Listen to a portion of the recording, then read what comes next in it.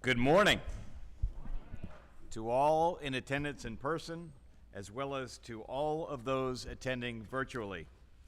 The 341st meeting of the Windham School District Board of Trustees is called to order in accordance with Chapter 551 of the Texas Government Code, the Open Meetings Act. During this meeting, the board will be conducting business from the agenda posted in the Texas Register. Members of the Board of Trustees present for this meeting include myself, Eric Nichols, Vice Chair Faith Johnson, Secretary Dr. Rodney Burrow, Judge Molly Francis, Ambassador Sishan Siv, Dr. Rodney Burrow, Judge Molly Francis, and I've already got you guys. I got you more than once. Nate Sprinkle, Bill Welch, and Sydney Zeiker. A quorum is present and the 341st meeting of the board is declared open. This meeting is being conducted in person and is also being broadcast on the Texas Department of Criminal Justice YouTube channel. It is 8:01 a.m. Before we get started, I would invite everyone present to stand as you are able and join us as a board in pledges of allegiance. Texas Department of Criminal Justice Chief of Staff Jason Clark will lead us in the pledges. Mr. Clark.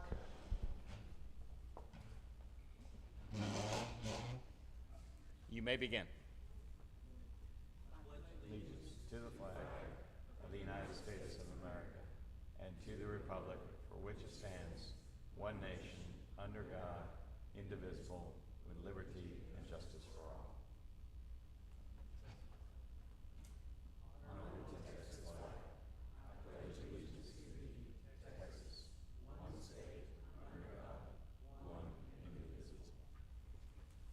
Thank you, Mr. Clark. I would now ask Windham School District Trustee Pastor Nate Sprinkle to offer a word of prayer as we start our meeting. Thank you, Chairman. Would you pray with me?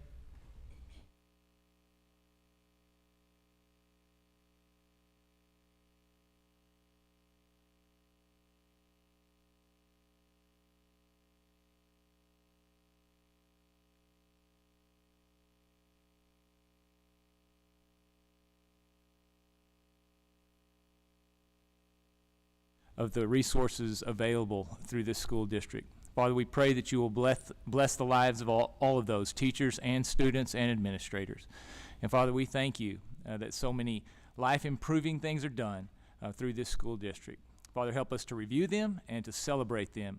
And we thank you and ask these things in Jesus' name. Amen. Thank you, Pastor Sprinkle. As a courtesy to speakers and guests in the meeting, we ask that you please set your electronic devices to the silent or vibrate mode. I would like to recognize we're going to have various public officials and our staff representatives with us here today in person or on virtually through the YouTube broadcast. We thank you for being present and for your support. We of course appreciate the attendance of everyone at this meeting, including those attending online. The Windham School District Board of Trustees is committed to providing an opportunity for public presentations on posted agenda topics, as well as public comments on issues within its jurisdiction, as provided in Board Rule 300.1. Persons interested in speaking at today's meeting were required to complete and submit a registration card at least 10 minutes prior to the meeting's posted start time. As no cards were received prior to the required deadline, the board will not hear public presentations on posted agenda topics today or public comment on issues within the board's jurisdiction. So let us begin our agenda for this morning with the consent items. Are there any amendments, objections, or abstentions to the proposed consent items? Hearing none, the consent items posted for this meeting's agenda will stand approved. The next item on our agenda is a report from the Superintendent of the Windham School District, Christina Hartman, on Second Chance Month. If you are ready, Ms. Hartman, you may begin. Good morning, Chairman and members. It's my pleasure today to present on the significance of Second Chance Month. Second Chance Month is recognized in April as a bipartisan issue. It has been a wonderful month of activities between staff and students within the classrooms, and I've had the opportunity to visit 30 campuses between January and April, speaking with students and getting their feedback on how we might improve services within the district. So Second Chance Month really resonates with our student population and our staff, recognizing the significance, resonating with and directly impacting both current students and alumni and graduates. So I'd also like to point out that this is a collaboration with the Reentry and Integration Division. We get great support from April Zamora and her team, and I find it great also that April is Second Chance Month, and April is our lead within TBCJ for reentry. So definitely wanted to recognize that partnership. When you look at the presentation, you see me here standing with 3 of Windham's program graduates who are working in the HVAC, electrical, and hotel management industries. This really allows us to shine a light on individuals who have worked hard during their incarceration and are positively impacting their communities. One of the important components offered within the district contributing to second chances is the life skills programs, which you all have heard about, changes in cognitive intervention. These programs give students the opportunity to recognize thinking patterns, correct previous actions, and move forward in terms of great collaboration and communication, both during their incarceration and in the workforce. You all will recall that we discussed our Student Ambassador Program in a previous meeting, where students now interact with employers and special guests. Hopefully those of you that have visited our classroom recently have received reports from the student advisors.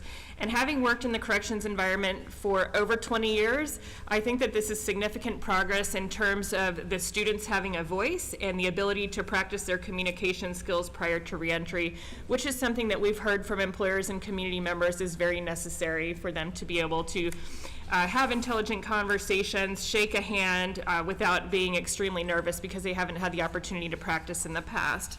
So very happy to recognize during Second Chance Month that those opportunities are available.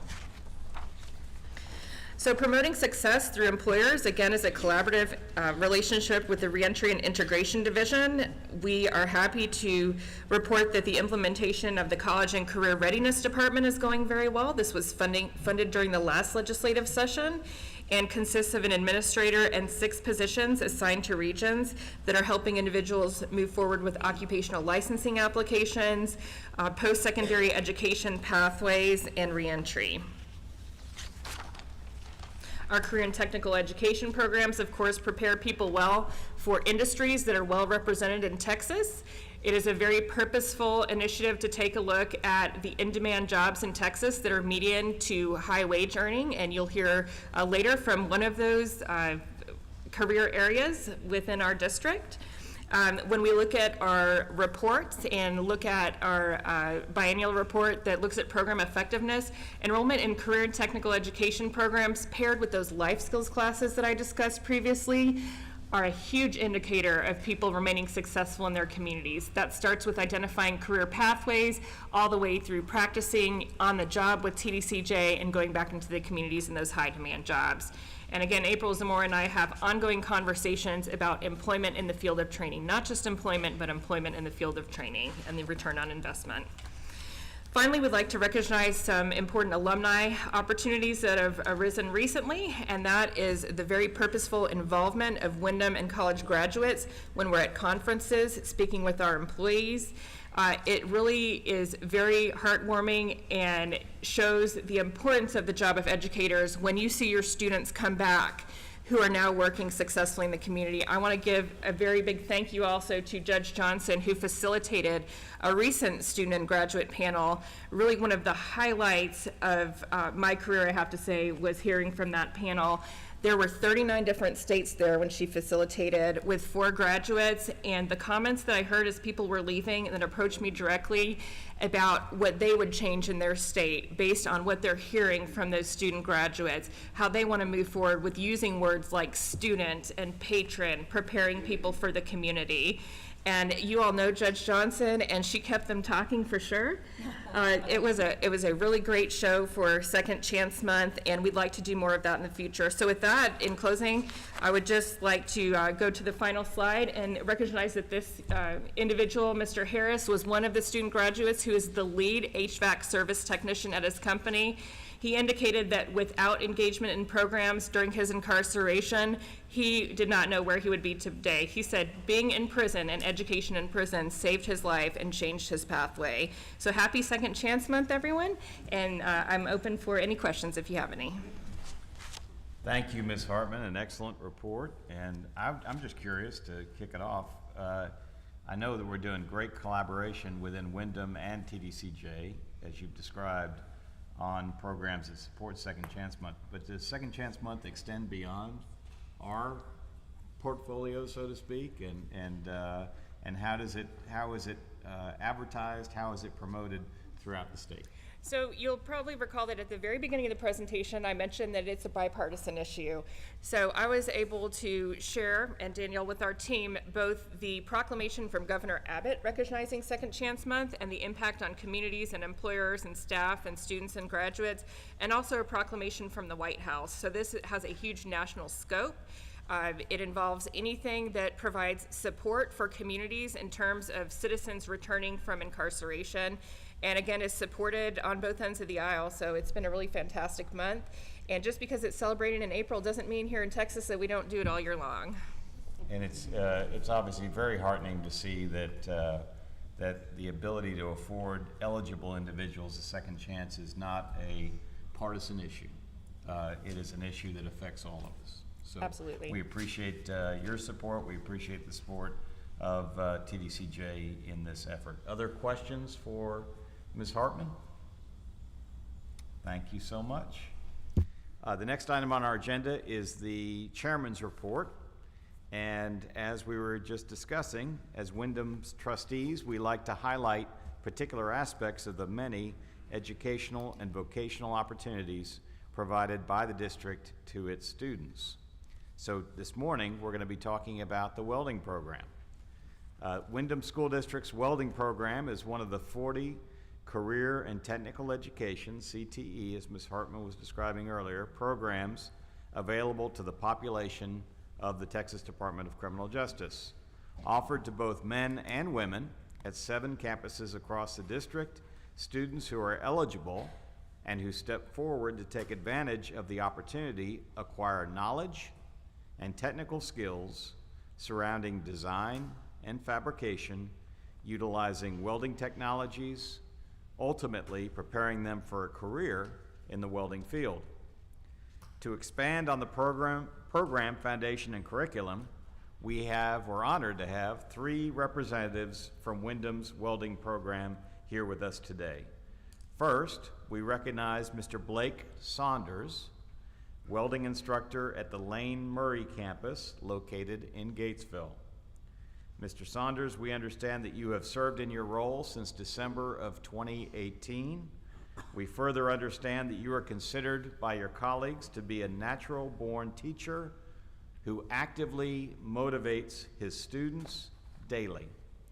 With your decades of experience within the welding trade, we understand that, and I see it, and when we talked this morning, I could see it, that you take immense pride in your students' work, teaching them both the technical skills and providing the necessary knowledge and tools to navigate the working environment of the free world.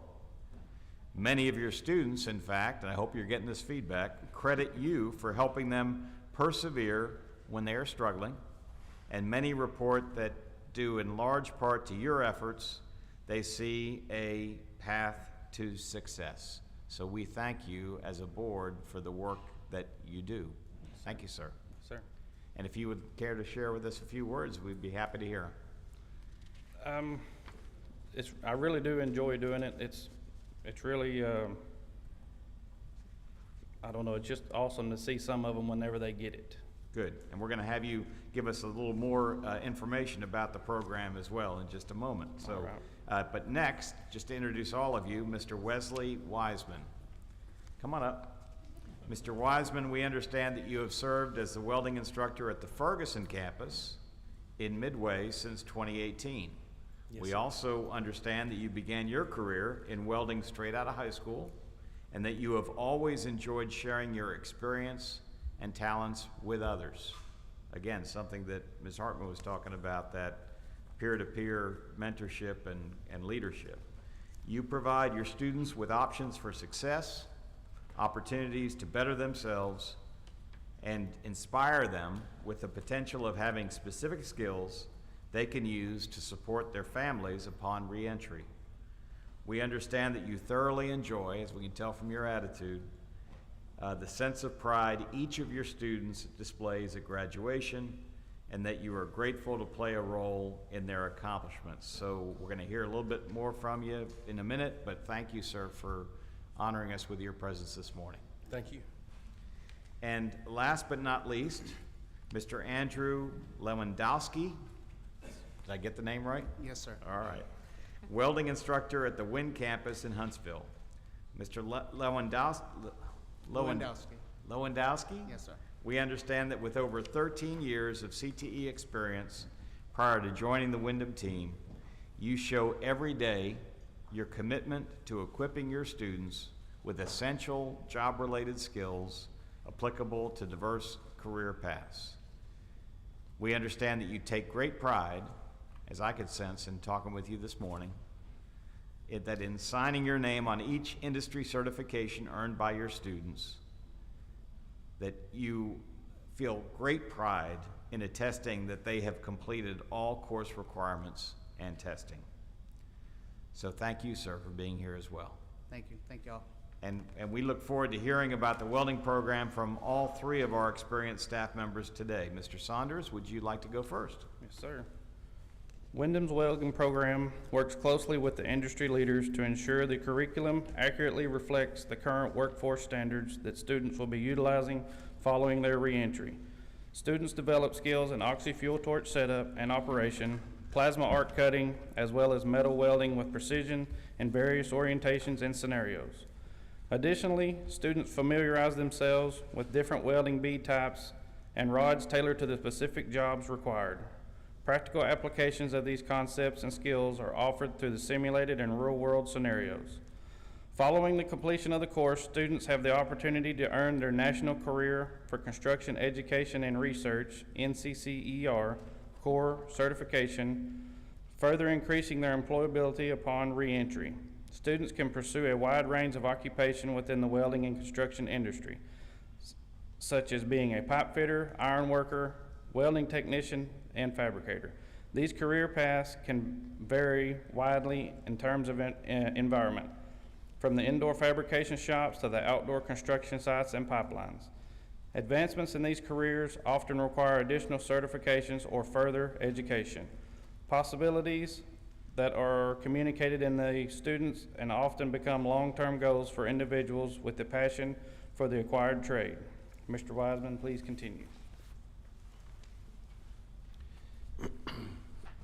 In order to prepare students prior to burning a first welding rod, Windham utilizes virtual reality technology for initial training.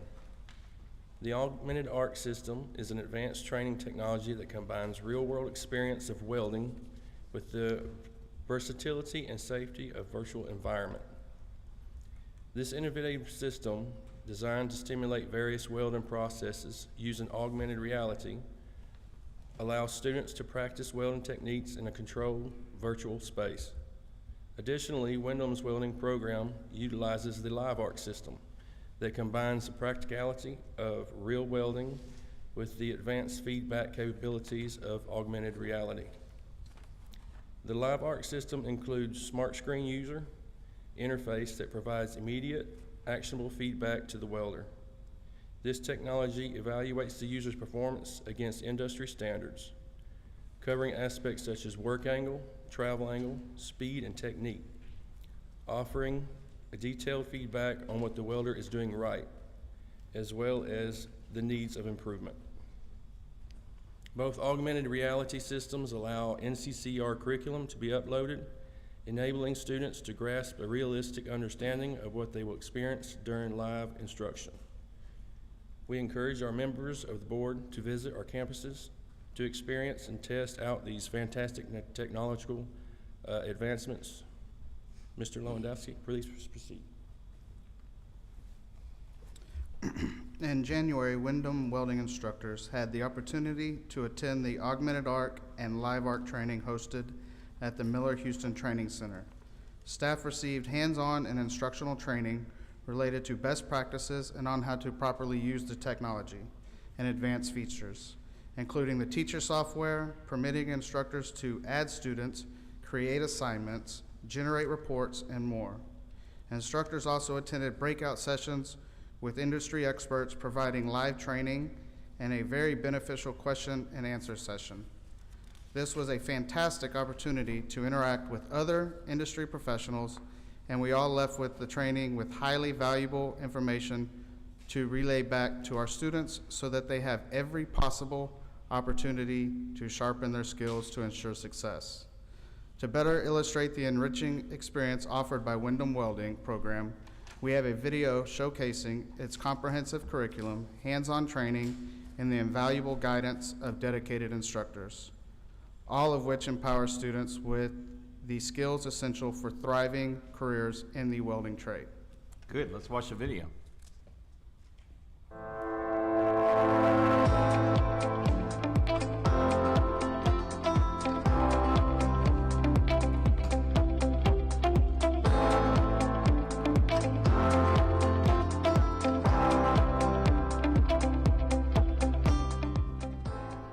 I've been an instructor at Windham for 3 years, and in the 3 years I've learned that a lot of these students have not had a job or a career before this. Teaching them to show up, come to class, be prepared, and teaching them that this welding class is similar to a job and that you have to be here every day is important to them, and it instills in them the ideas of what they're going to have to do when they get out to be successful.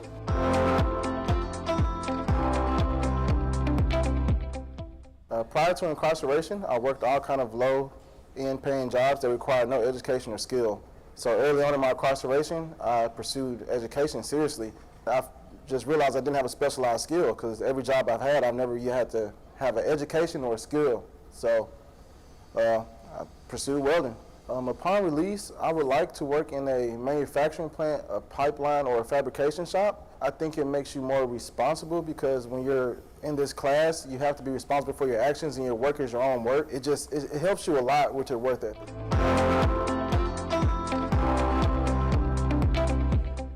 Other than, of course, building their skill level for the field, it helps them interact with management, and we work on soft skills, things that will help them keep employment. We'll have discussions. We also use the Acceleron program to go over how to handle stressful problems at work, how to handle failure if you mess up.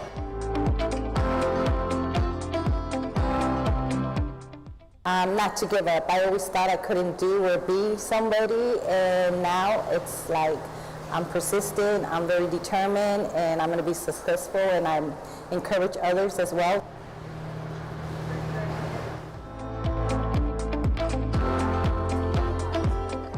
That welding is not only for men, it is for women also. Some of the women that I've taught in the past are very talented. They are very, very meticulous, and they are very good at the trade.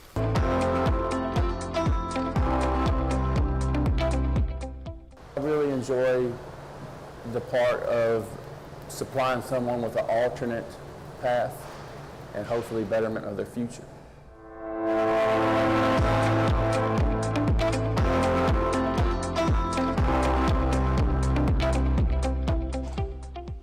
Thank you, gentlemen. Don't go too far because maybe some of the members of the board have questions for you. But as a board, as you guys know, we are very pleased to highlight the welding program because we see that it instills a sense of pride and accomplishment by allowing students to learn an outstanding trade. And one of the questions I'm going to have for one of you is to talk a little bit more about the trade and the opportunities that it provides for making a good living. We as a board remain steadfast in our support of the district and programs that allow individuals to forge new pathways for success and to learn trades that in our thriving Texas economy should form the foundation for employment opportunities immediately upon a student's release from TBCJ and re-entry into free society. So you knew my question was coming, so could one or all of you talk about the opportunities in our thriving Texas economy for those who step forward and engage in this learning process, learning this outstanding trade of welding? Yes, sir. Our CTE advisors bring us some information a lot when we go to trainings and different things about the need.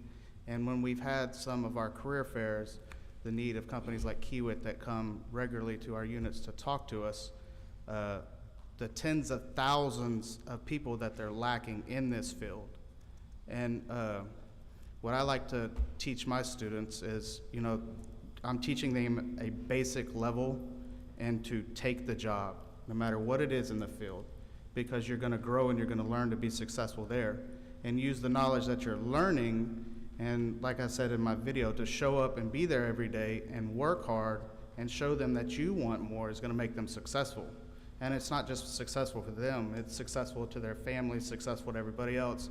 And at the end of the day, when they're successful, that's a win to everybody here, because they're doing and becoming a good citizen. That's fantastic. And Mr. Saunders, if you don't mind,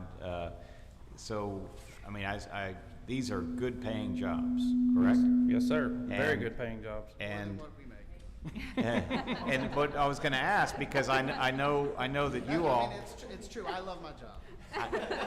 And I was going to ask that same question, because I wanted to ask, and all of you, I want to ask, what was your path? I mean, what was your calling to in essence, divert your career away from out there working in the field and actually serving others in this program? So, sir?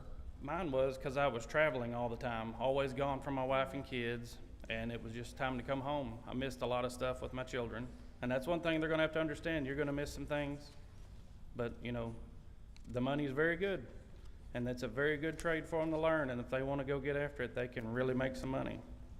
And Mr. Wiseman, I take it that you get a lot out of the experience that you have preparing others to engage in this trade.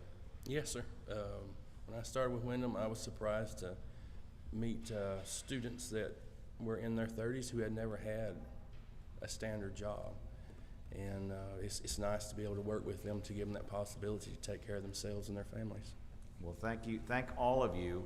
And every one of you is what we consider to be a true public servant, because by doing what you do every day, working with those students, you are promoting our goals as a district and the goals of TBCJ as an agency, which is everything that you do helps to promote public safety, because what you're doing is you are helping to rehabilitate others, lead them to a situation where they can be successful upon reentry into the free world.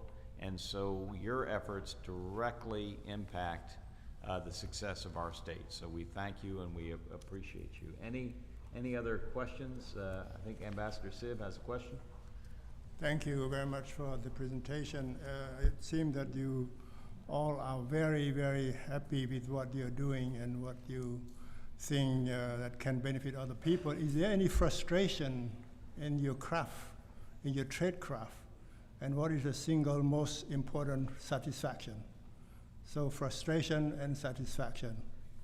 The frustrations I would run into is people have applied themselves before and they expect it to come easy once they first try, and they'll get discouraged.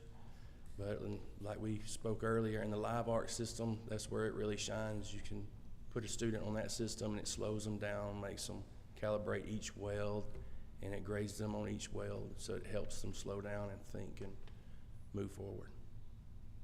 You feel the same way, the other two gentlemen? Yes, sir. Yes, sir. I have students that come in and have, not been successful in anything and come in and struggle and are not successful at the beginning in the book work and on the hands-on. But once you sit them down and we talk to them and, you know, explain the process of failing and trying and working hard, they succeed, and at the end of it, that's the success of it, is that they have actually accomplished something, and it may be the first thing that they've accomplished. And once they get that picture and they see that light, they can take it forward and hopefully do something better for themselves. Thank you. Any other questions? We thank you so much for your presentation. Wait, real Oh, quick. oh, Whip, yes. whip, whip. Looks to me like there's a lot of opportunity for someone to be injured in the process of welding. Very true. It just looks dangerous. Are we careful about injuries? Do we have injuries in the program? How does that look? So far in my program, we haven't had any injuries. We concentrate a whole lot on safety in the initial practice. And that's another place where the augmented arc system helps a lot, is they get to do it in virtual reality, and they're not really dealing with really hot steels or sharp grinders and stuff like that. So we spend a lot of time on safety, and it's paying off. Yes, sir. Dr. Burrow. So, my medical practice is in Mount Pleasant, Texas, which is trailer capital of the South. Within 3 or 4 miles of my clinic, there's 8 or 10 trailer manufacturing plants, and then Preferred, y'all know the farm and ranch equipment company. Every one of them have signs up, welders wanted. And these are good jobs, high-paying jobs. They're bidding against each other, and you have insurance. It's great. Now, I was one of those. My introduction to welding was in 1981 as a freshman in FFA. I was not a natural-born welder to begin with, and I probably need to take a class under you guys. But, you know, I was lucky to grow up in a rural area where we learned it. And a lot of these people coming from inner cities, Houston, Dallas, whatever, never had that opportunity.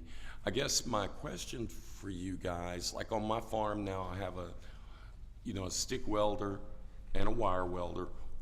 What types of welding do you teach your students? In the level 1, we teach stick welding, SMAW, along with cutting torches, plasma cutting.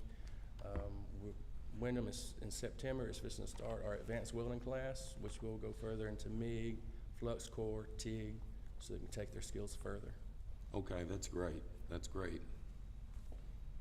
That's awesome. Fantastic. Any other thoughts or questions? Great presentation, great questions. Thank you, gentlemen. We appreciate you being here today.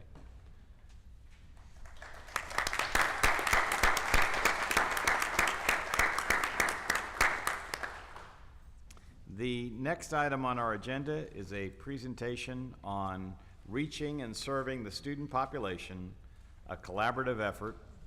Windham School District Director of Instruction, Mr. John Lilly, who's with us at the podium, and TBCJ Correctional Institutions Division Director Bobby Lumpkin. Are you going to join him at the podium? They will both be presenting today. If you gentlemen are ready, please proceed. First of all, it gives me great pleasure to follow 3 of our great teachers. Isn't that amazing? That's Windham School District right there. And that's just amazing. So, good morning, Chairman, board members, and Superintendent Hartman. My name is John Lilly, and I'm the Division Director of Instruction, and I'm thrilled to present a collaborative report today along with Mr. Bobby Lumpkin, Texas Department of Criminal Justice, Correctional Institution Division Director. Together, we will be discussing our efforts to effectively engage and support our student population. Founded with a commitment to rehabilitation and empowerment, the Windham School District has long been recognized for its dedication to delivering quality educational opportunities to its students. The district's collaboration with TDCJ marks a transformative partnership aimed at leveraging education as a powerful tool for self-improvement, career opportunities, and reducing recidivism across the state of Texas. Windham's mission revolves around equipping students with a multifaceted education comprised of academic instruction, career and technical education, and life skills training. The average student entering district programs often shares some of the following characteristics. They dropped out of school during the 9th grade. They read at the 5th grade level, and the average age of our student is 32 years old. Additionally, they commonly exhibit cognitive behavioral needs, a history of academic struggles, and a need for workplace training, which you just heard about. Educating students within the district is imperative, given the demographic landscape and the crucial role of education plays in rehabilitation and integration. With a population of 134,986 residents within TDCJ as of February of 2024, the statistics underscore the pressing need for educational initiatives. Of this population, 48,903 residents had a verified high school diploma or equivalency certificate, and additionally, 20,454 claimed a diploma pending verification, encompassing 51% of the TDCJ population. 65,629, or approximately 49%, did not claim a high school diploma or equivalency certificate at intake. Windham's pivotal role becomes evident in our efforts to bridge this gap. During the 22-23 school year, 3,218 high school equivalency, also called HSE certificates, and 36 high school diplomas, also called HSDs, were earned. Currently, 1,276 HSEs and 17 high school diplomas have been earned this current academic year. These accomplishments highlight the effectiveness of educational programs in fostering positive outcomes. As a result, ensuring students attend class is not just essential, it is a vital step to empowering individuals with the tools they need for brighter futures. Windham student advisors utilize assessments such as the Test of Adult Basic Education, TABE, as well as student interviews to discuss their interest and employment backgrounds, laying the groundwork for tailored career paths. This process feeds into the creation of the Individualized Treatment Plan, known as ITPs, crafted to align with each student's aspirations and educational needs. Drawing from a multitude of factors such as age, program availability, projected reentry date, and educational service requirements, the ITP offers informed recommendations for suitable programs and courses, ensuring that a personalized and effective educational journey for every student. In an effort to reach as many students as possible, Windham is piloting an instructional model tailored specifically for students in restrictive housing. The program is currently operational at 4 campuses: Hughes, Murray, Robertson, Wainwright, and with a 5th program site planned to be held at the Ferguson campus. As of March of 2024, 124 students were enrolled in the pilot, with 22 additional students awaiting enrollment. Students participate in face-to-face instruction twice a week, with instructors utilizing instructional packets for the remaining 3 days.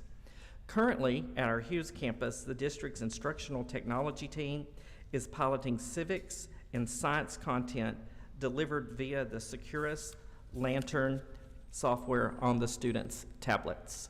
We look forward to expanding this program, as well as the curriculum and content available to students for the possibility of remote instruction opportunities in the future. The district's objective is to consistently achieve a 92% overall attendance rate across all campuses each month. In February, Windham attained an impressive average attendance rate of 95%, surpassing our target. However, several campuses such as Beto, Clemens, and Stiles continue to face persistent challenges. These difficulties stem from various factors, included but not limited to staffing issues within TDCJ, competitive student priorities, and delays in count clearing in a timely manner. Windham works very closely with TDCJ to monitor attendance rates and explore collaborative strategies to consistently enhance support for our student community. Thank you. Good morning, Chairman Nichols, Good morning. Vice Chair Honorable Johnson, members, Ms. Hartman. So I'm going to cover a few slides and talk about our partnership with Windham. And as you've been on a number of our facilities, been in our education departments, vocational departments, you see a correctional staff member in uniform. And their job is not just to hold security in orderly fashion over the students themselves. It's three and fourfold behind that. And I'm going to talk about that this morning. Also, our officers that are working in the dormitory areas, cell block areas, also have a responsibility. So first, I'll talk about class turnout. And so before each class, 15 minutes before, an announcement is made in the living area of the men and women, letting them know to prepare for turnout to go to school. That gives them time to ensure they're dressed in orderly fashion, that they have their materials with them, and they're ready to turn out at that time mark. Our officers on the block ensure that those that are slated to go to education verify with a roster turnout. The education officers work with the dorm and cell block officers as well as shift supervisors to ensure students report to education department in a timely manner. The education officers play a crucial role, as I mentioned, not just in maintaining custody and supervision of students accessing programs, but they also ensure for the safety of staff and program participants by searching, counting, and monitoring the activities of students in the department. What we do when students don't attend class. So there could be a number of reasons why one would not attend class, and our officers, education officers, work closely with Windham staff, the principal, and officers in the cell block or dormitory areas to determine why. So they assess why somebody does not come to class, engage in the problem, they solve problems, and then hold accountability if accountability is needed. So some of the reasons why one may not appear in class is that there is a logistical challenge. Maybe, as John mentioned, maybe there is a count delay, maybe there's been an incident, or maybe there's an excused absent reason. Maybe at the last minute they had a medical appointment they had to attend, or something came up. So the education vocation officer works through those challenges to ensure that they find a solution if it's a logistical challenge or a count issue, or that they also hold one accountable that just does not appear for class. So some examples include when they're on logistical issues that, as mentioned, there may be a medical lay-in. There may be a reason logistically that there's an obstacle to prevent their attendance. If a student does not have a valid reason, though, for being absent, a disciplinary report for an unexcused absent will be written by the education officer. After the third consecutive refusal to attend class, the student will be dropped from the class and set up for a unit classification review, which includes the principal as part of that committee. The unit classification committee explains the importance of the educational programs, listens to the student's reasoning for not attending, and offers them another opportunity to re-enroll. I can say the Texas Department of Criminal Justice, CID Division, we absolutely have a clear understanding of the importance of students making it to their classes and how that prepares them, as John covered with several bullets, but also just the public safety of our responsibility to get those to class and that they can complete those programs and have those opportunities. We understand individuals who participate in education programs are more likely to find employment upon reentry and less likely to return to incarceration. We know that education equips them with skills and knowledge that increases their chances of successful integration into society. We also understand education fosters personal growth and development, empowering students to make positive changes in their lives. We know that it can improve self-esteem, critical thinking abilities, problem-solving skills, which are valuable for navigating life both inside and outside the prison. Education disrupts the cycle of crime by addressing underlying factors that contribute to criminal behavior, such as lack of opportunity, low literacy levels, and limited job skills. By providing people who are incarcerated with education and career training, Windham and TBCJ can help break the cycle and create pathways to a law-abiding life.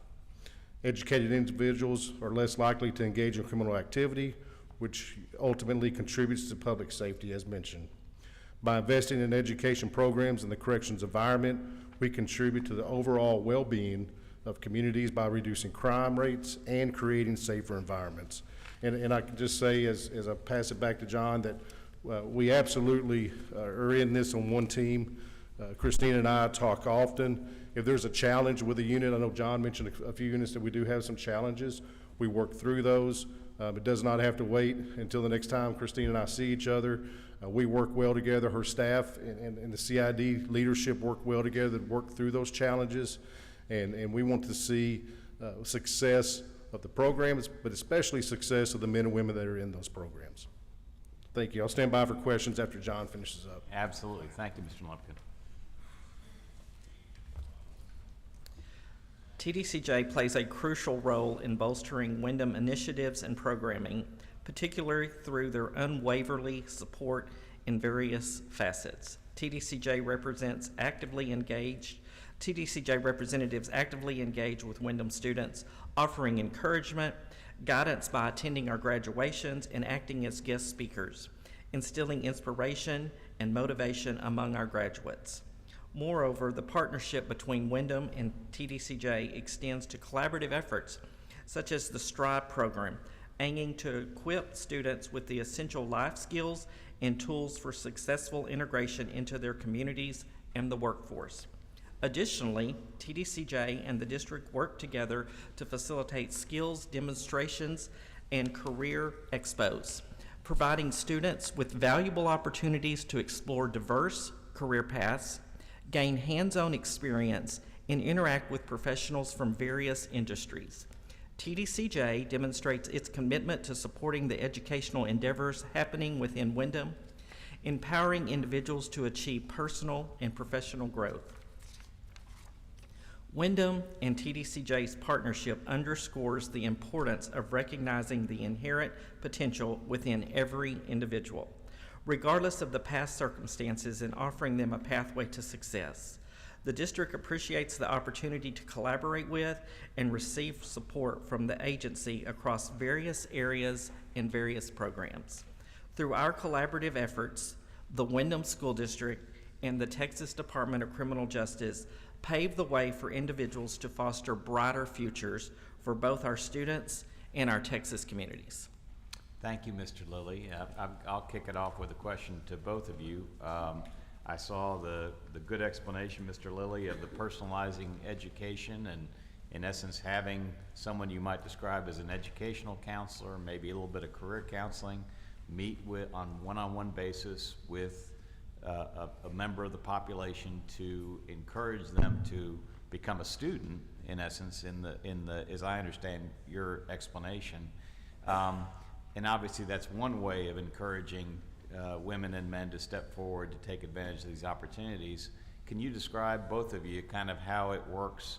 Is there a kind of a peer-to-peer element that is at play too, in terms of encouraging members of the population to step forward and take advantage of opportunities? Well, as you mentioned, we have student advisors on every campus which meet and go over the students' ITPs. But what you just mentioned is when we have a student in one of these three guys' class and they go back to the housing area and they're talking about what they're doing in class and the job opportunities that are there and how exciting and passionate, that's our best sales pitch right there, are our students.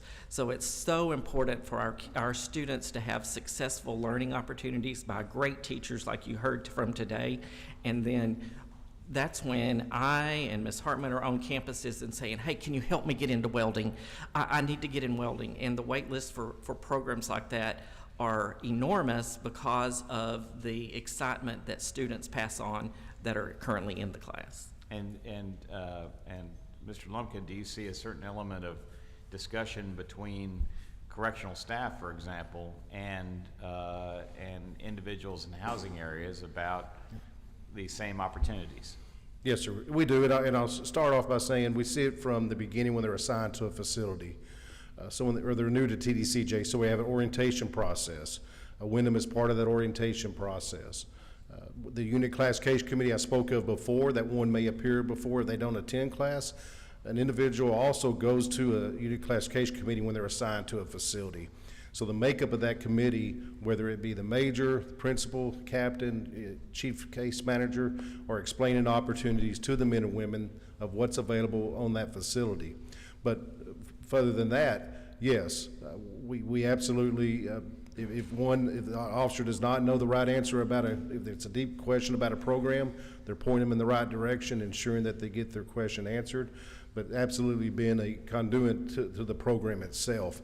And of course, doing that also as these men and women complete these programs, and especially the vocations, it certainly prepares them for their release one day, but it also, they're able to work in areas such as manufacturing, agribusiness, logistics, and the facilities division, and hone and continue to sharpen those skills that Windham has set them up with. Fantastic. Questions from other members? Are there any opportunities for students that that are in our classes at Windham to use their tablets for any reading materials, catching up, that kind of thing? There is a lot of materials on there for reading and some skills.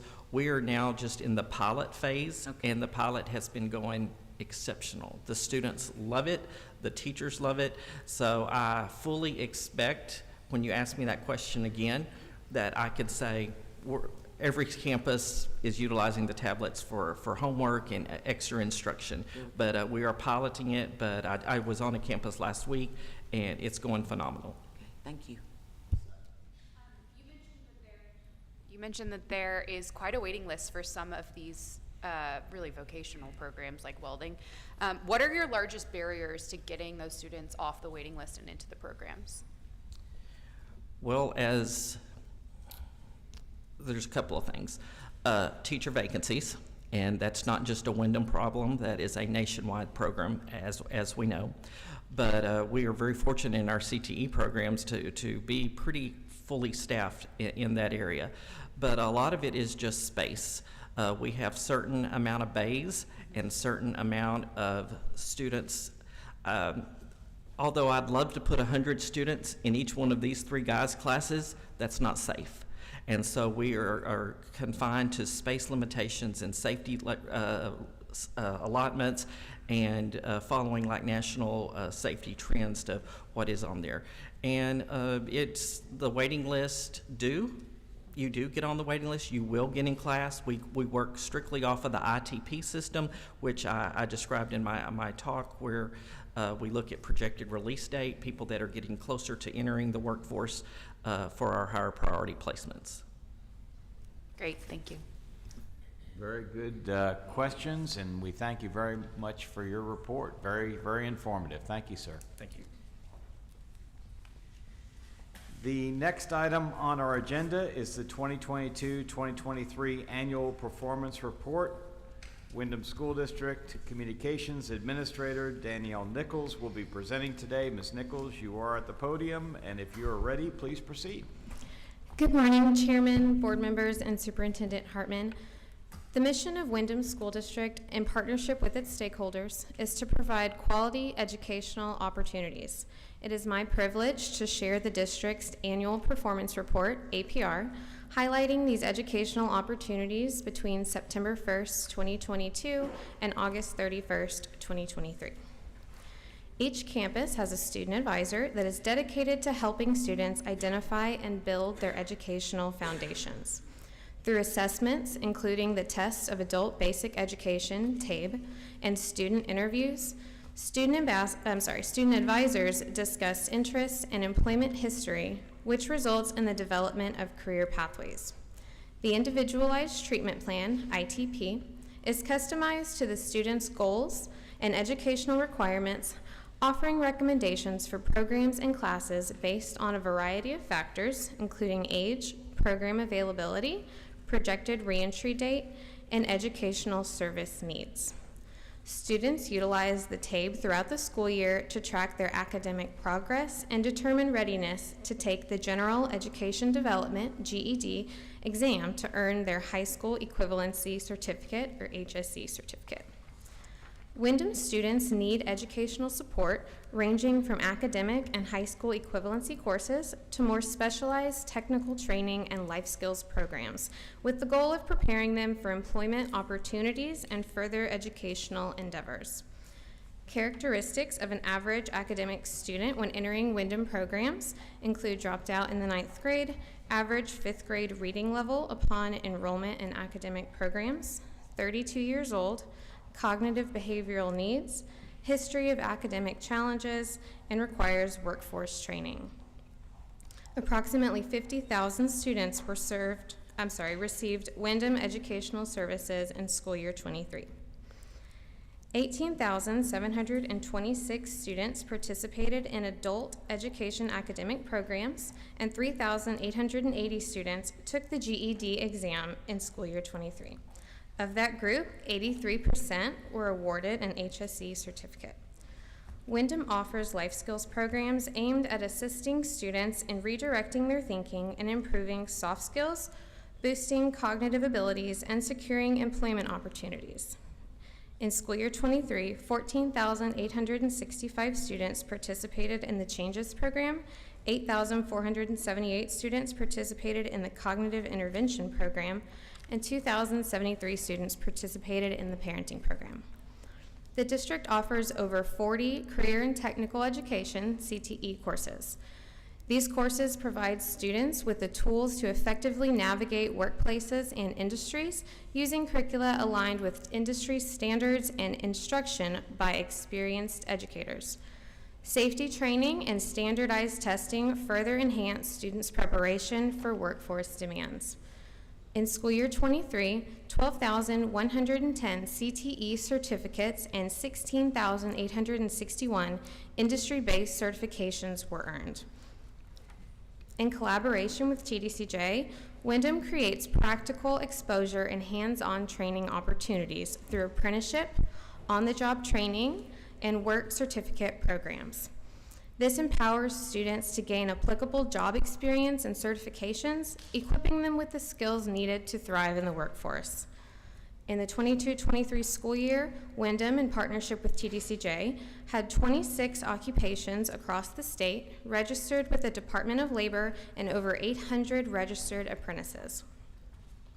Throughout school year 23, Windham saw students achieve additional accomplishments, earning their high school diplomas through the district's high school program. 90 men were enrolled at the Matthew Gaines High School, with 28 men receiving their high school diplomas, and 44 women were enrolled at the Jovita Gonzalez de Morelos High School, resulting in high school diplomas for 8 women. The district looks forward to continued growth of the high school program. Windham secured funding to transition the family literacy program from a pilot to a permanent program for the 23-24 school year. Family literacy day events were implemented at 5 campuses. These events featured literacy-focused games and activities, creating memorable experiences for children with parents participating in the program.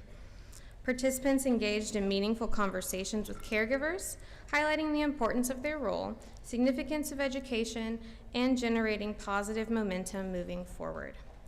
Caregivers joined focus groups facilitated by Windham staff, offering invaluable input on the program's impact. Additionally, 258 interactive parent-child activities and parent-teacher conferences occurred throughout the school year. Students within the district who meet eligibility requirements for special education services under the Individuals with Disabilities Education Act were served by Windham throughout the year. During the school year, 554 students received special education services, and Windham also serves students under the Americans with Disabilities Act, providing appropriate accommodations. With new programs and collaborative partnerships, Windham's 2030 plan positions the district for the future. The 4 target areas, career and community, communication and culture, educational programs, and technology advancements, each outlined specific objectives that support the district's vision of empowering students and transforming lives through excellence in education. Windham offers 2 programs to support boosting student confidence, the Student Ambassador Program and the Peer Tutor Program. Through the Student Ambassador Program, each class has at least one designated student ambassador. When an external stakeholder or a tour comes through the classroom, the student ambassador is responsible for greeting the visitor, introducing themselves and the teacher, and delivering the class purpose and daily objective. Students are able to practice skills to support them in their endeavors of maintaining successful employment, such as making eye contact when speaking with professionals and shaking hands when necessary. Through the peer tutor program, the tutor is able to feel a sense of purpose while assisting their peers achieve educational success through small group instruction and providing additional one-on-one support to students. The Correctional Education Association, CEA, provides critical training, cutting-edge research, and valuable networking opportunities to deliver effective, life-changing education and training to students. There are many benefits to being a CEA-accredited district, such as completion of comprehensive program assessments by experts. Windham began the campus accreditation process in the 22-23 school year, with the Wynn and Roach campuses being the first granted CEA accreditation. The district is excited to continue earning CEA accreditation for additional campuses and improving district processes, policies, and programs for all staff and students. Windham elevated education through technology in 4 primary areas: academic laptops, augmented reality, interactive whiteboards, and virtual reality headsets. In the 22-23 school year, the Division of Instruction continued its support of an academic teacher laptop initiative, which began in 2021. Training was provided to teachers, a plan to collect and re-image their laptops was established, and 25 newly hired teachers were taught how to best utilize their laptops to maximize student learning.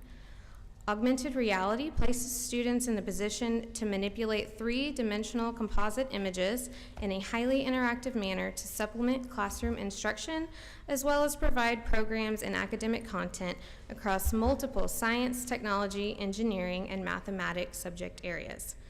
60 augmented reality devices were deployed to Title I classrooms. Due to the favorable response from teachers and students to the augmented reality laptops and content, licenses were renewed for the 23-24 school year. Throughout the 22-23 school year, we saw the addition of interactive displays into 6 academic classrooms across the district. These devices allow interactivity with simulations and software by enabling touchscreen on a 65-inch display. Student and teacher responses to the devices have been positive. Modules on the virtual reality headsets consist of experiences that students will encounter upon reentry, such as navigating self-checkout at the grocery store.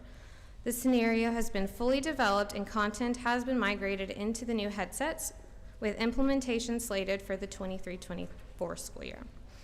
Working in collaboration with TBCJ's Reentry and Integration Division, the College and Career Readiness Department is a new addition to Windham with a primary mission of assisting students and former students in preparing for successful reentry in their communities by focusing on 3 key areas: occupational licensing, post-secondary pathways, and career readiness. The department is dedicated to ensuring students are informed about employability, employment, and post-secondary education programs that are available to them. Engaging with community, industry, regulatory, and agency partners to identify career opportunities for students establishes a strong network of support for successful reentry. Additionally, the department offers support in developing and implementing college and career readiness standards. Windham's accountability system assists district personnel in effectively monitoring campus outcomes. This system tracks critical activities and supplies campus staff, campus leadership with essential information ensuring program success. Campus employees monitor their accountability scores using a digital dashboard, which displays a statistical data throughout the year. Windham received the rating of accomplished for the 22-23 school year. Windham is proud of the advancements and endeavors undertaken by district staff and students throughout the 2022-2023 school year. Continuously assessing and enhancing programs, opportunities for students, the district aims to motivate them to aim for success upon integrating into their communities. This concludes my report, and I will now pause for any questions. Thank you, Ms. Nichols, for your report. It's always great to hear kind of program-wide on the accomplishments and the recognition of those accomplishments. So we very much appreciate that input. Any questions? It looks like we have one at the Yes, Mr. Chairman. Yes. Thank you for that report. I've gone to several of the units over the last couple of months, and I'm running into a lot of your student ambassadors. I'm telling you, I'm very impressed. Yes, ma'am. With them. I mean, they are ready to go and introduce you and just speak about what's going on in class. How do you choose those ambassadors? I was always wondering, because I have not met one bad student ambassador yet. How do you choose Good to them? hear. I think there's a lot of teacher involvement in selecting students that would represent the program well, the class well, and who are interested in expanding their employability skills. Do you have anything to add to that, Ms. Hartman? I'll just add that they practice quite a bit. So it is very important to give people the opportunity that are not proficient speakers, because they're the ones that need it the most. So they have had the opportunity to practice, and when you come in, although they're doing very well, I bet you see sometimes they're a little bit nervous and whatnot, but that's part of the process. So yes, and the position rotates. It's not just one person to give multiple opportunities. Ambassador? On occupational licensing, do we help them to get the license before they leave the unit, or do you start the process to get the license? I'm gonna have to answer a few questions for her, but the legislation that passed last session allows them to complete the application and submit it to Texas Department of Licensing and Regulation. Then Texas Department of Licensing and Regulation has the license ready, and as soon as they step out and release, it's available to them. Whereas in the past, they couldn't even apply until they were back in the community, which caused a delay in employment in the field of training. One of the barbers at one of the units told me, maybe this was before that legislation even came into life. He told me that it would take him a long time to get the licensing to open a barber shop. He had to go to training, and had to come to Austin. And I don't know what that has changed, but do you have any idea what happens to that kind of situation? That has changed because of the legislation, and now they're actually permitted in those programs before, so we know that they'll be eligible for the license, assuming nothing else happens. So the legislation was a really fantastic removal of a barrier for students in this setting.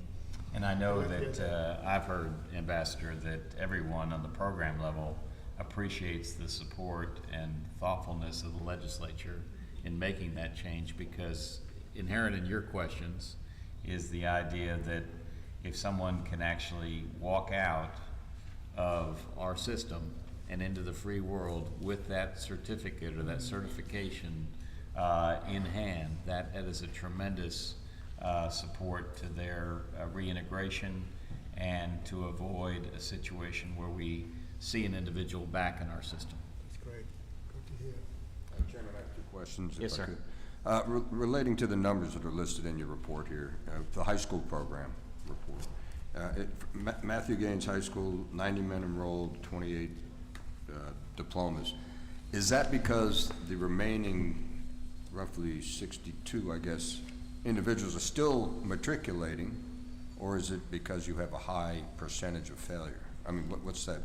Really? Yeah, so when they enter the program, they, if I'm understanding you correctly, they enter based on where they are academically, and so the students who did graduate from the program entered the program a little further along in their education, and so the students that are still in the program are just continuing to work towards earning their diploma.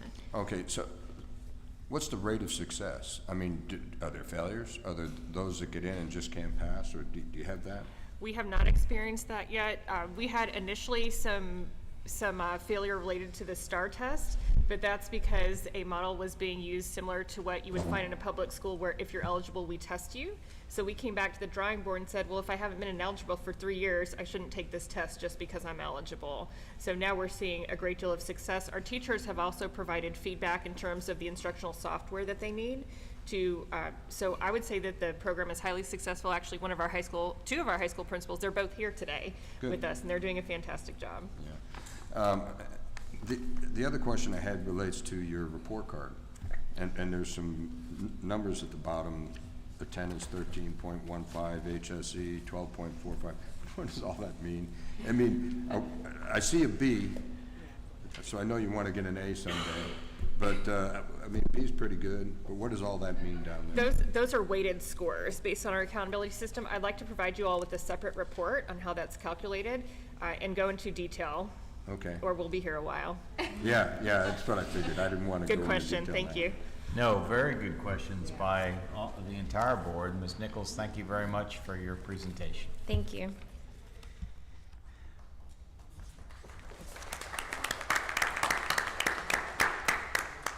As mentioned previously, we did not receive cards for public comment prior to the required deadline. And so with that, I want to again thank all of you for coming here today or to watching us online. The next meeting of the Windham School District Board of Trustees will take place on Friday, June 14th, 2024 in Amarillo, Texas. And the board will reconvene at 9:15 to conduct executive session, which is closed to the public. Executive session will be conducted in the Concho Room here at the hotel facility where we're conducting our meetings. The 341st meeting of the Windham School District Board of Trustees is now recessed. It is 9:10 a.m. Thank you.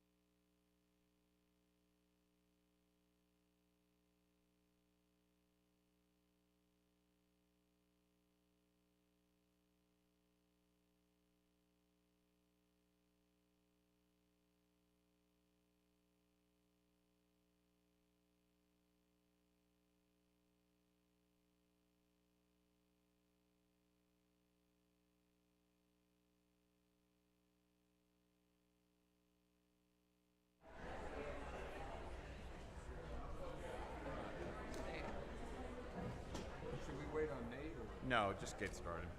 He'll come in, he'll come in. All right, ladies and gentlemen, the meeting of the Texas Board of Criminal Justice Business and Finance Operations Committee is called to order in accordance with Chapter 551 of the Texas Government Code, the Open Meetings Act. A quorum of the committee is present, and the meeting is now declared open. It is 9:42 a.m.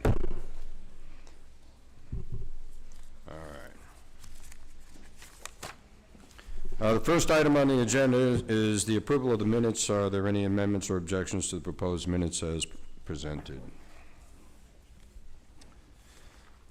Hearing none, the minutes as presented on the agenda will stand as approved. And our next item on the agenda is a report from the Facilities Division Director, Mr. Ron Hudson, on the status of board-approved projects. Mr. Hudson, could you please join us at the podium, and if you're ready, please begin. Morning, Mr. Welch, Chairman Nichols, Mr. Collier, members. I would like to provide an update on the status of board-approved projects. Item number 1 is the Michael Unit Roofing Project. This project is 40%. Contractor is working on buildings 3, sections B and C, which are inmate housing, installing new roof. Contractor is in the process of moving equipment to building 3A section. Item number 2 is the Mumford Unit Roofing Project. This project is 94%. Contractor has completed all main roof work. Remaining work consists of sheet metal, downspouts, and coping. Item number 3 is the Jester 3 Unit Roofing Project. This project is 47%. Area K roof is now completed. Contractor is working on Area M, dorms 13 and 14, which are inmate housing. Item number 4 is the Ramsey Unit Roofing Project. This project is 94%. Contractor is working on punch list items and preparing for final inspection. Item number 5 is the Holiday Unit Design Only Project to construct a new training facility. This design only project is 11%. Item number 6 is the Lionel Unit Design Only Project to make structural repairs, inmate housing, J1 through J4 dorms. This design only project is 11%. Item number 7 is the Chasefield Project to refurbish, repair water towers 1 and 2 and ground storage tank. This project is complete. The board approved program cost of this project was $8,538,800, and the estimated closeout cost is $7,328,828, which is 14% under the program cost. Item number 8 is the Ferguson project to construct water treatment plant. This project is 1%, and notice to proceed has been issued. Contractor is working on submittals. Item number 9 is the Michael Unit project to replace the fire line restrictive housing 12 building. This project is complete. The board approved program cost of this project was $1,516,400, and the estimated closeout cost is $1,258,824, which was 17% of the program cost. Item number 10 is the Chasefield project to repair fire alarm systems and install fire suppressant systems, building 2040. This project is 95%. Contractor has successfully conducted a water system flush and the fire suppressant pump startup test. This project is nearing completion. Item number 11 is the Johnston Unit project to install emergency power, multiple locations. This project is 18% complete. All 4 generators have now arrived, and vendor is mobilizing to start the installation. Item number 12 is the Beto Unit project to install HVAC A, B, C, and D housing. The design-only project is 1%. Item 13 is the Michael Unit project to install HVAC efficiency upgrades to 12 building inmate housing. This project is notice of award issued. Pre-construction meeting pending. Item 14 is the GIST Unit project to install air conditioning systems, Building A. This project is 90% complete, and project continues to move forward. Item number 15 is the Clements Unit project to replace chiller systems 1, 2, and 3 in multiple locations. This project is 1%, and the notice to proceed has been issued. Contractor is working on submittals. Item number 16 is the Michael Replace Clarifier Wastewater Treatment Plant. This project is 1%, and notice to proceed has been issued. Contractor is working on submittals. Item 17 is the Ramsey Unit Replace Region 3 Training Buildings. This project is 50%. Roof installation is complete, as well as pouring concrete in multiple areas of facility, which include flooring inside the building, parking lot, driveway, and sidewalks. Windows have been delivered and being prepared for installation. Contractor is preparing to start interior build-out work. Item 18 is the design. Item number 18 is the Hughes Unit project to install monitored pulse fence detection systems perimeter. This project is 25%. Contractor is trenching, laying conduit, and preparing electrical wire to be pulled. Item 19 is the Stiles Unit project to install monitored pulse fence detection systems perimeter. This project is 5% complete. Materials and supplies have begun to arrive on the unit. This concludes my project status updates. I will stand for any questions you may have. Thank you, Mr. Hudson. If you want, would you please, I think you have 4 more items for us to hear about. If you're ready, please proceed. Yes, sir. All right, this morning I have 4 projects I will be presenting. The first project for consideration is to refurbish water tower, water treatment plant at the Terrell unit. The work comprises of a complete rehabilitation to include sandblasting and recoating of the interior and exterior of the existing tank, necessary repairs on corroded components, as well as electrical improvements. The elevated storage tank will be isolated from the system during construction with no impact to ongoing operations. 5 bids were received for this project in February of 2024. If approved, the work will be performed by BRZ Coating, Inc. out of Watauga, Texas. This is the first project for BRZ Coating, Inc. with TBCJ. There is a 1-year installer's warranty. The actual bid on this project was $927,000. The total estimated program cost is $1,458,700. I'll pause for any questions. Go ahead and continue, please. All right, the next project for consideration is to install fire alarm systems at the Ellis unit. The work consists of installation of a wireless-based central station complete with fire alarm control panels, annunciators, smoke and heat detectors, relays, horns, strobes, and other components. The new system will be installed for all buildings inside main perimeter fence, trustee camp buildings, and the BOQ. This system will meet the National Fire Protection Association Life Safety Code requirements and will result in safer operations. 3 bids were received for this project in February 2024. If approved, the work will be performed by Infinite Fire and Security Solutions out of Waco, Texas. This is the first project for Infinite Fire and Security Solutions with TBCJ. The age of the Ellis unit is 59 years old, and currently there is no fire alarm system on this unit. There is a 1-year construction warranty for parts and labor. The actual bid for this project was $3,818,750. The total estimated program cost is $5,801,900. I'll pause for any questions. Thank you, Mr. Hudson. We're going to, in the interest of time, we're going to let you go through all of these before we go to any of the board questions. Okay. All right, the third project for consideration is to install fire alarm systems at the Ferguson unit. The work will consist of installation of a wireless-based central station complete with fire alarm, control panels, annunciators, smoke and heat detectors, relays, horns, strobes, and other components. The new system will be installed for all buildings inside main perimeter fence, trustee camp buildings, and the BOQ. The system will meet the National Fire Protection Association Life Safety Code requirements and will result in safer operations. 3 bids were received for this project in January 2024. If approved, the work will be performed by Infinite Fire and Security Solutions out of Waco, Texas. This is the second project for Infinite Fire and Securities with TBCJ. The age of the Ferguson unit is 62 years old. Currently, there are no fire alarms on the Ferguson unit. There is a 1-year construction warranty for parts and labor. The actual bid on this was $2,835,001.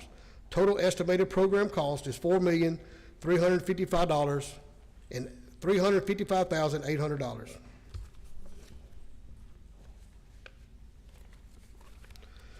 final project for consideration is to construct new training facility at the Holiday Unit in Huntsville, Texas. The current anticipated work will consist of constructing 3 separate structures, a 43,040 square foot training space, 11,572 square foot barrack, and a 9,807 square foot enclosed gun range.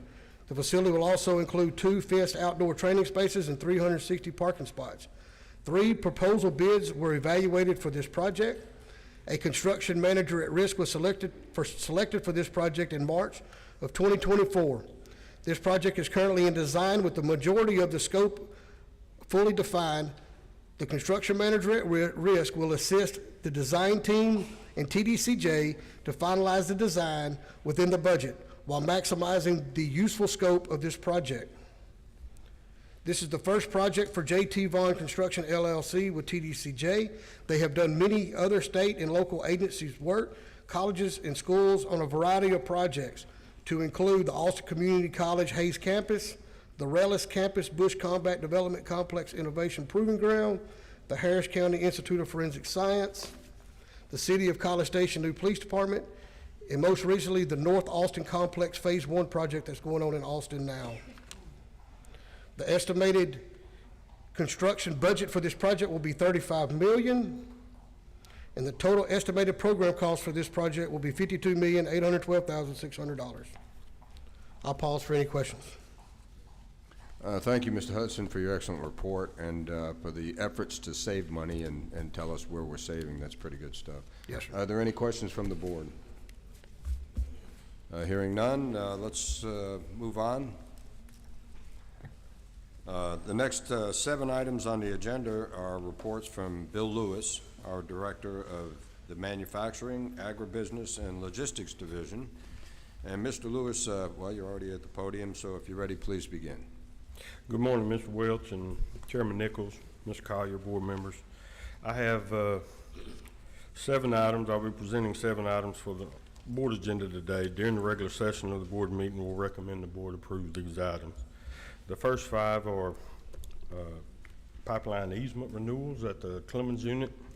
Then we have 2, one new one for the Hughes unit, and then we'll have another one renewal at the Wind unit. So I'll get started on our first one. Phillips 66 Pipeline LLC is requesting to renew an expiring pipeline easement at the Clemens unit in Brazoria County, in Brazoria, Texas, which includes an area of approximately 8.2 acres, 11,643 feet long, ends up being 705.6 rods by 30 feet wide to transport natural gas liquids. This line will continue to transport butane gas. It's an 18-inch line. Please direct your attention to the screen as noted by the red marker on the map. The requested acreage is located in the southwest portion of the property. Phillips 66 has agreed to pay $564,528 for the renewal of this easement for a term of 10 years. This is the first renewal. The initial one was in 2014. I would also like to point out that this easement includes language requiring indemnification of the grantee's responsibility of the most favored nation clause, and compensation for this transaction was negotiated at current geographical appraisal values. Thank you, Mr. Lewis. We're going, in the interest of time, once again, the board's going to hold our questions until the completion of all of your presentations, so please Yes, continue. Sir. Thank you. Yes, sir. Second easement, Phillips 66 Pipeline again at the Clemens unit is requesting renew an expiring pipeline easement in Brazoria County, Brazoria, Texas, at the Clemens unit, which includes an area of approximately 8.3 acres of land, 11,656 feet long, which ends up being 706.4 rods by 30 feet wide to transport natural gas liquids. This easement will entertain a 16-inch line transporting ethane gas. If you'll direct your attention to the screen again, please. As noted by the red marker on the map, the requested acreage is located in the southwest portion of the property. Phillips 66 Pipeline LLC has agreed to pay $565,152 for the renewal of this easement for a term of 10 years. This is the first renewal. I would like to point out that this easement includes language requiring, again, indemnification as a grantee's responsibility for the most favored nation clause, and compensation for this transaction was also negotiated at current geographical appraisal values. Our third pipeline renewal, again, is Phillips 66 at the Clemens unit. Renewing the expiring pipeline. It's a pipeline that's 11,665.6 feet long, 707.6 in rod length, about 30 feet wide to transport natural gas liquids. This particular easement will entertain a 16-inch line transporting propane. Again, as noted on the screen, the red marker will indicate that area is in the southwest portion of the property. Phillips 66 has agreed to pay $566,000 for the renewal of this easement for a term of 10 years. Again, this is the first renewal, and I would like to point out again that it includes language requiring indemnification of the grantee's responsibility of the most favored nations clause, and compensation again for this transaction was negotiated at the current geographical appraisal values. Number 4, which is the Phillips 66 pipeline again. At the Clemens unit, which includes an area of approximately 8.5 acres of land, or 11,687.24 feet long, 708.32 rods by 30 feet wide to transport natural gas liquids. This easement will entertain a 10-inch line transporting propane. Please direct your attention again to the screen. You'll see where it's located on the map. This too is all in the same general area of the southwest portion of the property.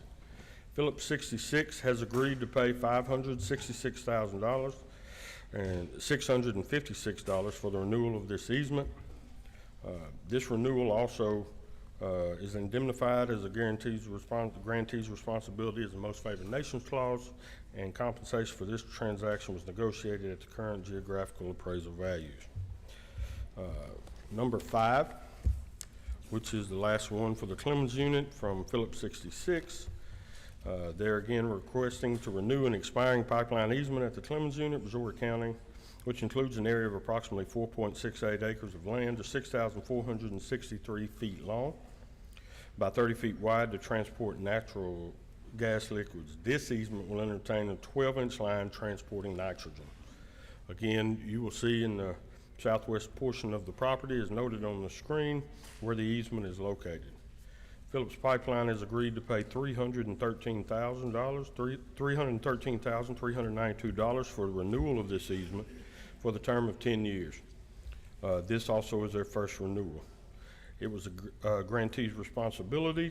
They're indemnified by required to do the most favored nations clause, and again, compensation for this transaction was negotiated at the current geographical appraisal values. Number 6, Bahia Pipelines, LLC Enterprise Products Affiliate is requesting a new pipeline easement, and it's going to be at the Hughes unit in Coryell County, Gatesville, Texas, to include an area consisting of 4.79 acres or 252.81 rods for one natural gas pipeline. In addition, the company is requesting a combination of temporary and additional temporary workspace for construction to a total of 7.78 acres. The screen will note by the red marker, the requested acreage is located again on the southwest portion of that property. Bahia Pipelines LLC Enterprise Products Affiliates agreed to pay $154,949 for a term of 10 years. This serves as the initial request. This is a new pipeline. I would also like to point out that this easement includes language requiring the indemnification of the grantee's responsibility for the most favored nation clause, and compensation was negotiated at the current geographical appraisal prices. Our final pipeline renewal is done by Copano Pipelines. Upper Gulf Coast LOC is requesting to renew an expiring pipeline easement at the Wind unit, Walker County, Texas, which includes an area of approximately 0.99 acres of land or 1,450.3 feet long by 30 feet wide to transport natural gas. Copano Pipelines Upper Gulf Coast LLC has agreed to pay $66,000 for a term of 10 years. This will be their first renewal. I would also like to point out that this easement includes language requiring indemnification as the grantee's responsibility for the most favored nations clause and compensation, again, was negotiated at current geographical appraisal values. I stand available for questions, Mr. Wells. Well, thank you, Mr. Lewis, for the excellent presentation and for the hard work you put into negotiating favorable contracts with these renewals. Are there any questions from the board? There hearing none. There being none, no further business. The Texas Board of Criminal Justice Business Finance Operations Committee is now adjourned. It is 10:02.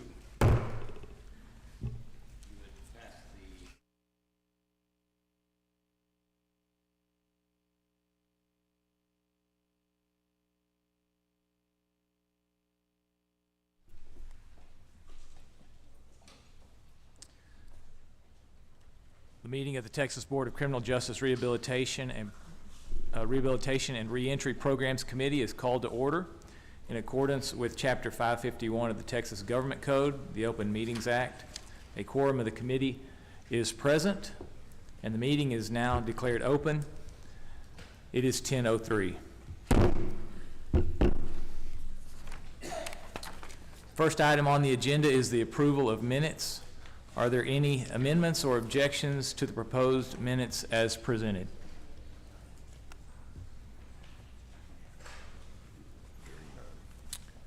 Hearing none, the minutes as presented on the agenda will stand approved. Next, I would like to introduce Reentry and Integration Division Director April Zamora. Ms. Zamora, I understand you would like to present on reentry and integration initiatives. Thank you for joining us today. If you are ready, you may begin. Yes, sir. Thank you, Pastor Sprinkle, Chairman, Vice Chair Johnson, Mr. Collier, board members. I appreciate the opportunity to present to you reentry and integration initiatives. I will work to get through this in a timely fashion. Will you help me out with that? All right, thank you. So what I'm going to talk about today is reentry projects to enhance employment and successful integration. To really get to the heart of that, I'm going to talk about the collaboration that we have with the Texas Restaurant Association, our reentry dorms, and the innovation amongst partners and the growth strategies we have for success. Next slide, please.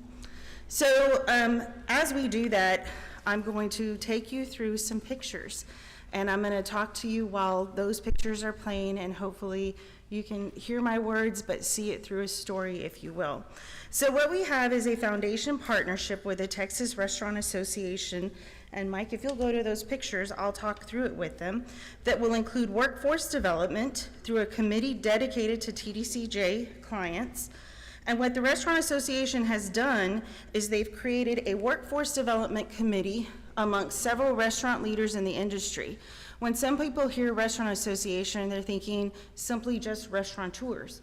But what they have is a restaurant ecosystem. So when you think about that, that is manufacturing, warehousing. We have food and laundry service, so towels, so places that create towels, who take things in. So don't just think restaurants, think the global restaurant ecosystem.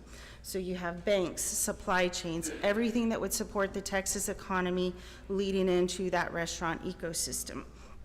The other agreements that we have is that the foundation partnership will do fundraising to enhance training and post-release support. Again, let me give you a good example of some of the fundraising that has happened.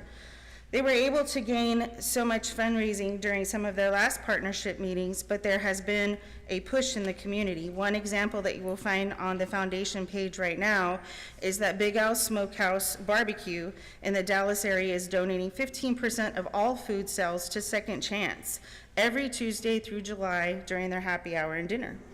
So they are putting their money where their mouth is to support Second Chance hiring, but also to give us opportunities. Yesterday when I left the Dominguez unit after a career expo, our gentlemen in the culinary arts program at the food bank were presenting in whites and had on an apron.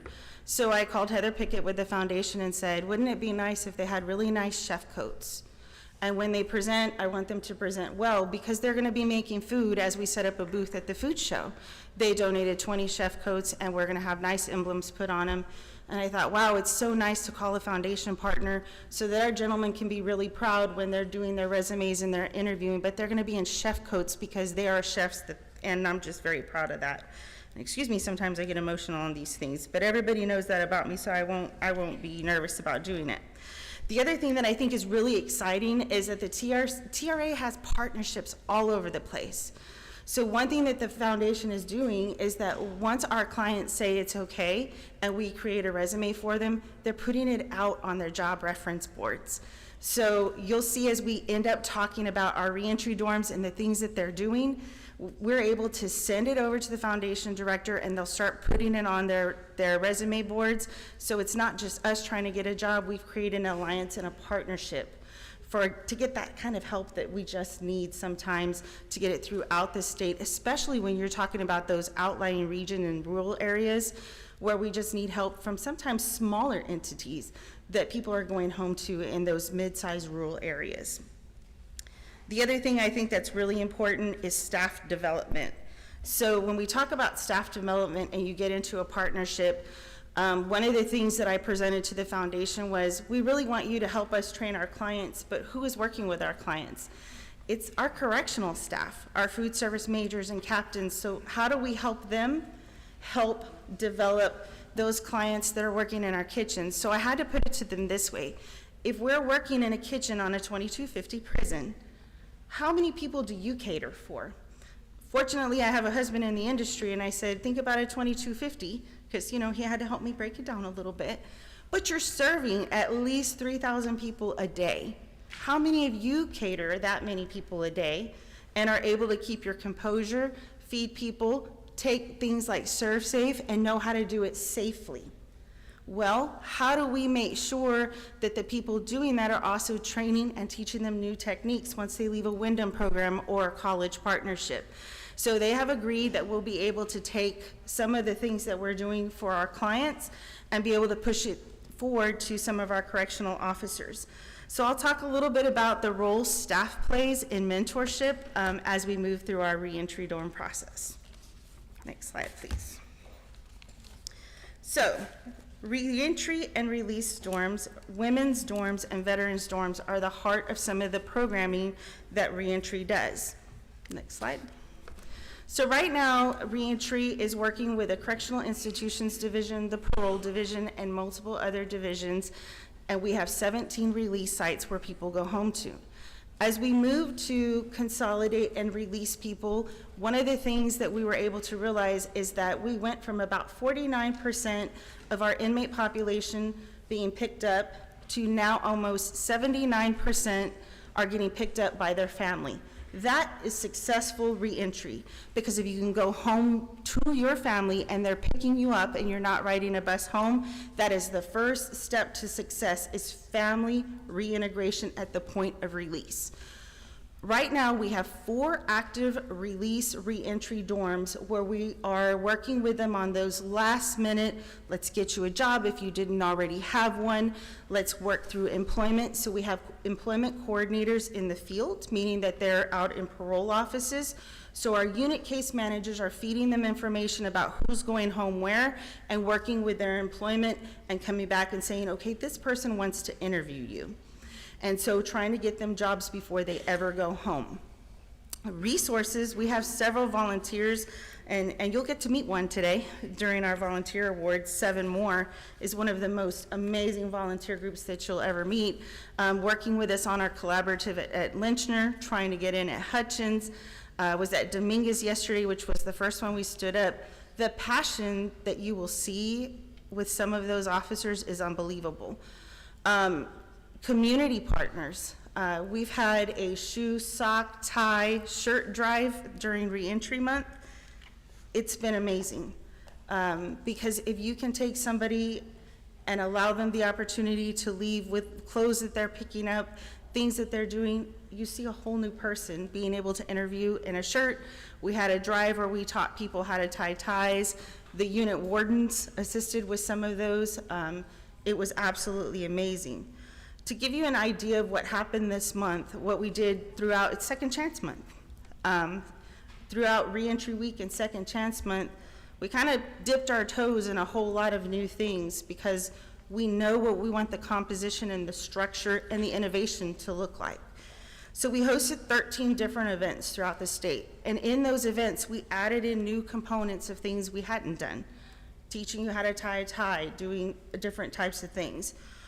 So 676 clients on our units went through those events with 37 different employers attending, 86 different resources. So whether it was the VA, whether it was local mental health authorities, Oxford houses, so recovery group homes where they can go to if they don't have a good home plan, several different types of different boarding homes, but being very selective about who we brought into that. We also had affordable health care providers, because when you leave prison, you need to make sure you have some way to take care of your health needs. Not just mental health, but overall health and wellness. So we had them actually do at some of these events, what kind of things do you need to be able to take care of your medical health needs when you leave? And what does the Affordable Health Care Act mean? For most of our clients, it is free to engage with the Affordable Health Care Act until you start working. So we had over 370 of our clients engage and enroll for the Affordable Health Care Act upon release. We had 31 of those people employed on the spot, but we had 130 that are pending their second interview, and then 180 interviews that were conducted that are pending an outcome of hiring. So I don't think it was too bad, but I think it was a great start to what we hope to see happening in our reentry dorms. I will tell you, with reentry, it changes every day. You never know what the national trend is going to be. You never know whether 30 to 60 days is enough for a reentry process, or whether these dorms are going to be the right one, or do we pivot with population. And I think that's why I've enjoyed being the division director of reentry, because you always have to pivot, and you have to know that you have to be able to adjust. Next slide, please. So Strive. Strive is our next reentry dorm, and it has been an amazing time. Strive is one that I can tell you that there's not one division director in this audience that is not part of what we do. We have a fabulous warden that's in the audience. Warden Lozada is here today. She has changed, that culture on that unit is so different. My most important words that I say at the end of every graduation is, you ladies are more prepared for the world today. It's family on one side, graduates on another. And I will say, you ladies are more prepared for the world, the workforce today, than anybody on this side. And some of us have master's degrees. And Ms. Hartman, you know, she'll say the same thing, because they're a pivotal part of the group, because they're leaving with OSHA 10s, ServSafes, forklift operators. Some of them are welders, electricians, and they are so prepared for the world. So we've got 694 women who have gone through that program. And just to give you a good look at what's happened, only 33 have come back since 2019. So if you look within a 1-year return rate, only 0.6% have come back, 3. Within 2 years, we've only had 14 come back, and within 3 years, we've had 8 come back, which is 5.6. So I think it's a pretty good return on our investment on what's going on with those women. We talked about the TRA earlier. They recognized one of our females at something called the Golden Forks Gala. So it was a gala. I was so excited, because what our staff did was they gave her the ticket to the gala in Houston. TRA did, but then we went out, and just want to recognize my staff real quick, because we went out, they helped her do her hair, they gave her a full makeover. My deputy director, Sherry Cogbill, and one of my new managers, Mercy Wood, they gave her a makeover, did her hair. My veterans coordinator helped her husband get a jacket, his shirt, pants, so made sure that she wasn't going to a gala and didn't feel like she was dressed to the nines. And so she spoke at that gala, because now she's a district manager, and Arby's, that was the job she had before she came in, but she's a district manager over 7 stores now. So they were excited to have her be their guest speaker at that Golden Forks event. Next slide, please. And as we round out what else reentry has in store for you, and would love to highlight, is our veterans population. One of our most precious populations, I would say, served our country, but they have ended up here with us, and so we are trying to restructure and figure out how can we help them and make them whole again. and then help them successfully reenter back into society. So we have one at Travis County State Jail that we do reentry planning with, and they will start doing the BEATS program again. BEATS is going back, looking at PTSD. They also have a SMART recovery program going there.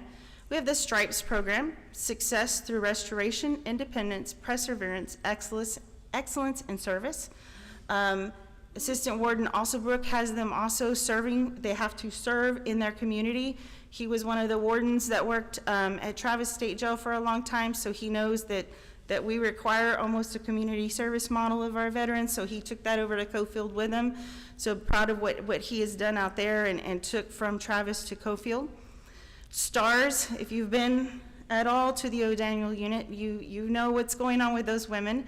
They are very proud and will march out and bring everything to you, but service through action reveals strength. They recently added a Patriot Pause program to their service array. And if you look, it says peer housing dorms. We started out with 12 as this slideshow is being done.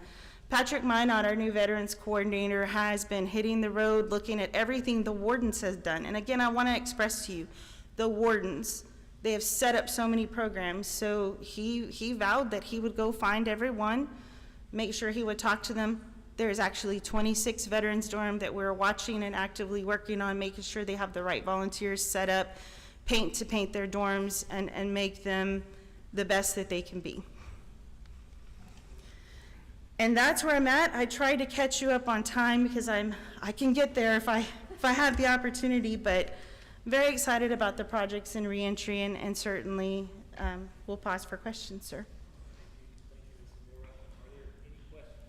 Just a quick comment, call out. First of all, tremendous presentation. Thank you. And we recognize all the efforts that are going on within the agency, but another thing I was listening for as you talked was the discussion and recognition of our external partners, because we all recognize we can't do these rehabilitation and reentry programs without external partners stepping up and helping. And so I was keeping a list, so obviously want to do another call out for the Texas Restaurant Association and Foundation.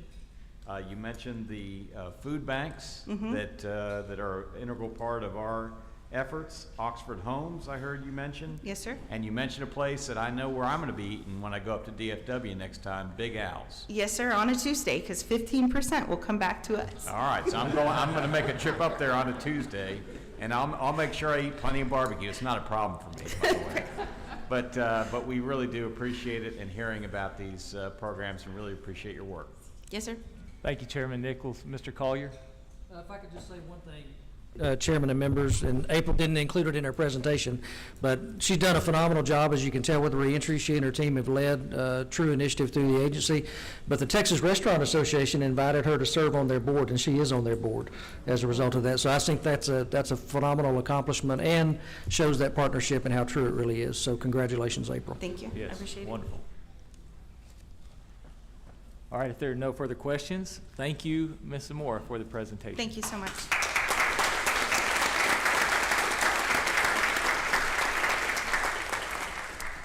And lastly, Mr. Chris Carter, Director of the Rehabilitation Programs Division, will be presenting today on Individualized Treatment Plan, Program Expositions.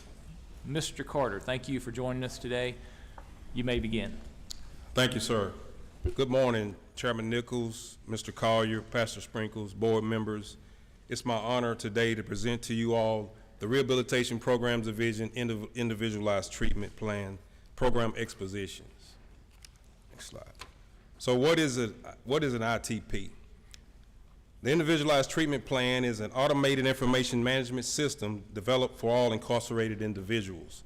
It identifies a need for specific programming based on their assessment scores, individual demographics, and criminogenic risk scores. It also tracks their participation and progress in ITP programs. Next slide. Initial assessments that take place during our intake process. In the initial assessment, information that is gathered is general demographics obtained by intake staff, IQ testing and administered by our intake staff, adverse childhood experiences, interviews, Texas Christian drug self-assessment screenings, sociology interviews, mental health screenings, static 99s conducted by sex offender treatment staff, and educational achievement scores developed by Windham School District. Program domains track. We have 6 divisions that have authorization to administer, place information inside of the database. So we have the Rehabilitation Programs Division, which is the coordinating division, Reentry Division, Manufacturing, Ag and Logistics Division, Correctional Institutions Division, Private Facilities, and Windham School District. Next slide, please. That database also produces what we call a progress report. As you see on the screen here, all the inmates receive a progress report, has 4 categories: the rehabilitation programs, the Windham School District, the college programs, and intensive volunteer programs. It also has the identifiers listed to kind of give the inmates a progress report on where they are. It'll show whether there's a need for a specific program. It'll show whether it's a parole voted program, whether it's an administrative program, just to give them a kind of an update on where they are. Next slide, please. ITP forms are issued to inmates during the intake process, upon the intake process, during an annual review through classification. Anytime that the inmate requests one, and effective April the 1st, now they also receive them via tablet. So, next slide, please. ITP Expositions. In 2023, the Rehabilitation Programs Division developed a new initiative designed to, motivate and encourage the men and women to pursue program opportunities and achieve their individualized treatment plans. I just want to give a special thanks to Mr. Collier, Mr. Nichols for their support and encouragement. This basically started out as a question. Mr. Nichols, Chairman Nichols said, "Mr. Carter, how do you advertise your programs?" So I thought about that. We have the website, we have the intake brochures, we have bulletin boards, we've had several different ways, family liaison department, a call tree, but there was something missing. We wanted to go above and beyond. So that was the birth of the ITP Expos. The goal of the Expos, to remove barriers, to provide encouragement, to inform the population of the programs that we have available, and to increase program enrollments. Next slide, please. ITP Expositions are facilitated by multiple divisions through a collaborative effort. We have the rehabilitation programs, reentry, manufacturing, ag and logistics, Windham School District, volunteer organizations, and correctional institutions division. Amongst those individuals are the ITP coordinator. The coordinator is on location to explain the ITP forms to the men and women if they have any questions. Substance use treatment staff, religious programming, faith-based programming, our roadway to freedom, post-secondary education. Basically, we have a crew of individuals on location to assist the men and women with their needs. Next slide, please. Administrative placements, just to give you a few numbers, in our substance use treatment area, we have DWI, in-prison substance use treatment. We also have an in-prison substance use treatment technology assistance program, pre-release substance abuse programs, and pre-release therapeutic community. And if you look at the numbers, in FY22, we had a total of 744 administrative placements.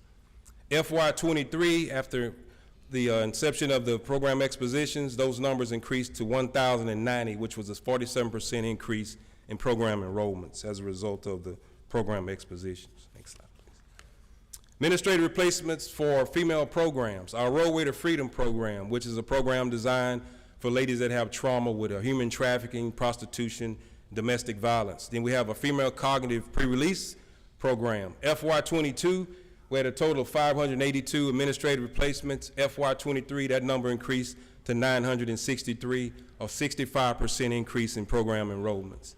Next slide, please. We all know that success is one thing, but impact is another. These expositions are designed to impact population, increase interest, increased enrollments, increase completions. If you look at this data, we collected it from our Roadway to Freedom program to kind of give you a sample, on how we went from August of 21 to August of 23, an 88% increase in program enrollments in that program specifically. Go ahead, sir. Go for the goal and achieve your goals. This is a inventory of the programs that we have throughout the system. We wanted to simplify the process and develop a roadmap so the men and women could follow the yellow brick road and lead them to a successful life. This form has the program categories and also what does these programs cover. For example, Inside Out Dads. It's a life skills, re-entry, and parenting class, so it's kind of broken down so they can understand what are you actually enrolling in. So it gives them an opportunity to assess themselves, document their needs, and then our chaplains will make the recommendations or enrollments as needed. Next slide, please. ITP Expositions, past year, we've had a total of 10 expositions, 4 at the male units, 6 at the female units. We have one scheduled now at the Stiles unit for May the 13th, and in June we're going to the Woodman unit. So we're constantly moving on. Go ahead. Female units, as you can see on the screen there, those ladies, they're lined up at the tables, just taking advantage of the opportunities. Being able to meet the program directors, talk to the program directors, fill out the applications on location, got to get a better understanding of what these programs mean, and just reaching the hearts of the people. That's the ultimate goal. Next slide, please. Have a short video for you.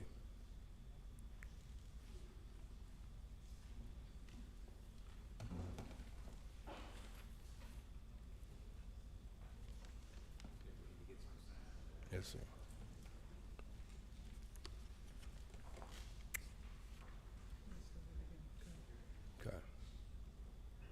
It's 2024.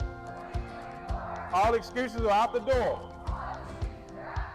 I have a chance to make a change to improve my life.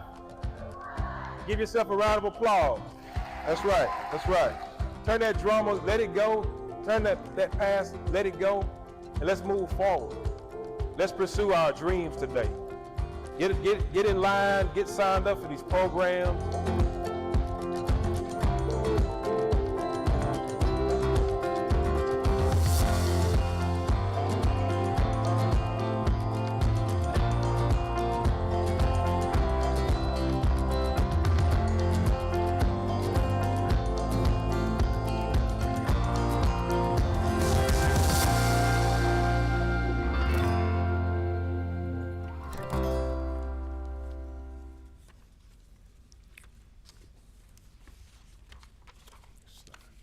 As you can see on the screen, we have a graduation there. That guy in the center, Damon West, he was a former incarcerated individual, success story. During these expos, we also bring in these motivation speakers, success stories, so people can see what does success look like. They're hope dealers. They're the individuals that have moved throughout the system, taken advantage of the programs. They've made a positive change in their lives, and they're giving back to their peers. So it's all about building a better tomorrow through positive change today, and that's true public safety. So thank you all. In the report.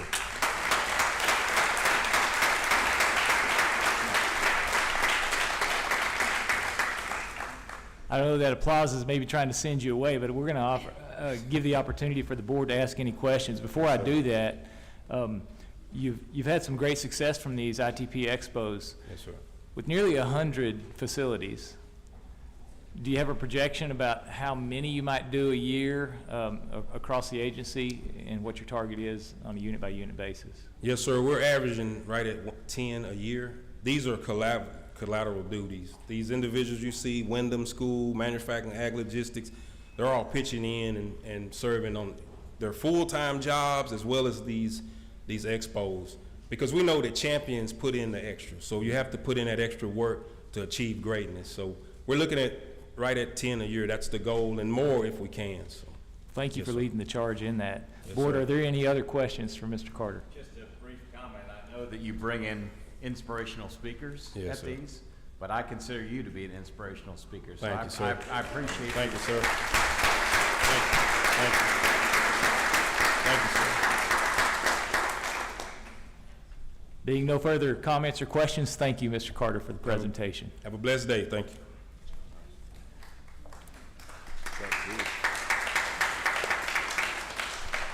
There being no further business, the Texas Board of Criminal Justice Rehabilitation and Reentry Programs Committee is now adjourned. It is 10:32. And we will be taking a break and then reconvening the Texas Board of Criminal Justice meeting promptly at 11 a.m.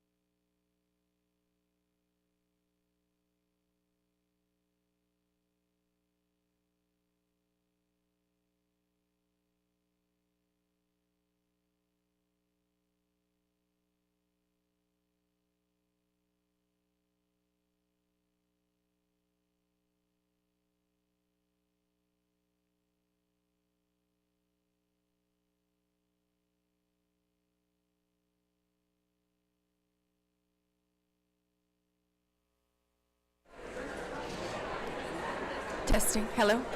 Can you hear me? Does anybody know where Warden Lozada is? Anyone?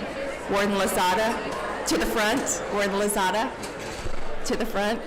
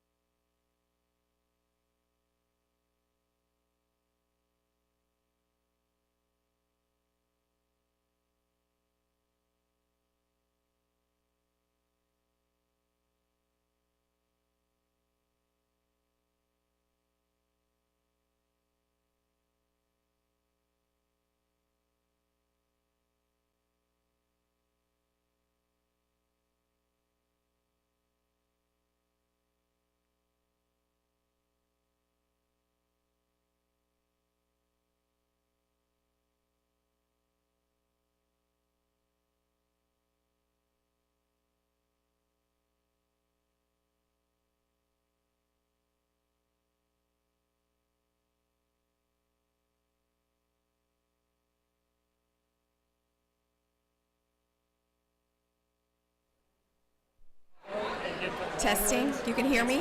Testing, 1, 2, yes? Okay, good deal.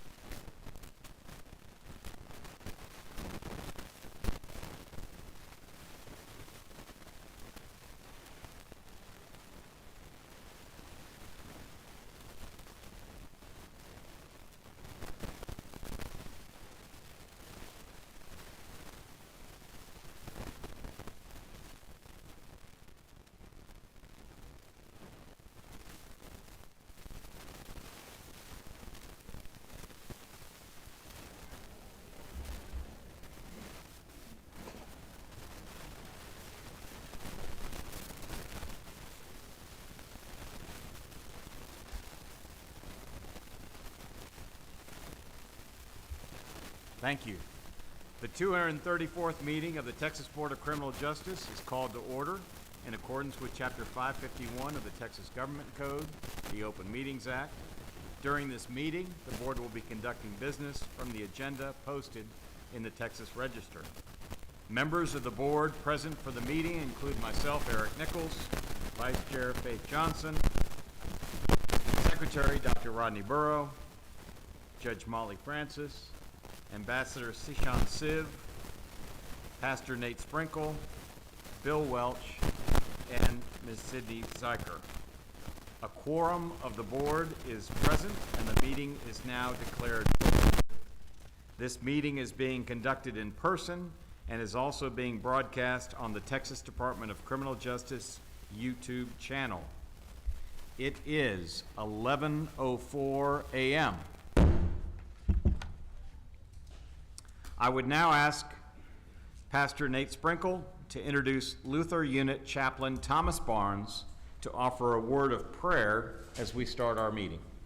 Thank you, Chairman Nichols. Before we begin with our word of prayer, I'd like to introduce Chaplain Thomas Barnes.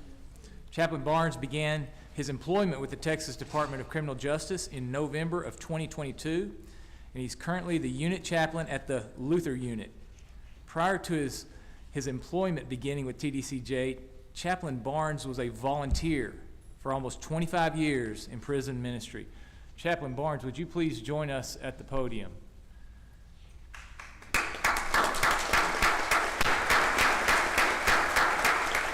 Chaplain Barnes, what an honor it is to introduce you and to ask you to pray for this special meeting of the board as we recognize all of our volunteers for all the years that you have served the agency, and now as a chaplain in seeing lives changed through the Lord Jesus Christ. Thank you, Chaplain Barnes. Would you pray?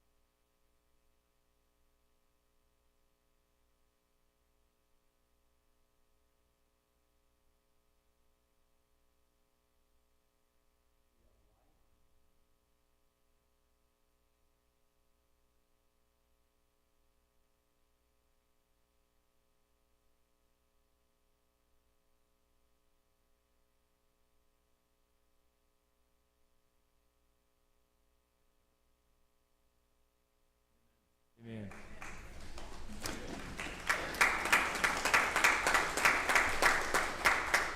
Thank you, Chaplain Barnes. Thank you, Pastor Sprinkle. And and Chaplain Barnes. As you all know, we take time at the beginning of our meetings to recognize the men and women who serve in extremely valuable roles as chaplains throughout our system. And as I was talking about with some of our honored volunteers this morning, we all recognize the power of faith to inspire, to rehabilitate, to lead us all in the path that we are on. So we will continue to take every opportunity we can with Pastor Sprinkle's leadership to recognize those who are providing this invaluable service throughout our system. As a courtesy to speakers and guests in the meeting, please turn your electronic devices to the silent or vibrate mode. Thank you. I would, as we did with our Board of Trustees meeting for the Windham School District, I would like to recognize the public officials and their staff representatives with us here in person today and who may be watching online on our broadcast. Particularly, we have some folks here that I have seen, and I don't mean to exclude anybody by including this list, but from the Governor's Office, we have Mr. Scott McNaughton with us. From the Lieutenant Governor's Office, we have Megan Moeller here with us. And then from our Texas Senate Criminal Justice Committee, we have Ornella Fantoni, Mike Ward, Kevin Patterson, and Luke Owen. So we very much appreciate your being with us here today. As we were discussing before the meeting started, it is only thankfully by being able to get together at meetings like this that we're able to see what is happening within the Texas Department of Criminal Justice and the Windham School District, and to actually talk about how to support each other as we need to, as we go forward with this agency's mission. So thank you for being present, and again, we appreciate the attendance of everyone here, including those attending both in person and online. At this point, this is, as I've said to many of you before the meeting started, this is one of my favorite days of the year because at this point we are going to go into a recess, and then we are going to reconvene. It'll probably be around 11:30, I think. We're going to reconvene with the honoring of our women and men who, as you heard me say earlier, are partners with the Texas Department of Criminal Justice and the Windham School District in helping to provide the services and the support to our population that is essential to achieve the agency's mission. So we will be in recess here for approximately 15 minutes, and then we're going to pick up with the truly inspirational Volunteer Service Awards under the MC leadership of our Vice Chair, Faith Johnson. So we're all looking forward to that. So we will stand in recess until 11:30. Thank you.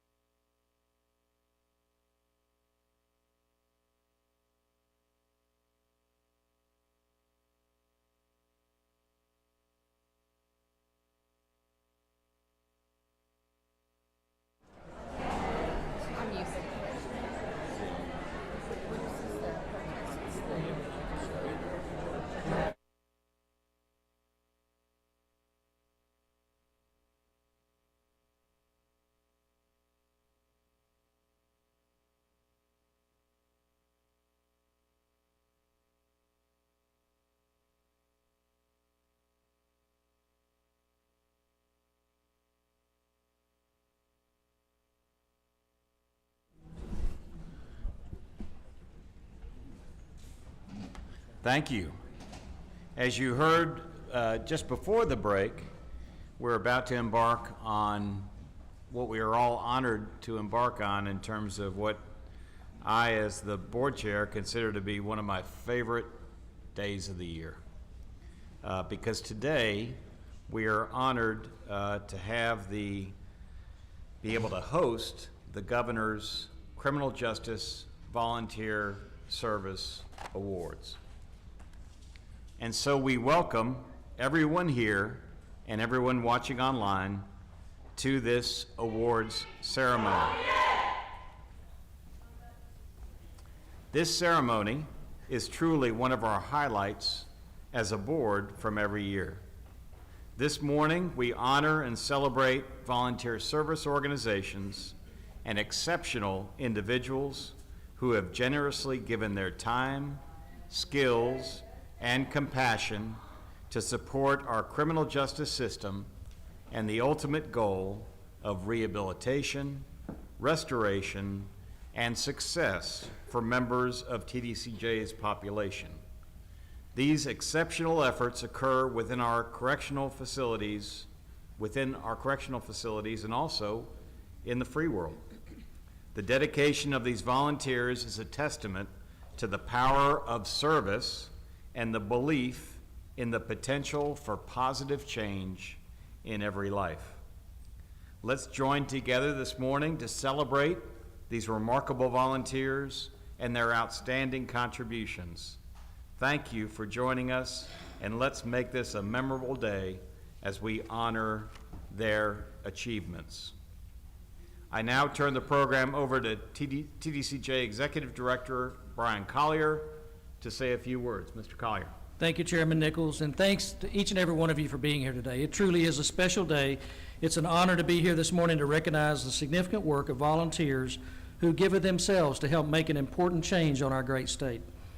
Our mission is to provide public safety, promote positive change in inmate behavior, reintegrate inmates into society, and assist victims of crime. Every component of our mission can be summed up in 2 words: public safety.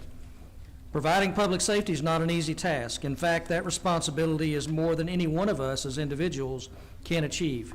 Yet through the partnerships of thousands of employees and volunteers, we can achieve our mission of delivering public safety. We provide public safety each day by incarcerating those that pose a risk, yet also through a wide array of faith-based programs, work and rehabilitative programs, as well as educational and vocational programming designed to help those returning to society become productive citizens. We together achieve long-term public safety. Over the past year, over 27,000 volunteers gave almost 204,000 hours of their time to help change the lives of our population. Thank you. Each of those hours helps us to meet our mission, but also helps keep Texans safe. As volunteers, you unselfishly give of your time and resources to help those in need. Today's about the recognition of your efforts. We know you don't do this for recognition. You do the work because you want to give back, you want to make a difference, and help others find the right path. As a volunteer, please know that our agency is grateful for your service, and we salute you for the work that each of you do.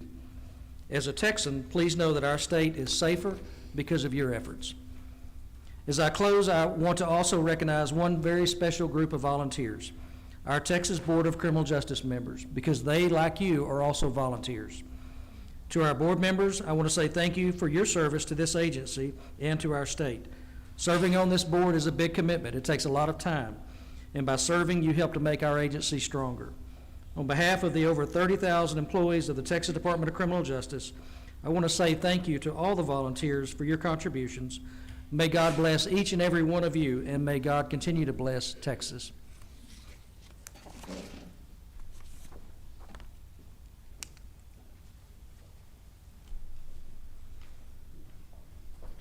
Thank you, Mr. Collier, and I give you those thanks on behalf of the entire board. I now have the distinct honor and special privilege of introducing a true servant leader and inspiration to our state, the First Lady of the state of Texas, Cecilia Abbott. This granddaughter of immigrants from Mexico was raised in San Antonio by parents who were both educators and who instilled in Mrs. Abbott, her sister, and two brothers a love of learning and helping others. And in fact, the First Lady has devoted her life to serving others. She has been a teacher, vice principal, and principal at several Catholic schools across Texas. Mrs. Abbott has held many roles, but I have heard her say often that her most important role is being a mom to the first couple's daughter, Audrey. At the same time, her importance to the state of Texas and its history cannot be overstated, as she is and continues to serve proudly and well as the first Latina First Lady in our state's history.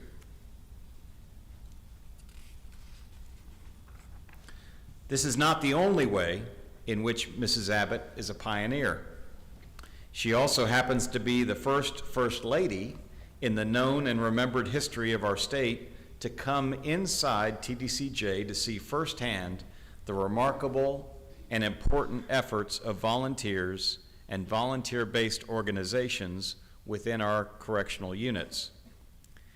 TBCJ, as we're going to see on the screen here in a moment, TBCJ had the recent pleasure of hosting Mrs. Abbott at the O'Daniel unit in Gatesville, where she was able to experience firsthand the sacrifice of time and talent by volunteers.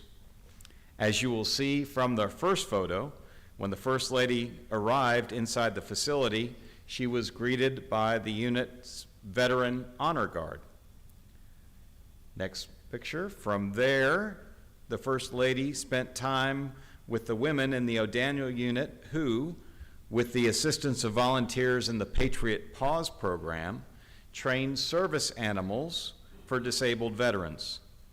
This Patriot Paws program benefits not only the women who learn the skills to work with the dogs, but also the veterans who ultimately adopt these canine graduates as life companions. Next slide, please. Mrs. Abbott then spent some time with volunteers and participants of the Women's Storybook Project. This program connects children of an incarcerated parent with their incarcerated mothers through reading. The mother reads a storybook to her children, and that mother's reading is recorded. That recording, along with the book, is then sent to her children. We know from the First Lady's lifelong service that education is incredibly important to her. It is not surprising, therefore, that the First Lady also wanted to spend some time with students in the Windham School District and to have the opportunity to see the STRIVE program, which also depends on the efforts of TBCJ volunteers. STRIVE, as many of you may know, stands for Strength Through Restoration, Independence, Vision, and Empowerment. The program helps to get female inmates ready for release by providing training on job interviews and public speaking, personal self-care planning, and hairstyling and makeup for professionals. Each program graduate receives a set of proper business clothes, and most of the ladies who step forward to participate in this program leave our system with a job already in hand.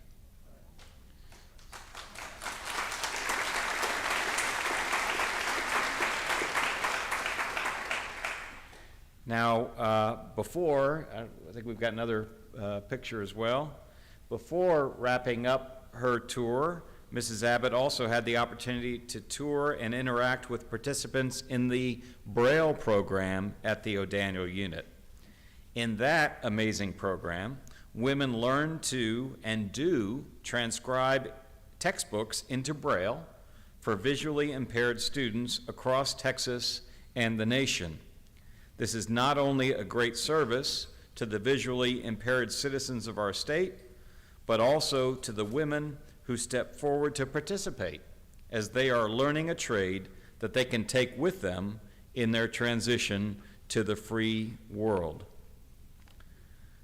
Cecilia, and I'm happy to be able to call you Cecilia, we are all incredibly grateful that as a pioneering First Lady, you were able to spend some time with our staff and the women at the O'Daniel unit and had for yourself the opportunity to see some of the great work that is happening inside our facilities.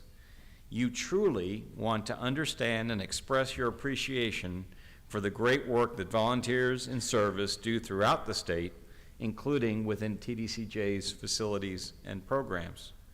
Your commitment to recognizing the many true public servants throughout our great state is also made plain by your steadfast support for this annual program that brings us here today, in which we call out the accomplishments and mission of volunteers to assist in the stated goals of TDCJ to promote public safety, promote positive change in offender behavior, reintegrate offenders into society, and to assist victims of crime.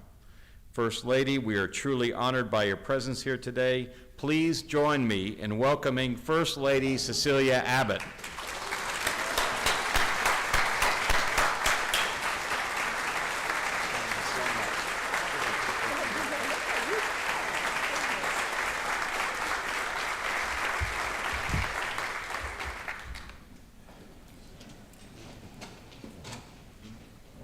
Well, thank you so much, Chairman Nichols. He's a dear friend, and so it's to me fun to call you Chairman Nichols. Anyway, thank you so much for inviting me to join you. It's such an honor to celebrate the amazing volunteers that we honor today. Growing up in San Antonio, my parents taught me and my siblings that each of us has received a special gift that we can share with others. My mom and dad, as Eric said, were both educators, and they were the most important teachers in my life. They taught me how to read and how to care for those in need. Growing up, our house was always filled with family, friends, and neighbors, and with prayers and laughter. Because of the lessons I learned from them, I became a teacher and a principal. Later, I was a director of community relations for a senior health care provider. So now in my role as First Lady, I am honored to serve you and all the hardworking people of Texas. I am just in my role as First Lady, I am continually reminded of how blessed we are. The greatest riches grow here, not just from the bounty of our land, but from the hearts and hands of Texans all across our state. Texans are generous by nature, and that compassion is the foundation of our success. My greatest honor as First Lady is tapping into that compassion and encouraging Texans to give back to their communities. I also strive to highlight the countless individuals and organizations who are making a difference in their communities, like the amazing volunteers that we are honoring today. I am always inspired by how Texans rise up to face challenges head-on with endless perseverance and resolve. During floods and fires and hurricanes, and even in the challenges of daily life, we see again and again that the true strength of the Lone Star State is found in our people. Texas isn't great by chance. Texas is great because of the people like those we are recognizing today. The Texas Department of Criminal Justice understands just how important volunteers are in our communities, and volunteers from across Texas have answered the agency's call to service. I saw amazing volunteers in action when I visited the Patrick O'Daniel unit in Gatesville, showcasing the Women's Storybook Project, the K-9 program, and the Braille facility. Those we honor today are a powerful testament to the character of our state. So will all of today's honorees please stand up and be recognized?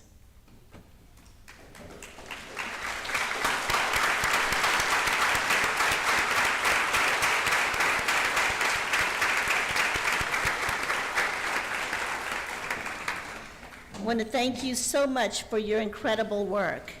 Please know that the hours of service you have put in have not gone unnoticed or overlooked. Your efforts to make Texas an even better place have truly made an impact on the lives of your fellow Texans. So if you ever feel that your work just isn't making a difference, please know that it is. When you take the time to help one person, that time is well spent. If one life is impacted from your efforts, that effort is worthwhile. Your hard work, empathy, and dedication demonstrate what it means to be a Texan.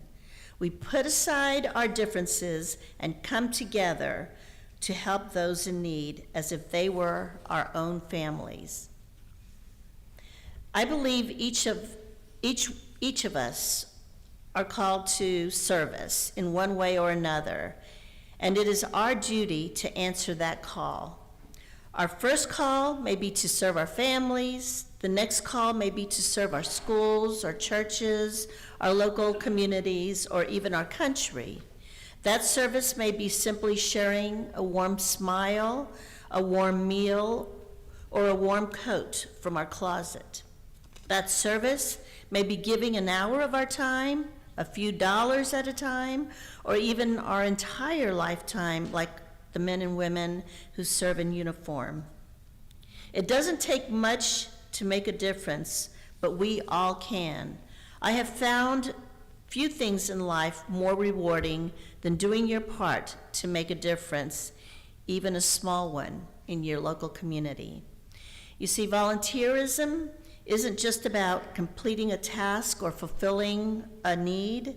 It brings hope and joy, and it connects us with people and places around us. I have been blessed to travel across the state, and everywhere I go, I hear stories of how Texans are helping their friends and neighbors, because that's what Texas is all about. And there is nothing on this earth more powerful than Texans helping Texans. Thank you for your commitment to building a bigger and better Texas for generations to come. And thank you so much for welcoming me here today. May God bless you all. May God bless Texas. Thank you.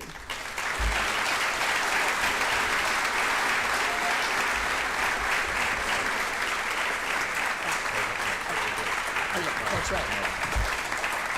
You're going to get a great round of applause. Thank you very much, First Lady. We appreciate you joining us here today to honor these dedicated volunteers. And now we want to present, before we present the awards, a very small token of appreciation on behalf of the board and Executive Director Brian Collier. And for those of you who can't see, this is a beautiful box that was produced through the efforts of our Texas Department of Criminal Justice, but more importantly, members of the population who have stepped forward in an effort to do what these volunteers are seeking to support, which is to take another step in their life's journey. So, First Lady, we hope you appreciate the small token of our appreciation.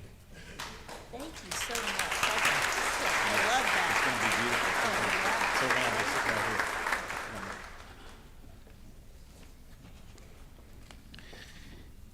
It is now my distinct honor to welcome our MC for the Volunteer Service Awards, our Vice Chair of the Texas Board of Criminal Justice, the Honorable Faith Johnson. It is truly my honor to serve together with Judge Johnson on this board. Judge Johnson, like our First Lady, has dedicated her life to public service and has been a trailblazer in this state. As a judge, as a former district attorney of Dallas County, and as a member and now vice chair of this board, Judge Johnson has shown unwavering commitment to justice, fairness, and community engagement.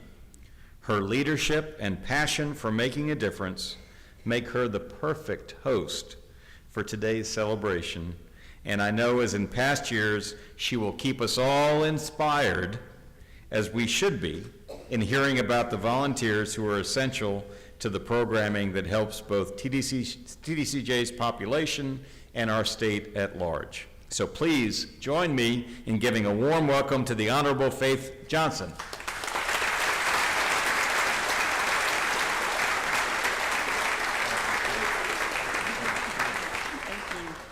Thank you, Eric. Who wrote that for you, Eric? Well, good afternoon, ladies and gentlemen. First of all, wasn't that an awesome message from our First Lady? That was awesome.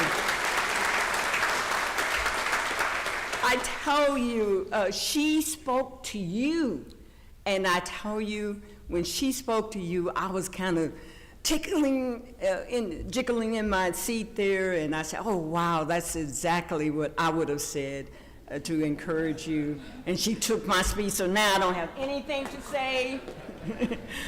But I just want to thank you all for being here, and I just praise God to have the privilege to MC. You know, this is my 3rd year MCing this event. Yes. And I don't take it lightly. It's an honor. It's a highlight for me to be able to do this. So thank you for having me back again. You know, Romans 13:7 says, it says, render honor to whom honor is due. So with that, I have the pleasure, the excitement, and with gratitude, we're getting ready to honor your faithfulness, your dedication, your service, because you don't have to do this. See, nobody made you do anything. You did it on your own. That's why we are so thrilled. Like the chairman said, this is awesome for us, because you all could have been sleeping when the rest of us you could have been, while we're sleeping, you're working, and you could have been sleeping, and you didn't do it. You're on the job, so we just so appreciate you. So, some rules first. You all remember the last 2 years we've done some, we handled the program a little differently than the way we're going to handle it this time. And we heard you thinking, you all didn't say it, but we heard you when you were thinking, Judge Johnson is up there reading that long bio, and we can read it ourselves. Well, guess what? We're going to shorten it. I just got some small little comments I'm going to make. Once I make those comments, I'm going to call you up. You're going to come up and stand with our First Lady, our Chairman, our Executive Director, and they're going to give you your plaque and give you a certificate and give you a hug, and they're going to take a photo. So it's going to be a little quicker than what it has been in the past. So let's start with our first recipient. And at the age of 17, Keatron Brewster began a 13-year incarceration. After transforming his life, he became a successful business owner, best-selling author. I'm trying to get my first book out, and he's a best-selling author and motivational speaker, where he shares his message of reform. Now, just think about it, how amazing that is. He's giving of himself just so that other folks can have a life that's really worth something in their eyes and the eyes of people around. So that's what he's doing. So we are honored to recognize Keatron Brewster with the Chaplaincy Department Award for his dedication to changing the lives of others. Mr. Brewster, where are you? Please come up. Thank you.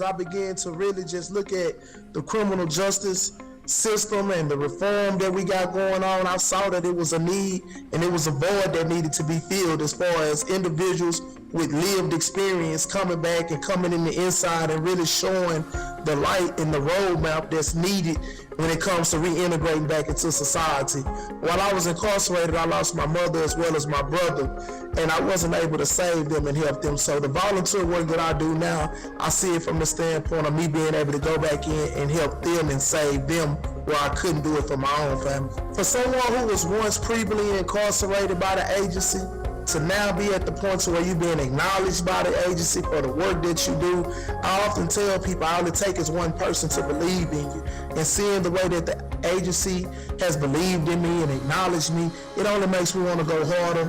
It makes me feel so good to know I have that type of support. So hands down, it's like unbelievable to me, my family, my peers, associates, and to other guys that's incarcerated. It's an example of what can take place when you reform your life.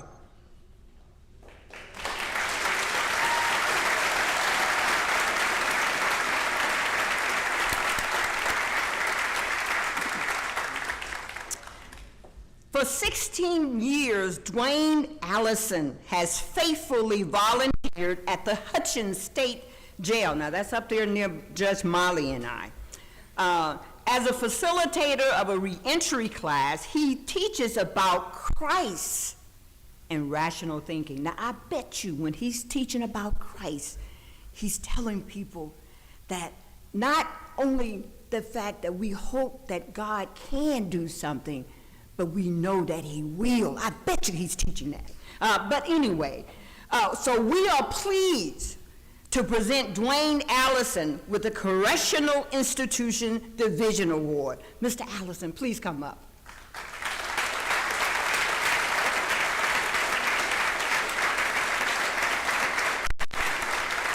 Well, I got a calling from God to go in, and my first initial was thinking that I was just going to go in, get him in, a word from God, and that was going to be it.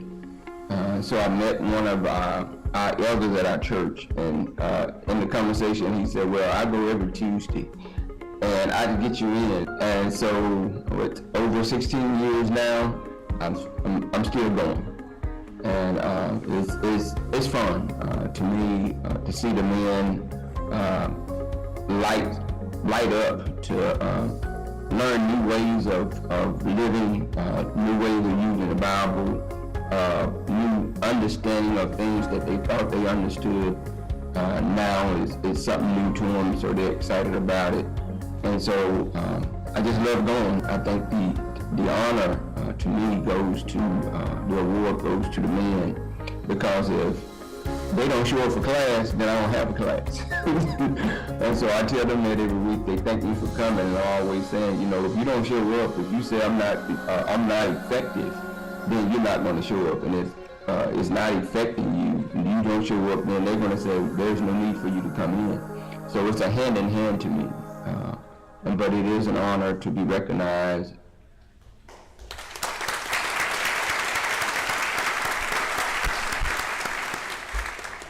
Each week, Emily Softly volunteers to help parole clients on their journey of successfully re-entering their communities. Her compassion is felt by all the clients she serves. We are honored to present Emily Softly with the Parole Division's Nancy Hees Award, named after a former employee whose compassion influenced the lives of parolees and their family. Ms. Softly, please come up.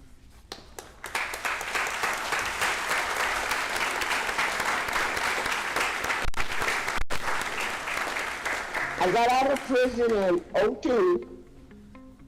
My mother asked me not to leave her again, and I told her I wouldn't. But 7 months later, I was back in jail.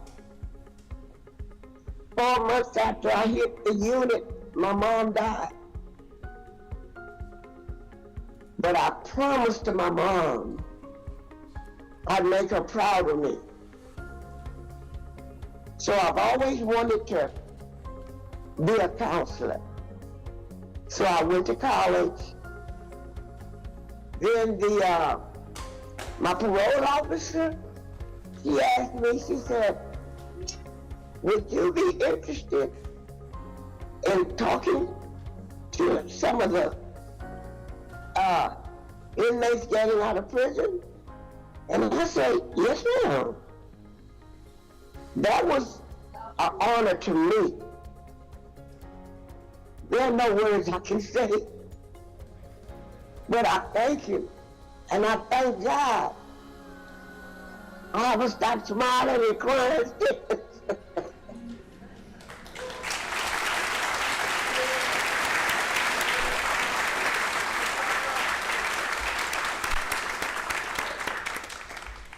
I love it, I love it.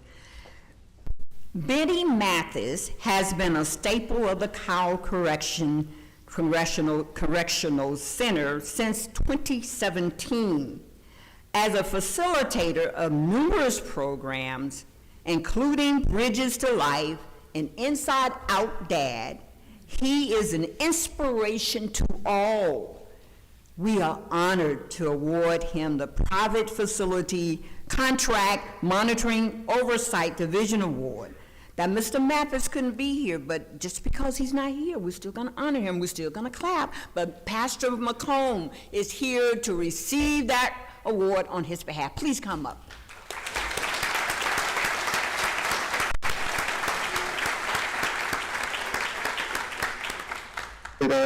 I've been volunteering over at Cal for many years with the Bridges to Life prison ministry. I've done that when at the Cal store and also over at the women's unit in Lockhart and doing this restorative prison ministry that Bridges to Life is a very powerful program too.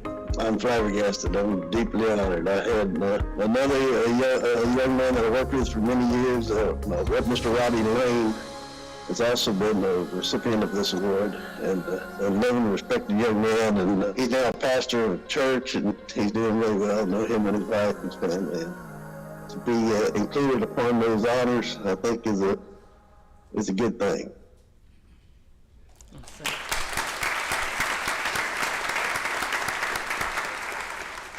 Founded by Josh and Deborah Walker, 7 more. That sounds nice, doesn't it? 7 more. And by the way, for some of you who do not know, 7 in the spiritual world means completion. That's what it means. So think about what that program is doing, completing the lives of fellow inmates and people who are coming out. So that's so awesome. I'm so glad you have that name. I'm waiting to meet you here. But 7 More is a faith-based organization dedicated to supporting those reintegrating into society. They volunteer at the Houston and Huntsville bus stations daily. Wow. Providing resources and fellowship to those previously incarcerated. We are honored to recognize 7 More service with the Reentry and Integration Division Award. Please come up.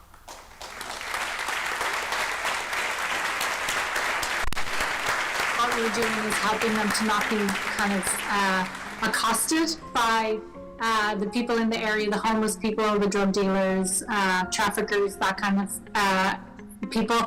And we give them new shoes, socks, t-shirts. We give them a wristband with our phone number on it, and that phone number is for more next steps help to connect them with services. I think the big thing is that we want them to feel like they have someone in their corner, so that they have an advocate there who is there for them that they can call, almost like a mentor or family coach. There's somebody there on the other end of the line who really cares and will advocate for them and find resources for them. From TBCJ, it means a lot because, of course, we partner a lot with them, and we really appreciate so much of their input with us. They give us a lot of wisdom. They give us a lot of favors, and then because of our good relationship and partnership with TBCJ, now the vans come to where we are, and it's very helpful because we can help the men and women before they get into the kind of general hustle and bustle. So it's lovely to be recognized just as a partner, you know, as like we're working together, we appreciate each other, and we need each other.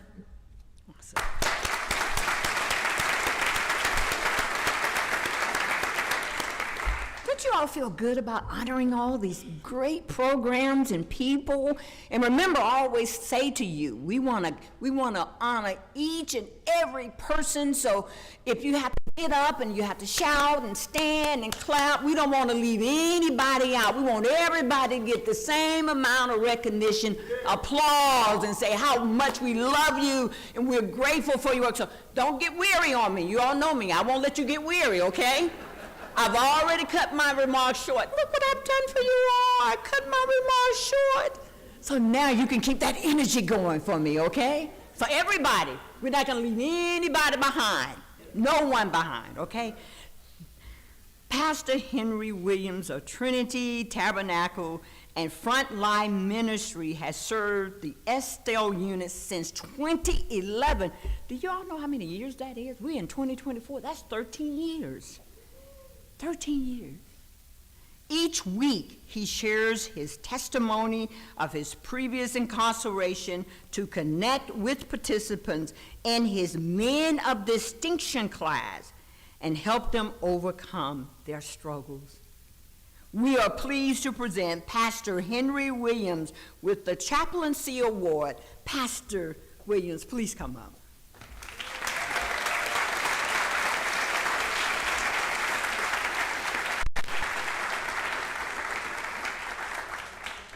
I just love doing what you gotta love people, you know, and I don't never throw up what you did because, you know, you already know what you did. We all know what we've done. We've all sinned. I'm sorry to glory to God. I try to encourage and let them know, you know, don't keep making the cycle come around again and again. I don't care how many times you've been here, make this the last time that you've been here. So it's just a blessing, you know, to see so many of them. I get calls from California, from guys that have been taking my class, from Georgia, from Nebraska. Well, it was unexpected. I'll put it like that. But I realize it's all by the grace of God. He's enabled me to stay fit and I pray every day. I said, Lord, let me finish the assignment. You know, and I'm trying to prepare other men and women to pass the baton to. So oftentimes God will let you see the fruit of your labor before you go to eternity. And so I'm seeing a lot of that. And so I'm just excited. I'm humbled by it. But I give God the glory for it.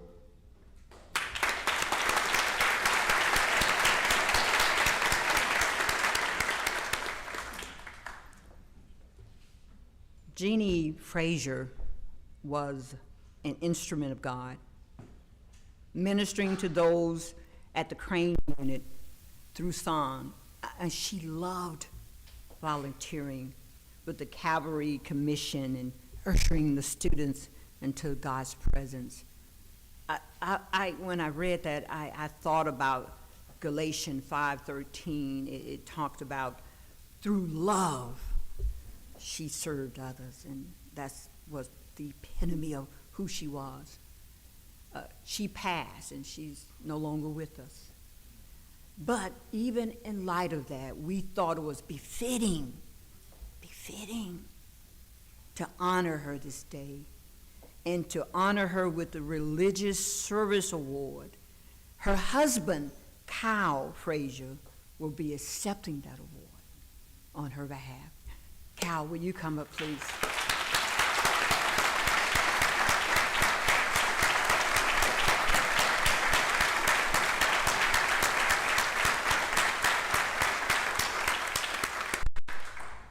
I used to pray for the Lord to send me someone who would go to prison with me and would be happy. And when I met Jenny, at first I never would have thought that prison ministry would be her thing, because she had grew up in a church. She had never struggled with addiction problems or any kind of criminal history or anything that you would think that would connect her to the offenders at all, but it didn't matter. They just loved her and she just loved them. We rarely went to prison apart. I mean, the only time that she really would go to prison without me would be a situation like the day of the accident where she was with a team of ladies that were going just to ladies' prisons. But she would go into the men's prisons with me, and it started out that she would sing and then I would preach. But little by little, I started realizing that she was doing a little more talking too. And eventually it pretty much turned into preaching. We would joke, and I would joke with her, and I'd like, you're using all my preaching time. You're supposed to sing, and I'm supposed to preach, and all this stuff. But no, she just really, she just took off. She just loved it. She would have been absolutely honored. Jimmy and I were both aware of how prestigious and special it is. And so yeah, she would have been really, really touched to receive this. It would have really meant a lot to her.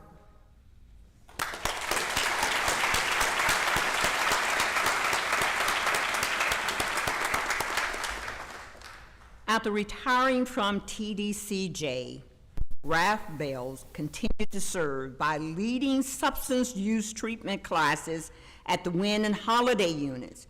For his commitment to supporting inmates on their journey to sobriety, we are presenting Ralph Bales with the Substance Use Treatment Program Award. Mr. Bell, please come up.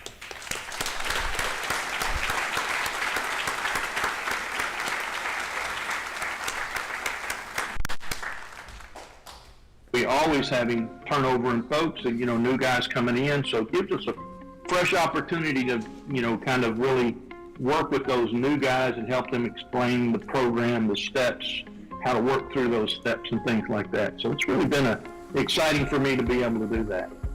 I started with TDC back in the mid-'80s as a counselor, and today I think about that, that's for the guys back then, when we had people coming in back in the mid-'80s and that would drive hours to come to, to share and their experience, strength, and hope, And so today I will get to say thank you to those people. It's really an honor for me. Of course, I worked with TDC, as y'all guys know my history, and I had an opportunity where, there for a while I worked actually with the board at the pre-ombudsman. And so I knew a lot of those folks and everything. But I never really expected to be honored for something I just love doing, And for when I got the call, it really kind of took me back, because I just, it's just been a real honor.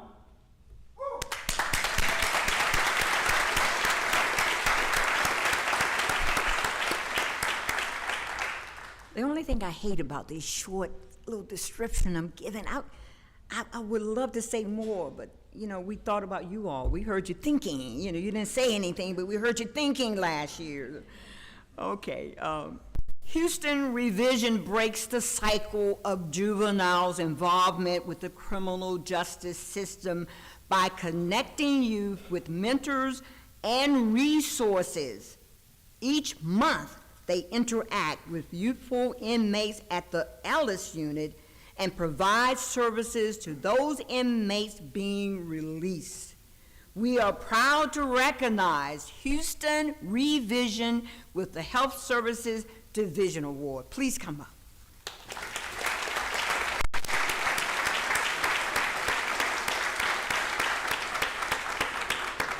For almost 10 years now, I have led a group of volunteers who are associated with our program, Houston Revision, and we go into the youthful offenders program. We go in and spend several hours with the young people who are a part of the youthful offenders program and really try to bring the word of God to them, try to make them feel God's love, and also try to connect with them so that they can feel like someone cares about them. I am deeply honored on behalf of our entire volunteer team to receive this award. I think it is recognition of the Youthful Offenders Program and the great work that that program does, and the lives that it transforms, and all the good that I think that program does for the community. The Youthful Offenders Program are the youngest inmates in the TBCJ system, and it's easy for them to be forgotten about. And I think the staff of the Youthful Offenders Program does a great job in welcoming us and also creating the environment where we can do the best possible work with the young people there.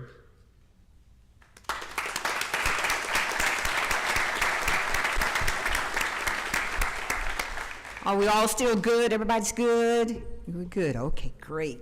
Pamela Thompson shares her story through the Victim Impact Panel program in hopes of preventing future victims and stopping parolees from returning to prison.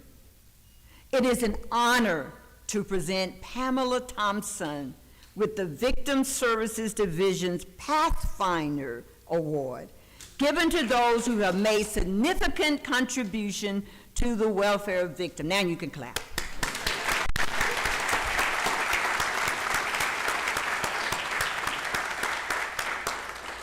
What I learned was these guys self-loathe so bad, and they need to learn how to forgive themselves, or they're always gonna pigeonhole themselves into whatever crime it was that got them there.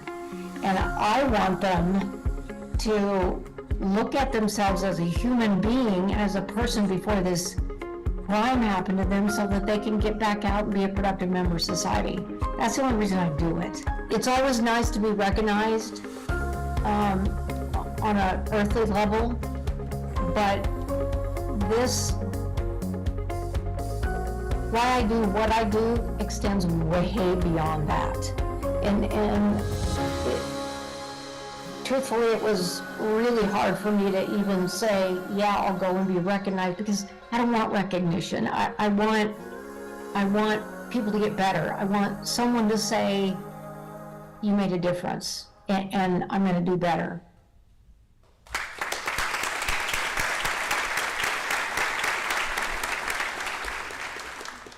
For more than 15 years, Travis Henderson has served the students of Windham School District, both as an employee before his retirement and a volunteer.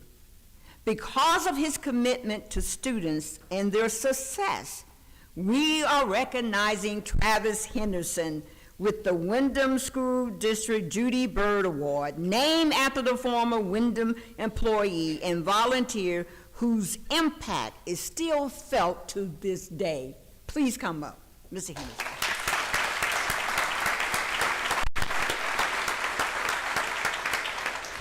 Currently, I volunteer in several ways. Definitely volunteer with the Windham School District. Help get speakers for graduations. I speak at graduations. I attend a lot of graduations. I answer a lot of questions about schools, about prisons, different things that happen there. I also volunteer as a chaplaincy volunteer, different programs and different facilities around the state. One of the things I also love to do is get other people involved in the volunteering, whether it's with Windham or chaplaincy or different areas of TBCJ, just to bring awareness of what the needs are, to bring awareness that TBCJ, Windham provides services to people, and that if we're not all in this together, then we're not doing the best we can. Well, it's always great to be recognized for the effort that you put in. I don't do it for the recognition, obviously, but it's good that people see that you are trying to do a good job, trying to help the people that are incarcerated, and trying to help people here in the state of Texas, just to be better, to do better things when they get out, to help their families, and just to help them while they're still incarcerated.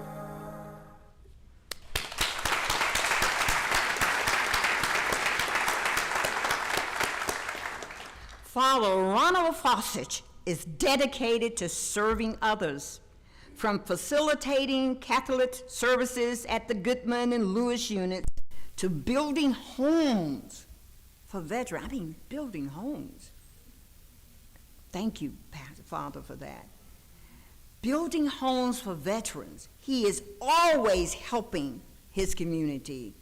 It is an honor to present Father Ronald Foster with the Restorative Justice Award. Father, please come up.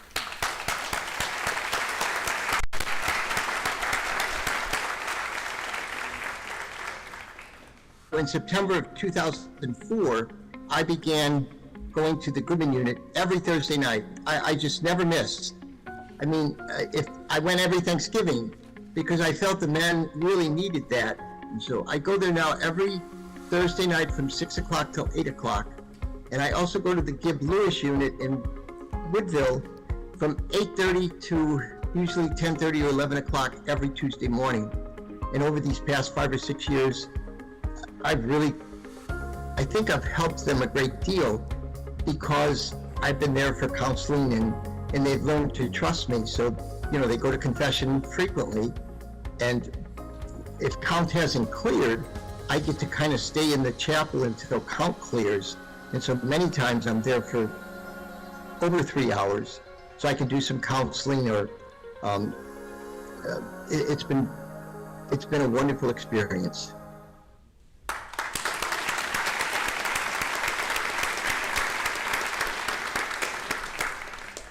I can do this all day. Who want to hang with me all day today? Frances Robinson spends most of her week volunteering at the Hilltop, Murphy, and O'Daniel units. Okay, Hilltop, Murphy, and O'Daniel, not one, but 3 units, coordinating classes, visiting cell blocks, and mentoring the youth. She is instrumental in helping female inmates transform their lives. We are honored to present Francie Robinson with the Susan Crankfoot Female Inmate Program Award, named as a tribute to a former Windham and TBCJ employee whose innovation improved female correctional programs in the agency and across the country. Ms. Robinson, please come up.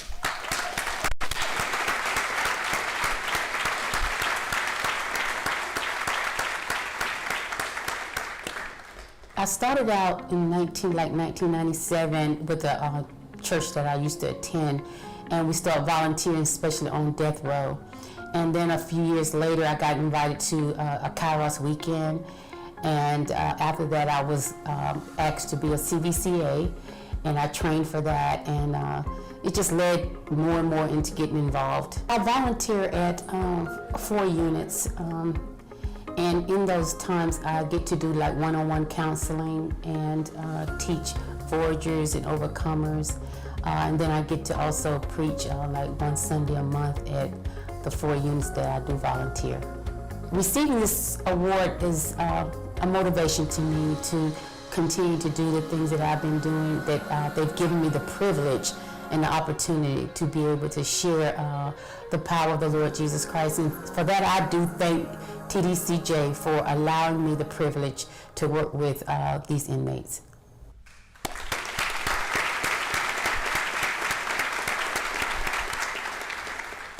I know all of you have heard of Martha's Vineyard, but we're not talking about Martha Vineyards today, okay? We're talking about Rachel's Vineyard today.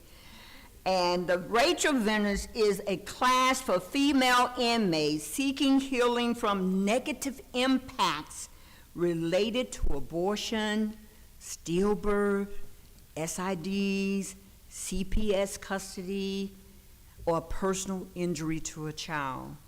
The program teaches participants to love themselves and about forgiveness of Jesus Christ. And I know for these females, it's a struggle. And although that struggle might be real for them, I believe the blessing is also real. So, for that, it is our pleasure to present Rachel's Vineyard with the most innovative Program Award. Please come up.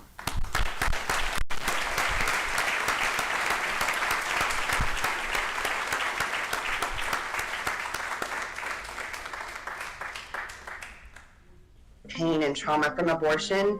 And so after I received my healing, I just felt God calling me to just speak to women about abortion and their experiences and let them know that there's hope and healing in Jesus, and there's help. And we just hope that we can help more and more women find that healing and help that they need. I just want to make sure that the board knows that it takes an army to make this happen, and we have an amazing team. We have multiple teams that go into the prison, and so just it takes a lot to make this happen. So there's so many that aren't recognized that should be. So I just want to make sure that the board knows that all the work that they've done as well to get to this point. There's honestly not words to even say what it means, but I'm just so honored and so blessed to be a part of this.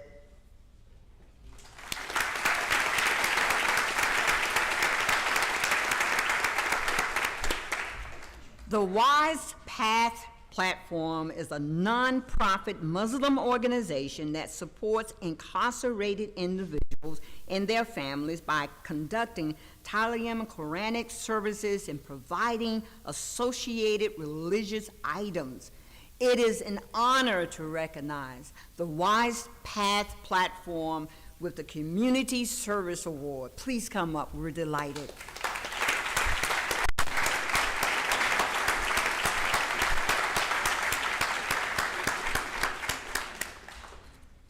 As a volunteer with the TBCJ, Texas Department of Criminal Justice, I'm deeply involved in the operations of Wise Path Platform, an organization dedicated to supporting Muslim inmates through educational and spiritual guidance. Our volunteers' role encompasses a wide range of responsibilities aimed at facilitating the rehabilitation and personal growth of incarcerated individuals. Through our volunteer work with TBCJ, we are committed to empowering individuals to rebuild their lives and reintegrate into society as productive and responsible members. As we celebrate this achievement, we are reminded of the transformative power of compassion, empathy, and the service to others. We are deeply grateful for this honor, and we are gonna remain steadfast in our commitment to serving to the people of our community with compassion, integrity, and of course, with humility.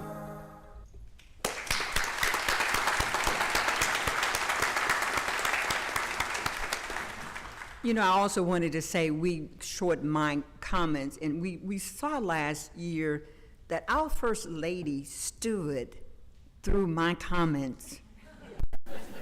Those long comments. So that was another reason, First Lady, we shortened this.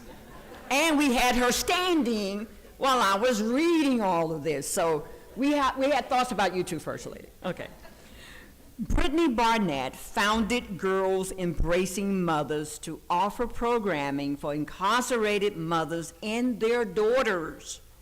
The Pearl program, facilitated at the Windham State Jail, provides enhanced visitation sessions to strengthen mother-daughter relationships.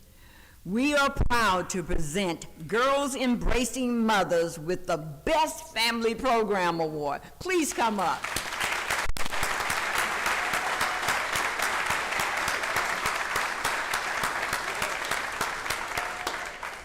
Thank you for this incredible honor. Witnessing the incarceration of my own mother, I experienced firsthand the devastating impact this had on my family, especially my sister and me. It was through this adversity that I understood the power of unconditional love and the unbreakable bond between a mother and her child.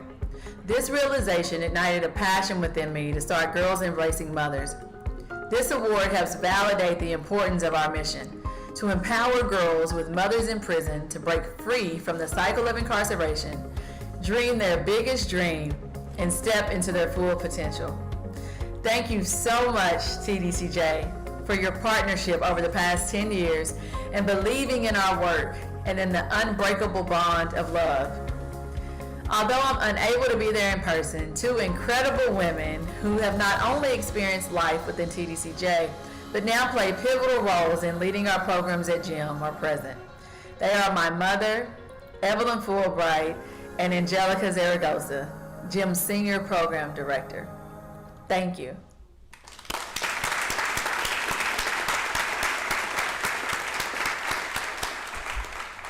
Martin Zinzitz volunteers at the Pulaski unit as a certified volunteer chaplain's assistant 3 times a week. For serving more than 1,400 hours in fiscal year 2023. Let me say that again, 1,400 hours. I pulled out my calculators. That came out to 26.9 hours a week. We have people with part-time jobs don't work that much. And they get paid. But he volunteers. So he volunteered those 1,400 hours in 2023. So we are honored to recognize him with the Leonard Davis Award for most hours served, an award renamed in recognition of a volunteer who won it on multiple occasions. Come up, please, Martin. We want to see you.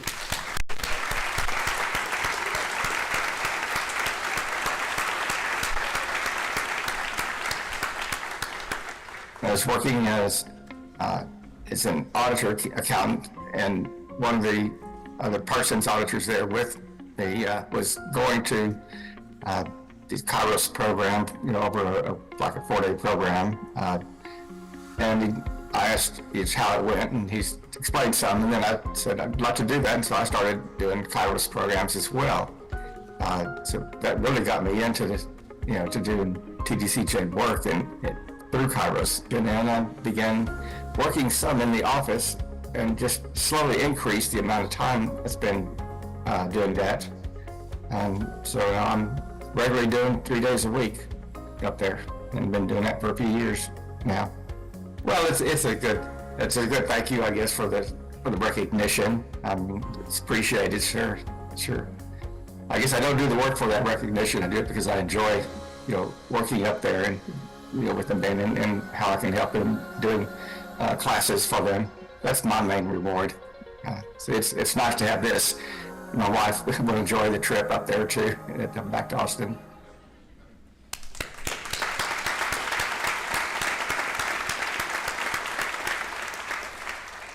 Thomas Slavin's weekly classes, monthly church programs, and overall volunteer services have significantly impacted the women at the Coleman unit.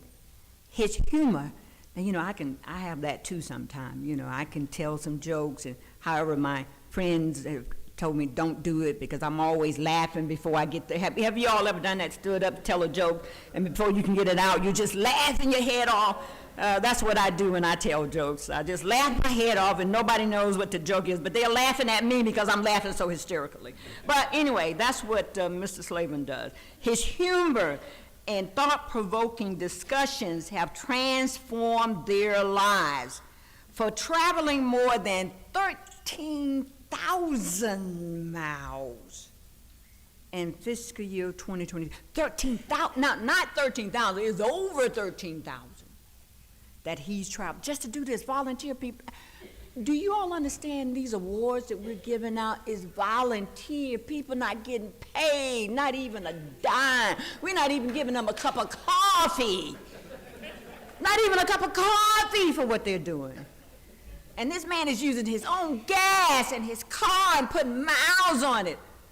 And pretty soon he's gonna have to get a new car, and he's not gonna come back to us and ask us for payments.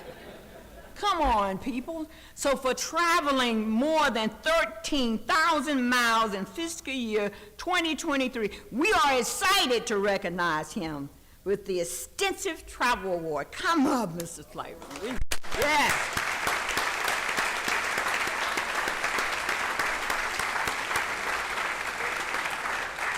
I've been doing this for like 12 years. It's amazing how fast this went.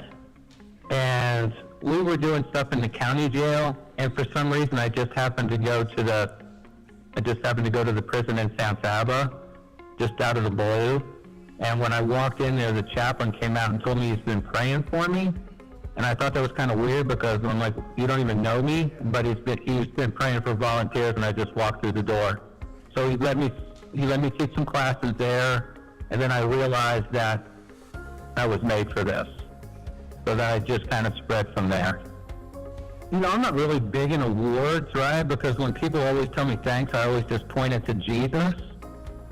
But in this particular case, it's been super emotional, and it's kind of hard to talk about it without getting emotional. But I think because most of my life I've been told I wasn't good enough, or I wasn't smart enough, or my resume wasn't enough. And it's funny how God's got me doing what He's called me to do, and then just to be recognized is actually kind of humble, because I've been used to the others for so long. I mean, I've put a lot of time in, but like I said, when you're doing something that you're meant to do, it's super, you know, it's the recognition. Yeah, I don't know, it's just humbling. I love it. Laurie Riggs' service goes beyond her work as a substance use counselor. During her free time, she volunteers at the Gateville units, creating curriculum for the faith-based dorms and demonstrating that it is possible to live a fulfilling life in recovery. For her commitment to those incarcerated, she is receiving the Texas Department of Criminal Justice Employee Volunteer Award. Come up, Ms. Riggs.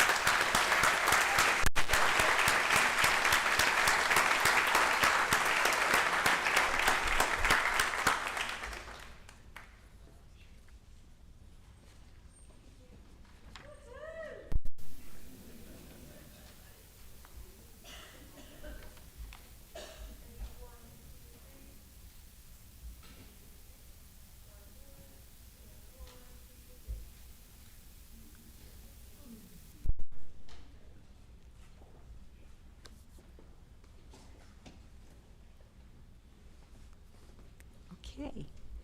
Senior Warden Andrea Lozada is a perfect example of a leader who's compassionate, forward-thinking, knowledgeable, and I wanted to throw in some other adjective, but they told me not to because they wanted the time to be shortened. But think of whatever else you can think of about her, that's who she is. And actively involved in the programs on her unit. It is an honor to present her with the Criminal Justice Administrator Award.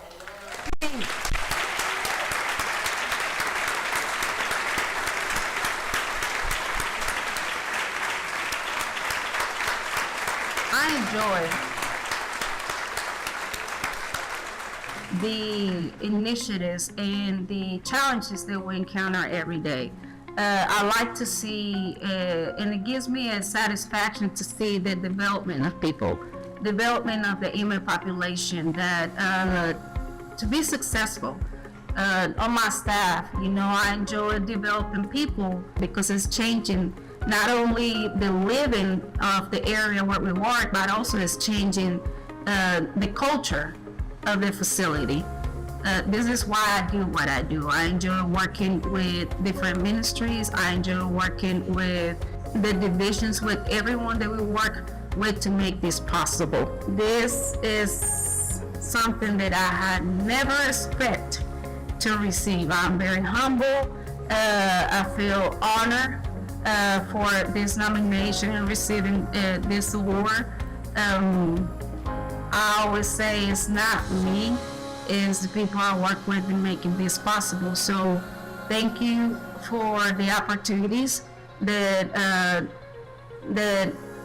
am receiving to be able to do what we do.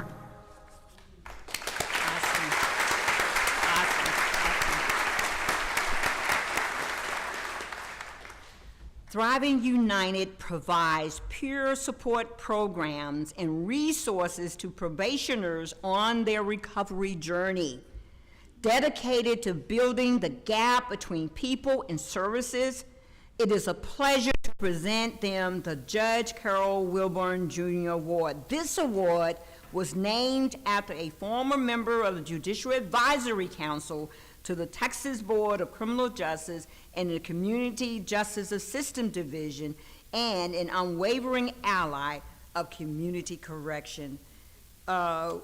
Who's coming up to receive that award on behalf of, thank you. Thank you so much.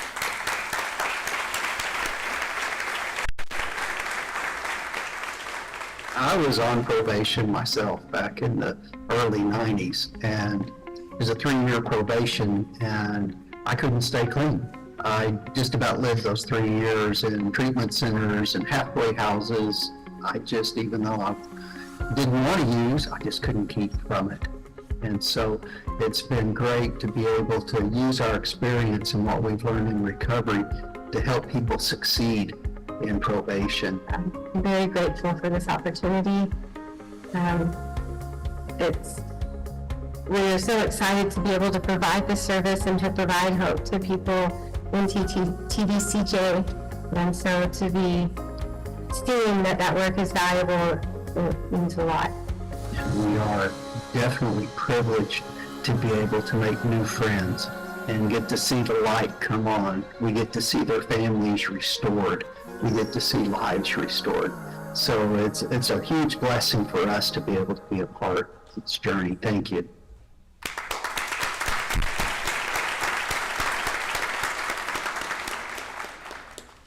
Chairman, something got to be wrong. I'm down to my last participant. Is that right? Are you kidding? Just one more? Wait a minute. We got to think of something else to do. Don't we have some more awards together? I mean, I got to delay this just a little bit. This went by too fast. Okay, we'll go on.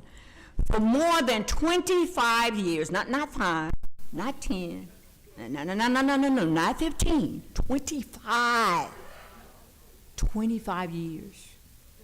Robert Diggs developed resources, provided programming, and helped clients and their families on their reentry.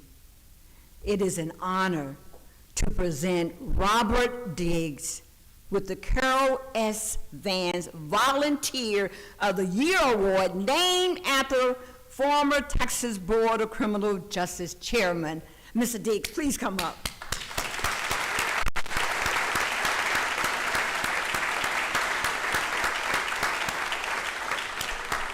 "25 years ago, I was invited to join a Kairos prison ministry team at the George Beto unit.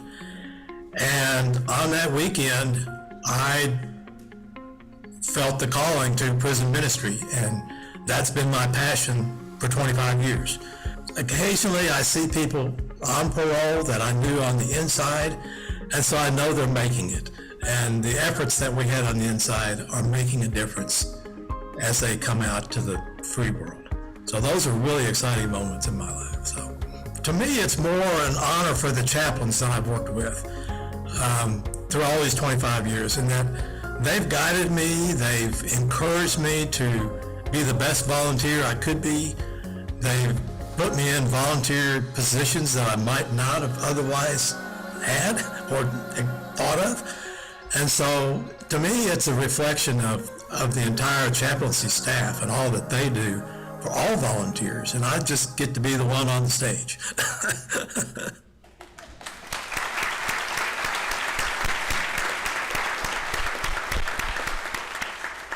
No more awards? That's it? No more? Okay. Well, anybody, did we miss anybody at all? Oh my goodness. I mean, I have to sit down?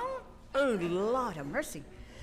Look, I want to thank you for allowing us to have the privilege of honoring you. You know, I recall in Mark 10, 29 and 30, Peter said to Jesus, "Hey, we giving up everything just to follow you, to serve you. We gave up houses And we've given up businesses. My fishing business I had over there that was really going well. We've given all that up just to follow you, just to serve. That's what it's the essence of, just to serve. Jesus turned to Peter and said, you will receive 100 times as much. In this present time, not later, but in this present time. My prayer for you is that you, for those of you who've given up your time, you've given up time with your wives and your parents and your kids, and maybe you've even gone without lunches. You had to pay for gas and all that. You've done all that. My prayer for you is that you will receive 100 times as much in the present time. In fact, my prayer is that God would do for you exceedingly abundantly beyond anything you can even ask for or think. So you just keep on serving. Keep on being you. Keep doing you. In fact, be yourself. Just like a well-known author, unknown author said, be yourself. Everybody else is taken. God bless you.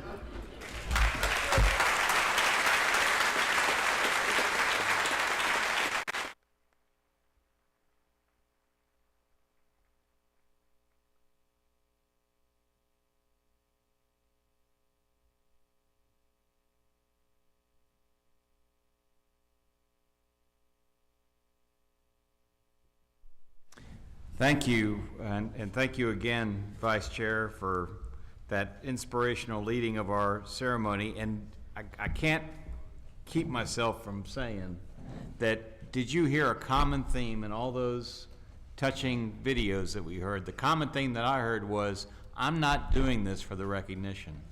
I'm doing this because I believe that what I'm doing is making a difference. So it is within that spirit that we close, and we again, please, let's all stand and recognize these volunteers.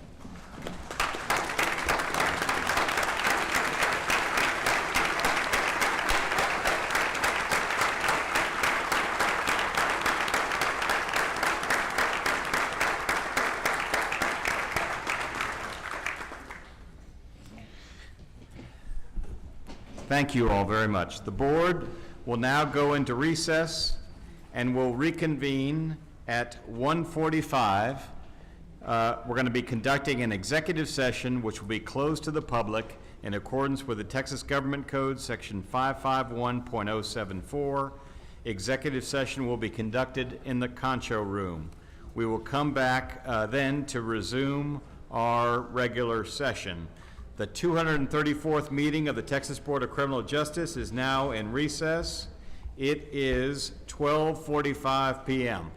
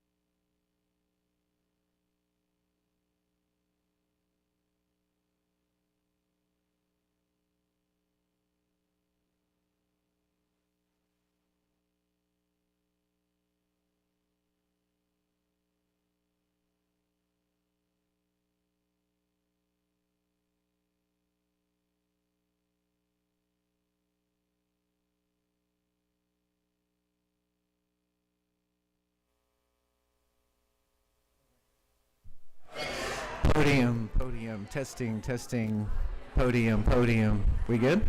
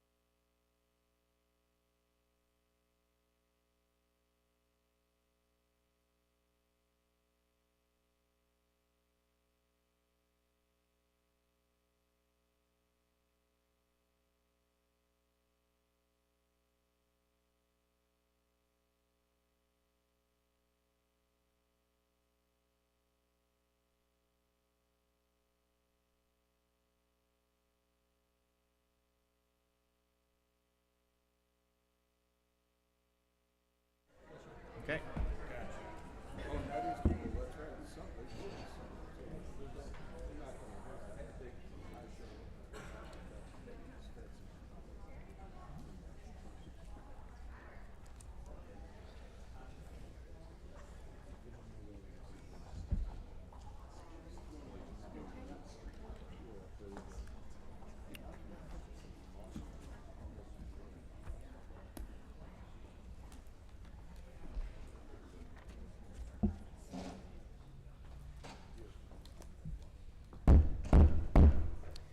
The 234th meeting of the Texas Board of Criminal Justice is reconvened in accordance with Chapter 551 of the Texas Government Code, the Open Meetings Act.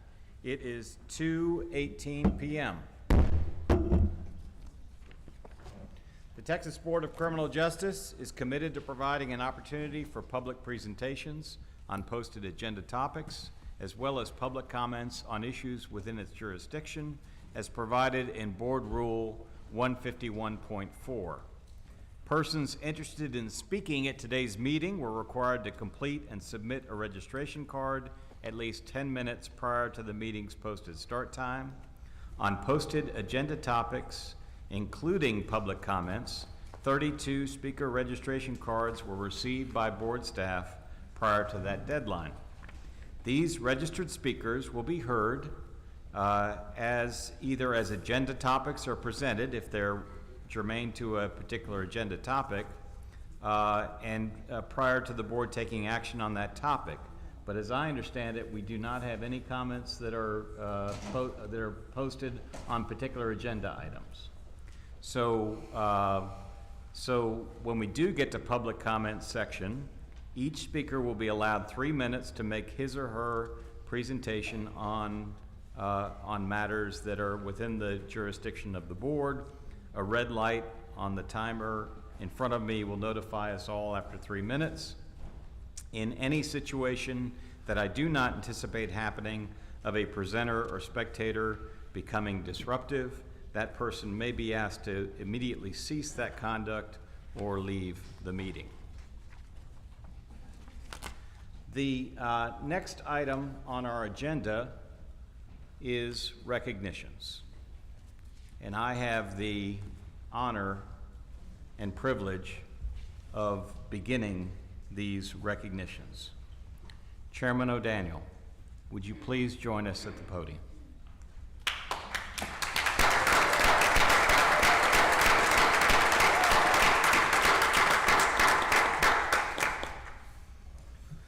We, as a board, now have the distinct privilege of again recognizing someone who has shown his selfless dedication to our state in many different ways, including by both serving on and leading this board.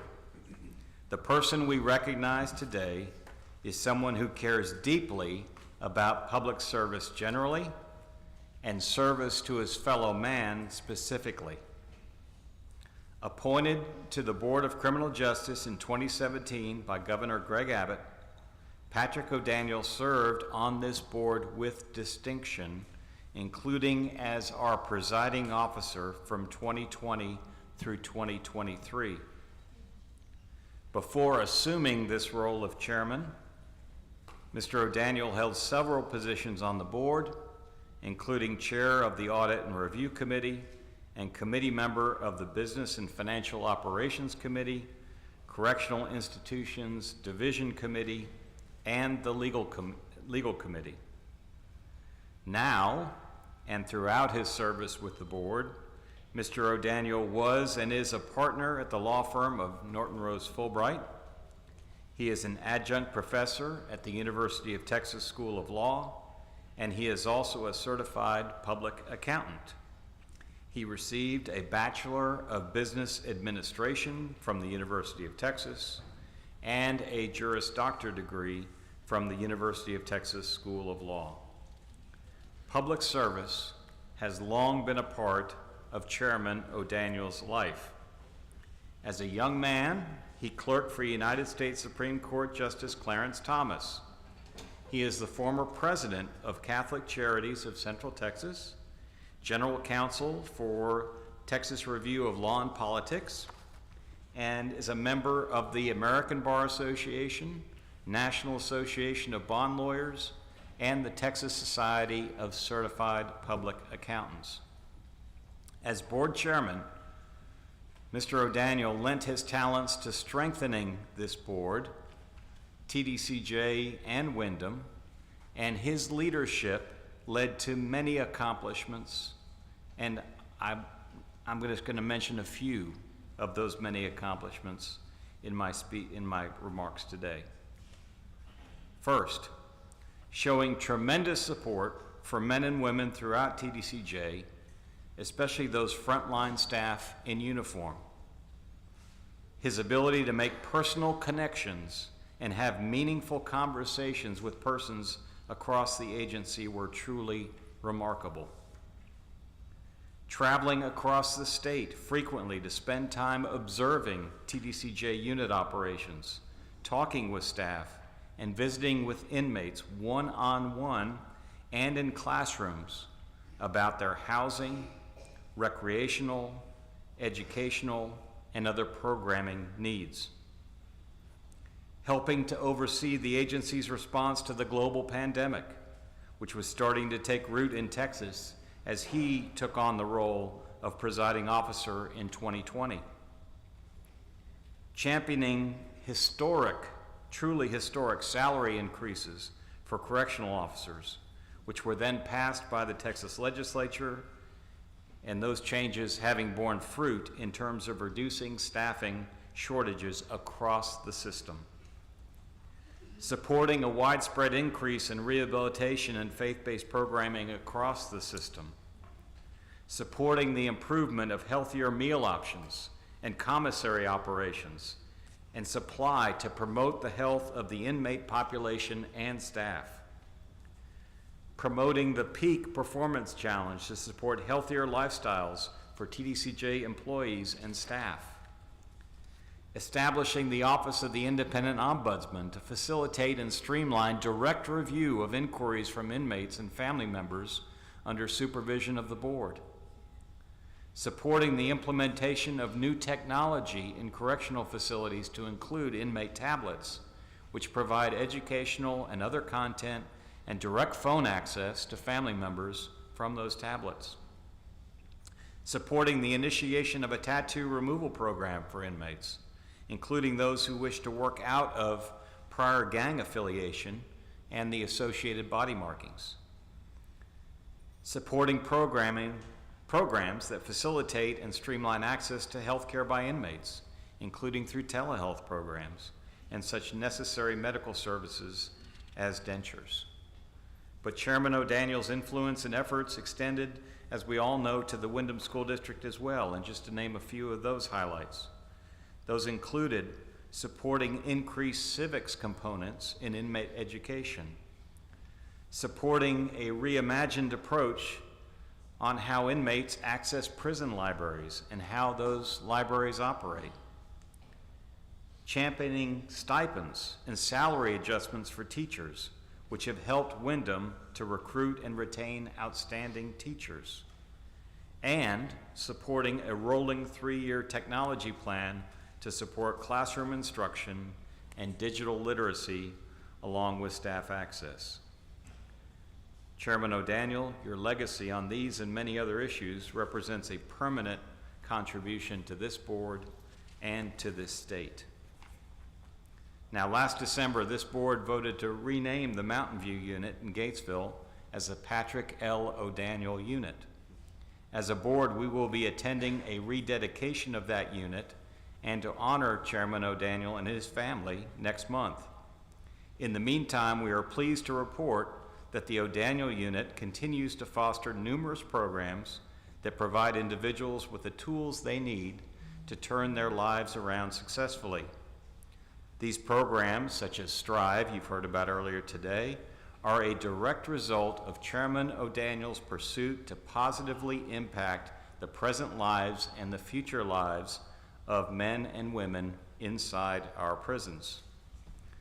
Chairman O'Daniel, we again express our profound thanks and respect for your service to this board, to the Texas Department of Criminal Justice, to the Windham School District, and to our state. We look forward to celebrating your legacy further at the formal rededication of the unit named in your honor. Would you all please join me in honoring Patrick O'Daniel with a round of applause.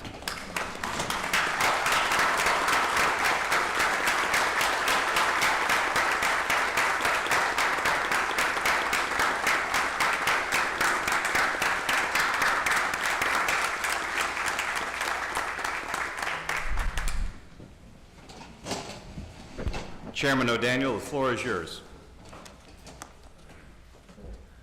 Thank you, Chairman, for those two kind words. I would like to thank everyone personally, but I'm going to do that in my remarks at the dedication on Friday. So today, I just want to say a few words about the most important people at TDCJ, the COs. There are 4 parts to the TDCJ mission, and I like to think of them as keeping the citizens of the great state of Texas safe, inmate rehabilitation, inmate reintegration, and victims' rights. Now, that last part may seem separate from the rest, victims' rights, but really, all the parts of the mission are about victims, honoring past victims, helping current victims, and most importantly, preventing future victims. Indeed, when I was deciding on what to do regarding some particular issue, I would ask myself, will this prevent future victims? And that's why COs are so important. Police officers are extremely important to maintaining order, but typically they arrive on the scene after a future victim has already been created. That is to say, the police, although sometimes proactive, are mostly reactive. A CO, on the other hand, is on the front line, striving to achieve that most difficult of goals to prevent future victims. And unlike police officers who operate in public view, the CO's job, for the most part, is carried on in private, hidden from the sight of the average citizen. But as TDCJ's recidivism rates prove, COs are mostly succeeding in their goal. After all, almost all inmates will go back to the free world one day, and the greatest gift a CO can bestow on that inmate is that they will not create another future victim. I cannot think of a more noble calling than being a CO, and I am humbled and deeply honored to have had the opportunity to be a part of the CO's mission. Thank you.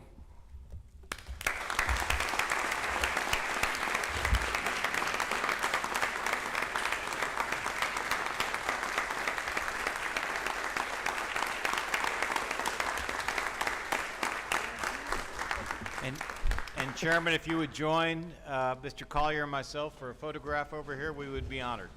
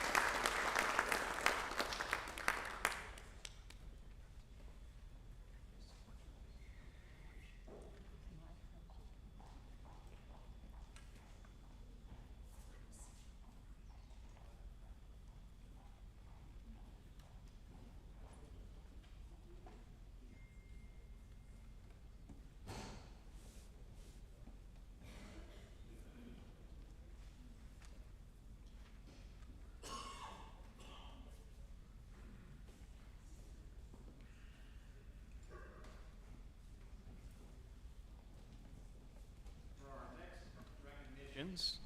I understand that TDCJ Executive Director Brian Collier would like to recognize two individuals. Mr. Collier, if you are ready, please begin. Thank you, Chairman Nichols.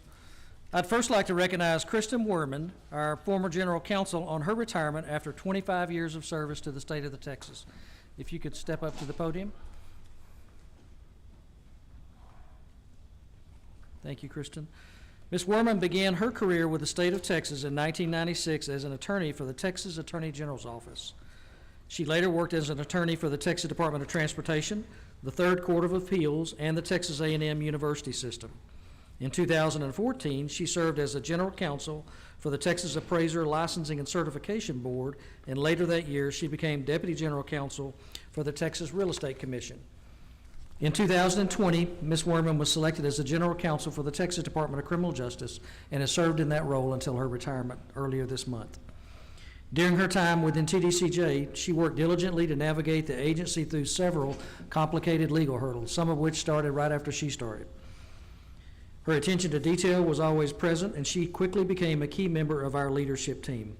We're extremely grateful for her service to our agency, and we wish Kristen and her family the best as she enters this next chapter of her life. Kristen, congratulations.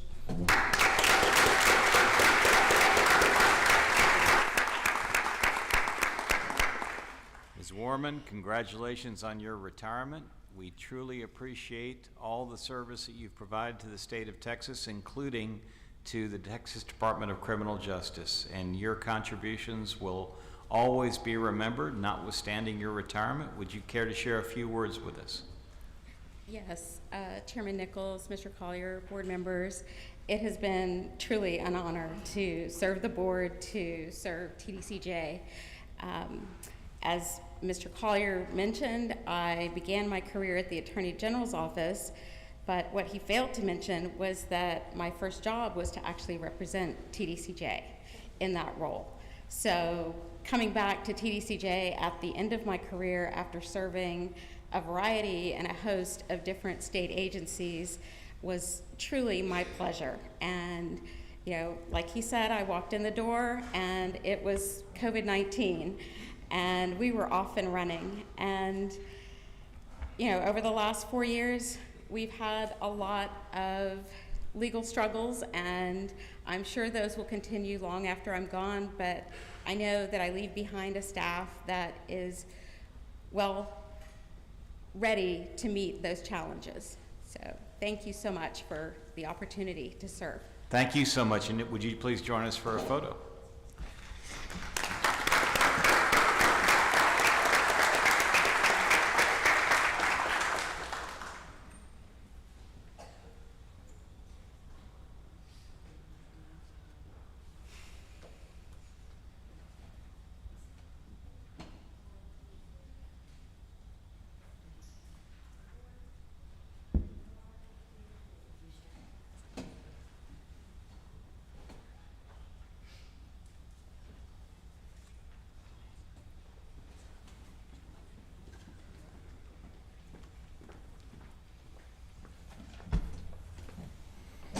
Mr. Collier, please continue.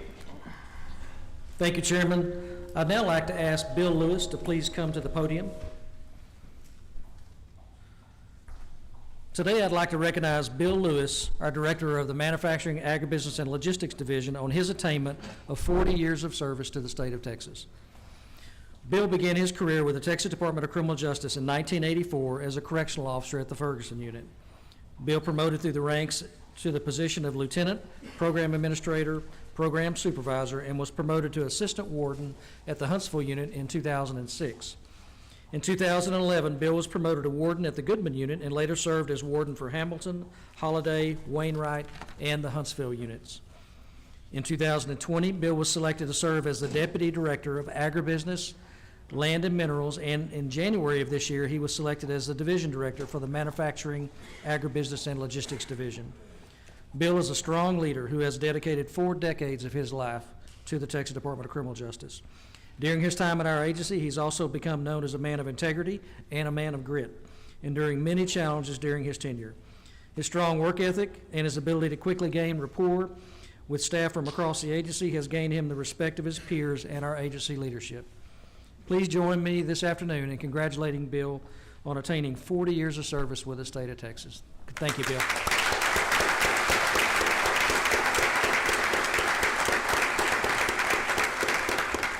Mr. Lewis.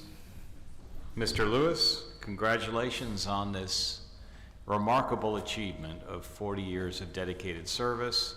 And fortunately for this board has been able to see firsthand you making that dedicated service to the state. So we very much appreciate you and your service. Would you care to share a few words with us?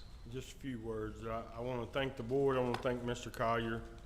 You know, I only have one word. When you spend 40 years, I started when I was 18 years of age. My parents worked for the agency. My grandfather worked for the agency. And as a CO coming in 1984, the only word I can think of is family. Over the 40 years, we have supported each other. I've had just a multitude of people that have made all of us successful. I've been through life challenges, and they've always been there to be part of what I think to be one of the best executive administrations for this agency, and to work alongside our hardworking correctional professionals, our non-uniform folks that are out there swinging every day. I'm honored just to be here, so thank y'all. I appreciate Thank you, sir. Thank you.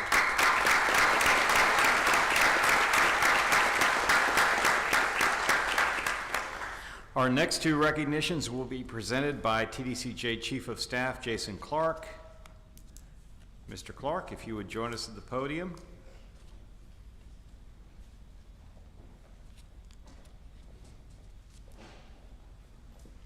And if you are ready, as I know you always are, please begin. Thank you, Chairman. I have the pleasure of filling in for Angie McCowan. Angie is in Washington, D.C., actually getting an award for her service with crime victims, so very proud of her. She asked me to fill in and introduce her newest deputy. I'm happy to introduce Amanda Gage as Deputy Director of Victim Services. In 2017, Amanda joined the Victim Services team overseeing the Victim Offender Mediation Program and the Texas Crime Victim Clearinghouse. And then in fall of 2020, Ms. Gage was selected as the Notification Manager overseeing Victim Notification Hotline in the IVIS system. Ms. Gage brings to her position a unique perspective because not only did she work with both victims, but she also worked with clients out in the field. Ms. Gage has a bachelor's degree from Texas State University. I got to spend some time with Amanda during Focus Leadership, and I can tell you that she has a real heart for victims and cares passionately about her work. Thank you. I appreciate the opportunity, and I'm honored to lead a wonderful group of people and also serve victims and TDCJ, and I look forward to the future of victim services and our role in supporting and assisting victims of crime and TDCJ staff, so thank y'all. Well, Ms. Gage, the board appreciates your continued service to the agency and the state, and congratulations on taking this new role. Thank you.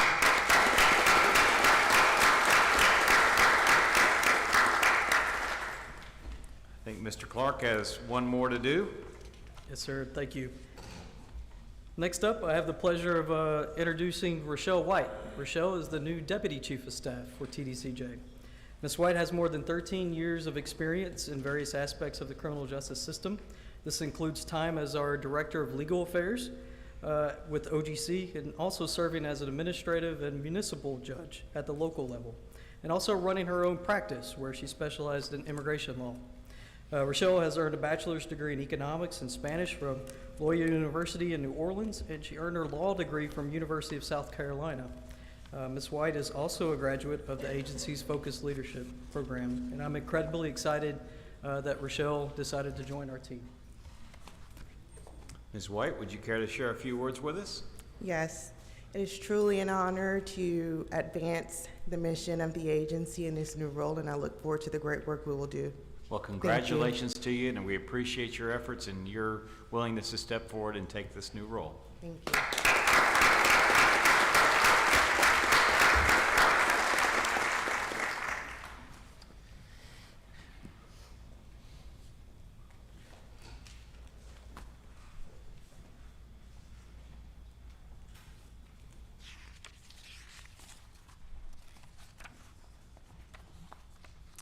We will now take time to recognize TDCJ employees who have dedicated 25, 30, 35, 40, and even 45 years of service to the state of Texas. These individuals represent the strong commitment of this agency's staff system-wide. Our board and executive director, Brian Collier, express our deepest gratitude for their continued service. And these statistics never fail to amaze me. During the months of March and April of 2024, 60 employees attained 25 years of service, 44 employees attained 30 years of service, 8 employees attained 35 years of service, 9 employees attained 40 years of service, and 1 employee attained 45 years of service. Today, I would like to individually recognize the employees who have attained over 40 years for their dedication and service. First is Officer Dolores Reed. Officer Reed has worked at Hospital Galveston within the Texas Department of Criminal Justice since 1999. Prior to beginning her career in corrections, she was employed with the University of Texas Medical Branch as a clerk for 16 years. Since joining her family in Gray, Officer Reed has worked every position at Hospital Galveston.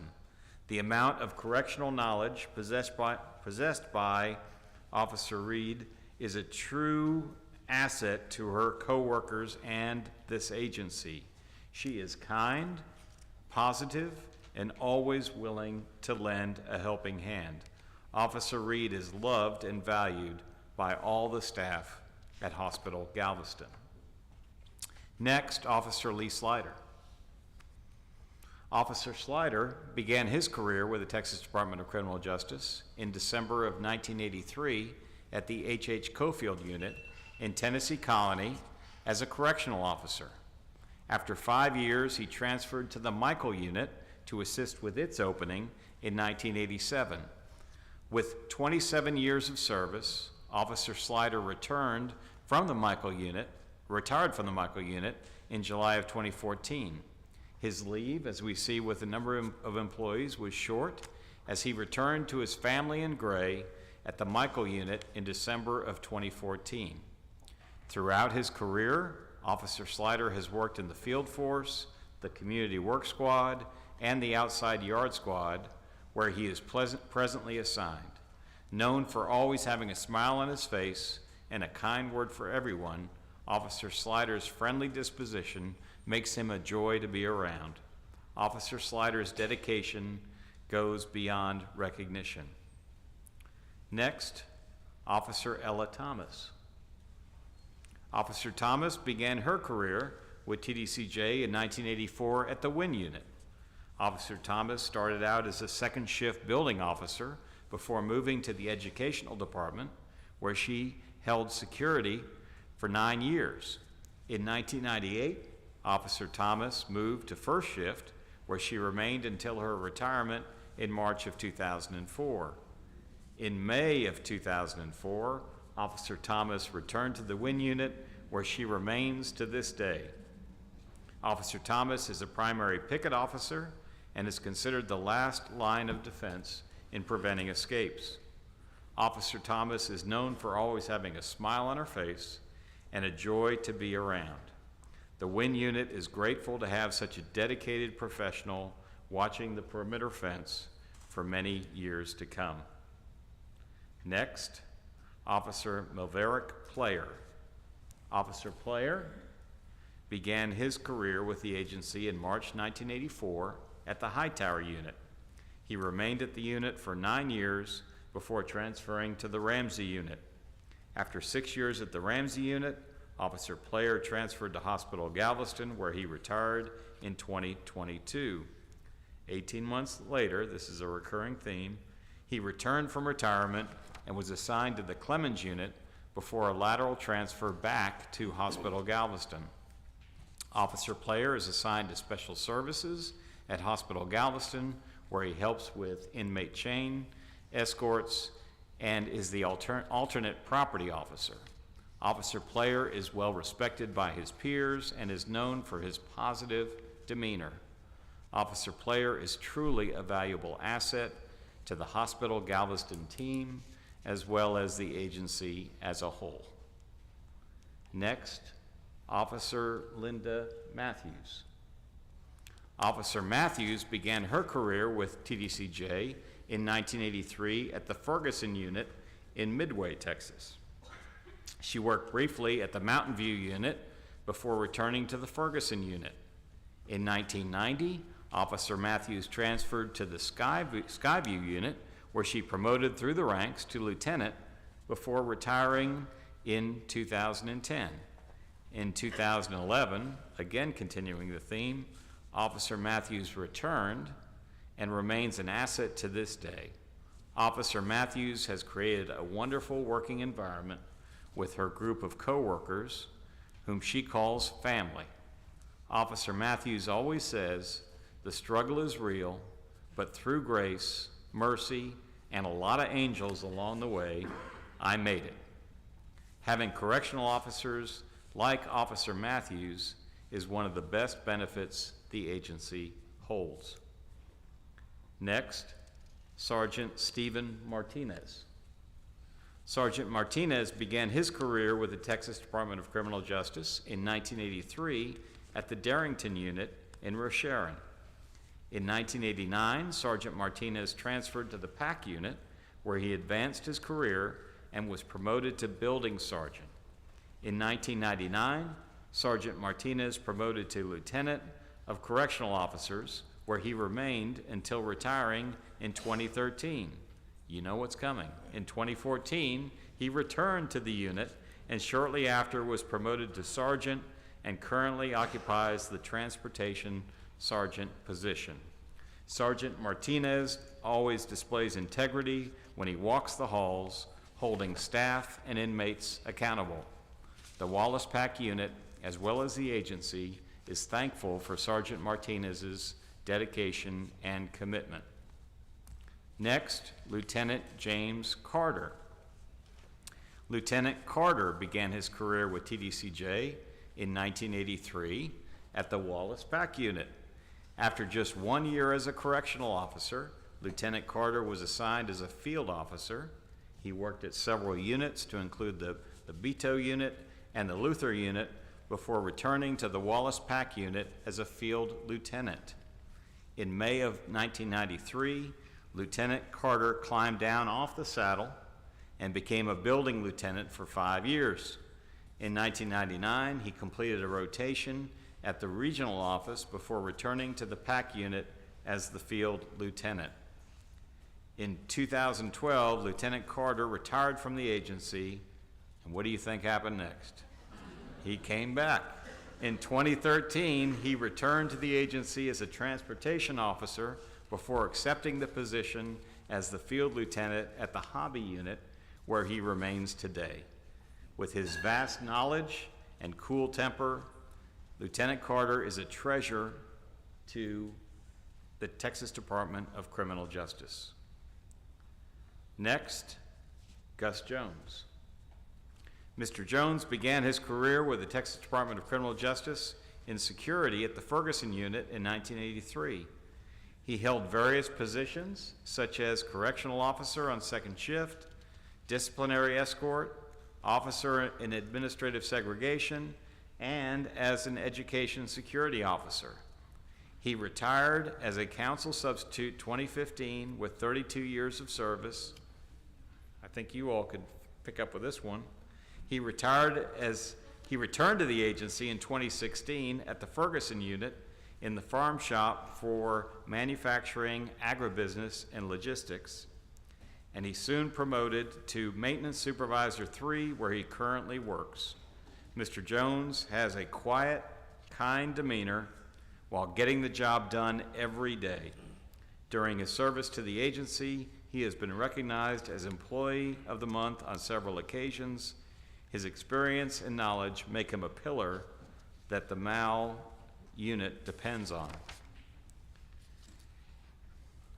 Next, Mark Roger. Mr. Roger began his career with the agency in the training department in March of 1983. He worked 4 years as a correctional officer, labor foreman, maintenance mechanic 4, and an electrician at the Ellis unit before resigning in 1978. Mr. Roger returned to TDCJ in November of 1989 as a correctional officer at the Ellis unit. He held several positions within CID, facilities, and the MAL divisions before retiring in August of 2007. Mr. Rogers enjoyed his tenure with the agency so much that he returned to duty in the MAL division for the outside sales warehouse as an inventory store specialist in 2008. Mr. Rogers' 45 years of dedication to TDCJ embodies the agency's core values and makes him a tremendous asset to the manufacturing, agribusiness, and logistics division. The name of these employees will be submitted for inclusion in the official minutes of this board meeting. The Texas Board of Criminal Justice congratulates each of these valued employees among all of our valued employees and thanks you for your unwavering loyalty and dedication to the citizens of Texas. As a further symbol of our appreciation, each of you will soon receive a board certificate along with a personal letter of gratitude. Our next agenda topic covers consent items. Are there any amendments, objections, or abstentions to the proposed consent items? Hearing none, the consent items posted for this meeting's agenda will stand approved.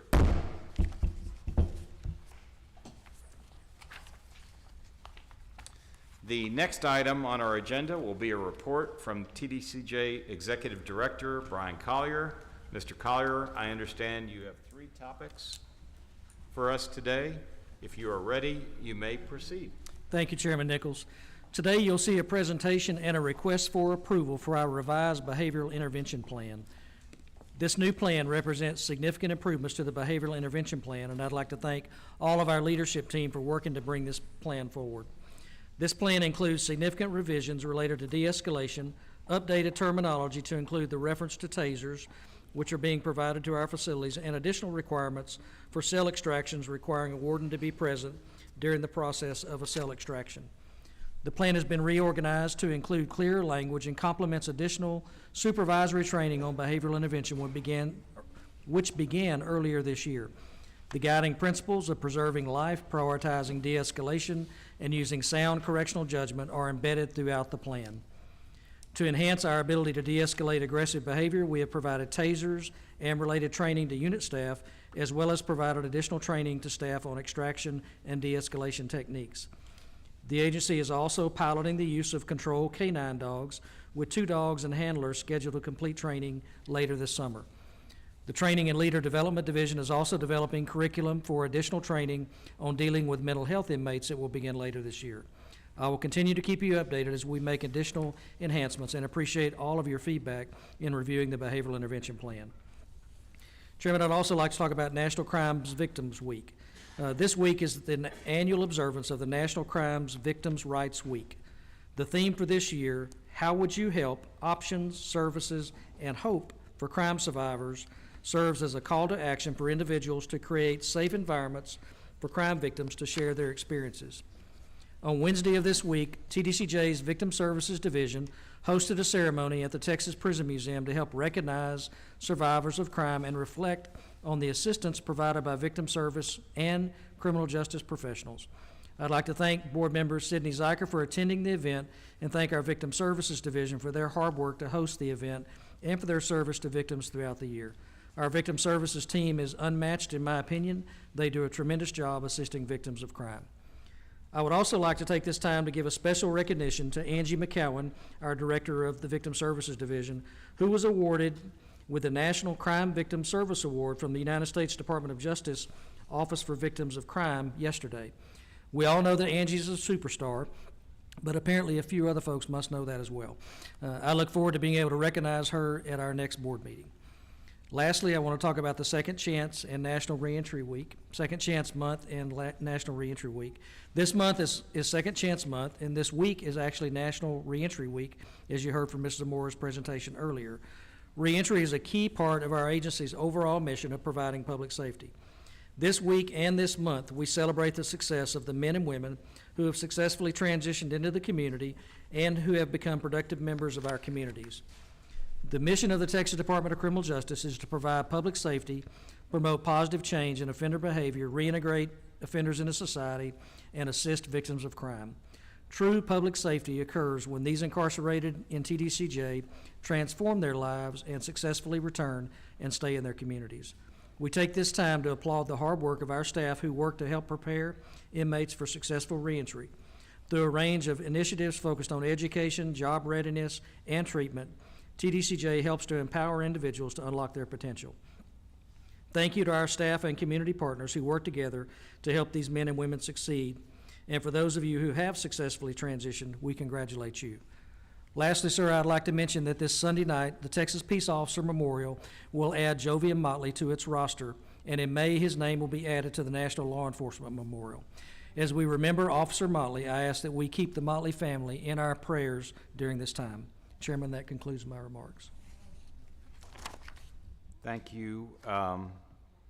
Thank you, Mr. Collier. And on that last point, I would definitely encourage those of you who may have never attended a Peace Officer Memorial celebration. I would encourage you to come with us on Sunday, this coming Sunday, to that service. So, Mr. Collier, would you please repeat for everyone who's here and online when that service will occur? There we go. The service will be at the Capitol, at the state Capitol. It's on the north side of the Capitol, near the Texas Peace Officer Memorial. It begins at 6:30 p.m., if I'm not mistaken, but it will be, the folks will begin gathering probably around 5:30. And then on a related topic, and then we'll open up to questions for the rest of the board, you mentioned a revised behavioral intervention plan. Is that Yes, sir. correct? Yes, sir. That's what you will see today. And so the board will be considering that plan and amendments to that plan as part of its business today? Yes, sir. That's what we're asking you today. You'll see a presentation on it, and then we'll present that plan for your vote and approval. Okay. Thank you, Mr. Collier. Any additional questions or comments on? I'd just like to give a few extra comments about National Crime Victims' Rights Week. Thank you to our Victim Services Division for putting on such a beautiful ceremony on Wednesday, and thank you to all of our leadership for attending that. I was really pleasantly surprised to see so many leadership there. We heard from a Harris County Sheriff's Office deputy who lost his daughter to homicide and found her. I got to bring one of the victims that I work with outside of my board capacity with me, and she was really honored by the ceremony that was put on by TDCJ, and it really sparked some good discussions on what TDCJ can offer in victim services. So I know Angie's not here, but she's receiving a well-deserved award, and thank you to our Victim Services Division and for the entire staff for supporting that. Any other comments or questions? Thank you, board members. Next item on our agenda is the chairman's report. And as you know, I often will take the opportunity to provide this report by recognizing some of the talented and dedicated women and men from throughout the agency. That's what I will do today. Our first recognition is of Mr. John Berry, Parole Officer 2 from the San Antonio 3 District Parole Office. Officer Berry, would you please join us at the podium? Yes, sir.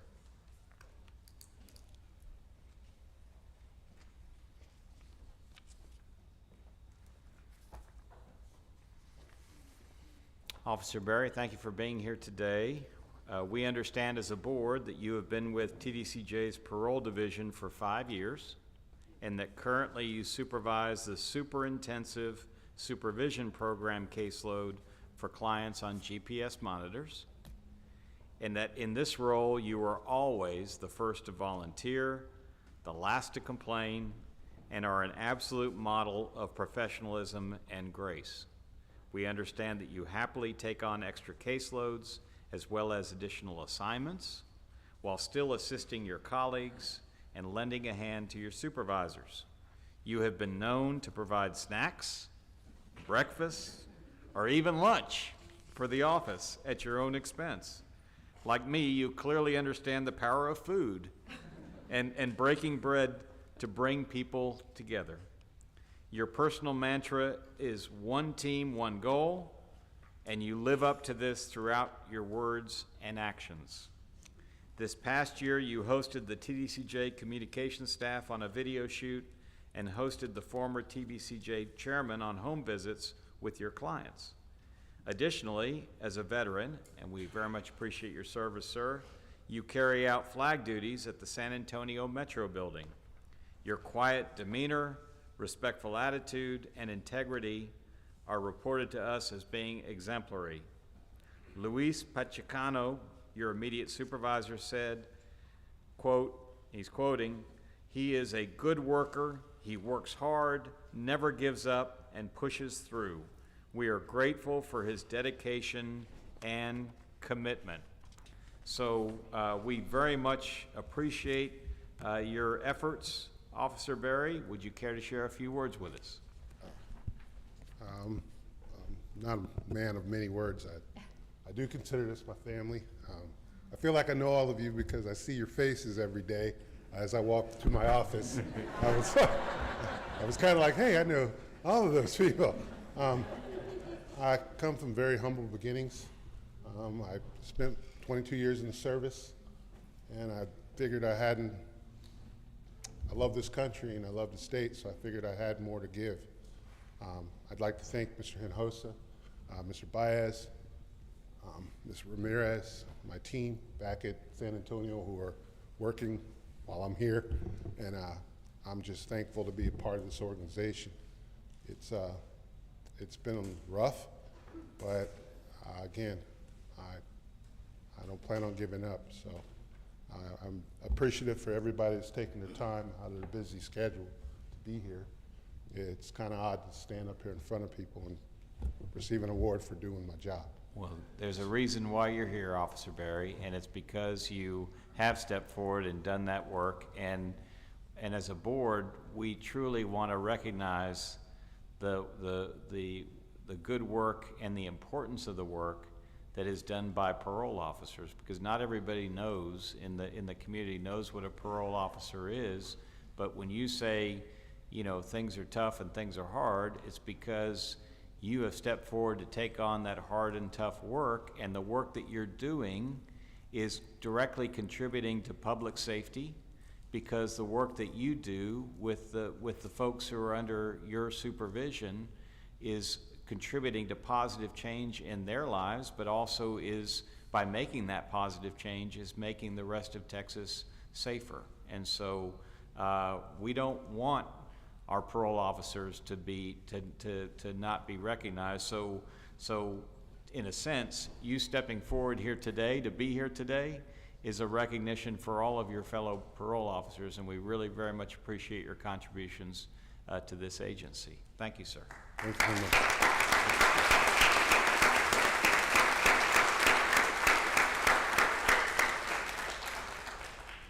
Our next recognition is of Denise Gonzalez, HR Supervisor 4 from the Segovia Lopez Unit. Ms. Gonzalez, if you would come forward.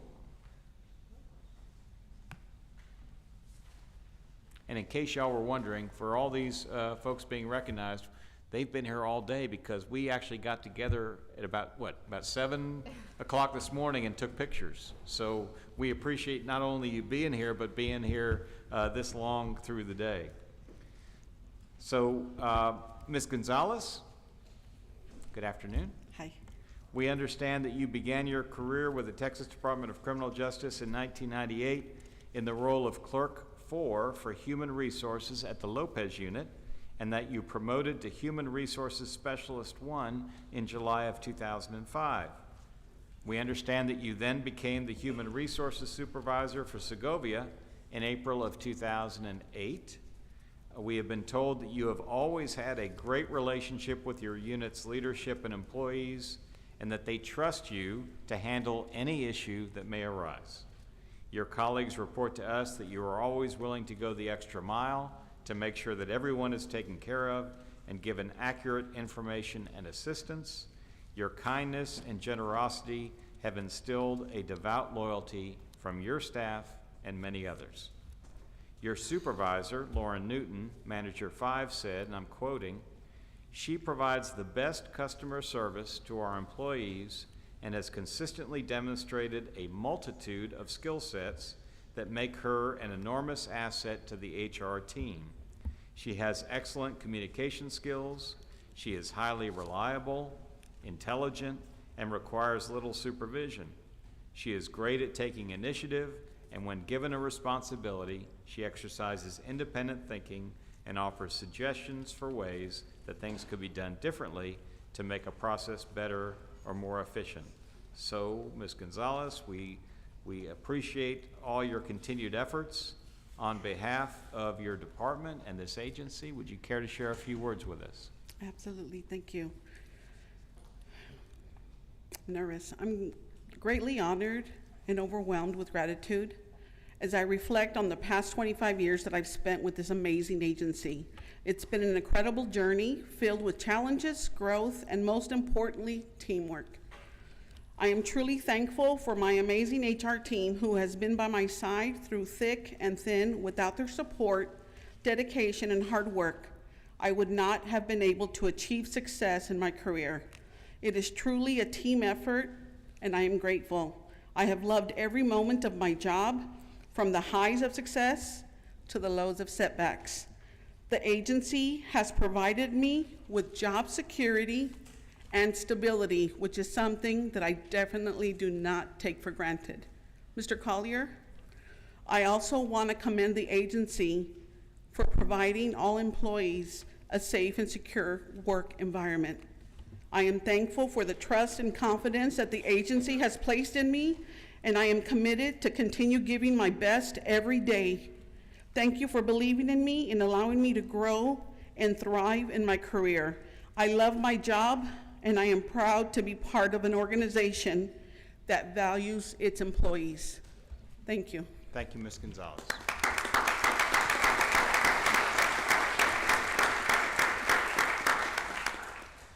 Our next recognition is of Kenneth Kirk, Correctional Officer 5 from the Torres Ney units. Officer Kirk, if you would join us, please.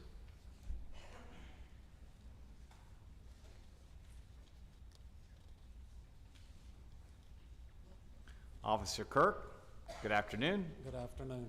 We said good morning. That was a long time ago, but Yes, now sir. good afternoon. So, Officer Kirk, we understand that you began your career with the Texas Department of Criminal Justice at the Hightower Unit in 1994, that you have worked at several facilities during your tenure, including the Gist and Stiles units. Since 2005, you have worked at the Ney unit, where you were first employed as an outside yard officer before later becoming the property officer. Your colleagues report to us that you are a hardworking and compassionate individual who wears many hats on the job.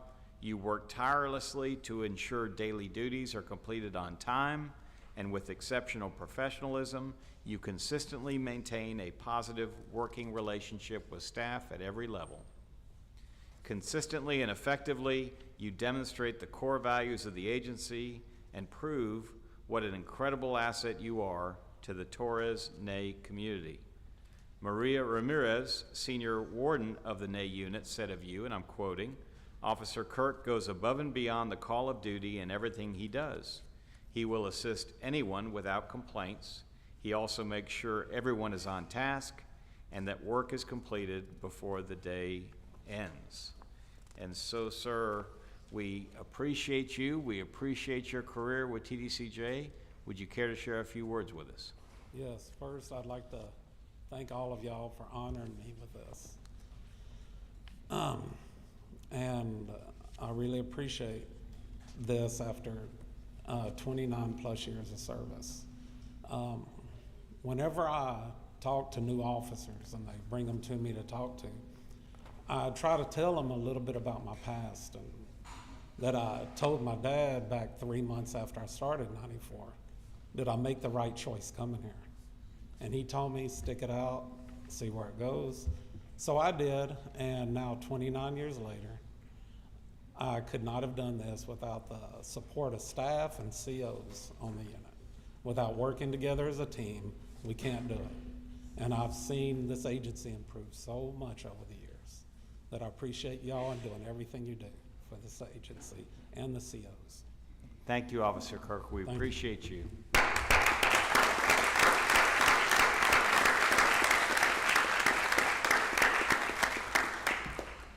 Our next recognition is of Anthony Mejia, Correctional Officer 4 from the Lopez Unit. Officer Mejia, if you would join us, please.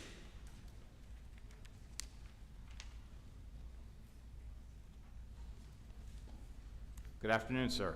Afternoon.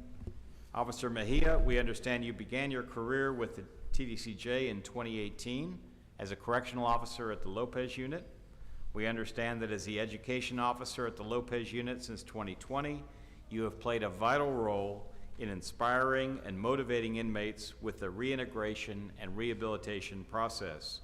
Your colleagues report to us that you take the time to engage with students, ensuring they stay on the right path and encourage them to attend classes. We are told that you work tirelessly to maintain the safety and security of all staff members and inmates throughout your shift, and that you uphold the agency's core values and maintain a constant level of professionalism. Regardless of the request, you assist all who ask for help respectfully and with a smile on your face. Unit administration spoke to what a true asset you are to both the education department as well as the Lopez Unit with the continuous hard work you put forth. Felipe Gonzalez, Senior Warden at the Lopez Unit, said of you, and I'm quoting, "Officer Mejia is dedicated and loyal to his work. He is always assisting everyone and always conducts himself as a corrections professional." So, Officer Mejia, we appreciate you. Would you care to share a few words with us? Mr. Nichols, esteemed members of the board, the only thing I can say is the two words that all officers would say in any kind of recognition: thank you for the opportunity to serve. Well, that is something, service is something that we've heard about throughout the day, including in our volunteer service awards, and your service has been exemplary, sir. We appreciate you.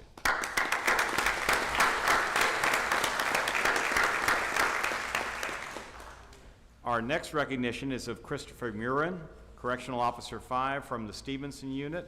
Officer Murin, if you would please join us, sir.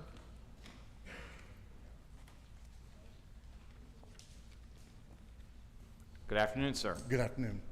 Officer Murin, we understand that you began your career with the Texas Department of Criminal Justice in 2006 as a correctional officer at the Garza West Unit, and that in 2012 you transferred to the Stevenson Unit, where you have since held several key positions, including the AD 1020 Maintenance Deficiency Officer and the Industry Officer over the Furniture Factory. Currently, we understand that you serve as the Food Service Officer overseeing the vital task of providing meals to the facility's population.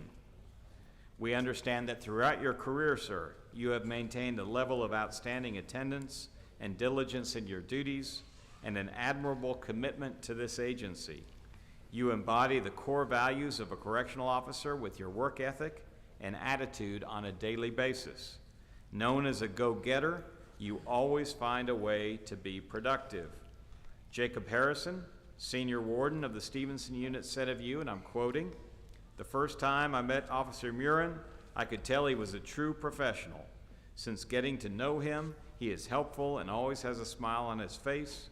He is a great asset and makes the Stevenson Unit a great place to work." So, Officer Murin, your accomplishments speak for themselves, but would you care to share a few words with us? Yes, thank you. I appreciate it. Mr. Chairman Nicholas, Mr. Collier, board members, thank y'all again for acknowledging me. Let me come up here and receive this award. Thank y'all so much. We appreciate you. Thank you, sir.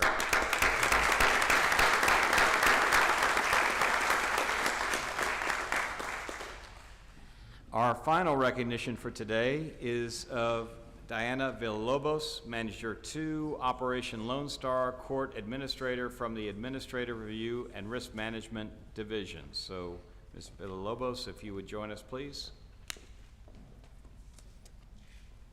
Good afternoon. Good afternoon. We understand that you began your career with the Texas Department of Criminal Justice in 2013 as a correctional officer at the Lopez Unit, and that in 2014 you accepted a promotion into the Administrative Review and Risk Management Division. Since then, you have held several roles within the division, including Unit Grievance Investigator and Law Librarian 3 at the Segovia Unit. We also understand that in 2021, and we're seeing this firsthand as a board, you were promoted to Manager 2, Operation Lone Star Court Administrator, a position where we understand and we've seen firsthand in which you continue to excel. Additionally, you served as TDCJ's Operation Lone Star subject matter expert and provided invaluable assistance to the legislature during its 88th legislative session. You are a proud alumna, as is my better half, of Texas A&M University. Can I get a whoop? Really just did that. I thought you were a Longhorn. Where you earned a bachelor's degree in criminal justice with a minor in Spanish-English translations. Your adaptability, eagerness to embrace new challenges, and strong work ethic have been instrumental in the success of the division. Director Marvin Dunbar says of you, and I'm quoting, "Diana's adaptability and eagerness to embrace new challenges have played a pivotal role in our division's success. Her strong work ethic and positive demeanor not only makes her a joy to work with, but also she serves as a beacon of inspiration to her colleagues." So we very much appreciate your efforts, which again, we have seen as a board firsthand. Would you care to share a few words with us? First of all, thank you to everyone. I would like to say thank you, Chairman Nichols, Mr. Collier, board members. It's a great honor, and I'm very, very blessed to be recognized here today. Thank you to Mr. Dunbar, my director, for his leadership and great support, and of course to my family, my husband, who are present here today. I couldn't do it without him.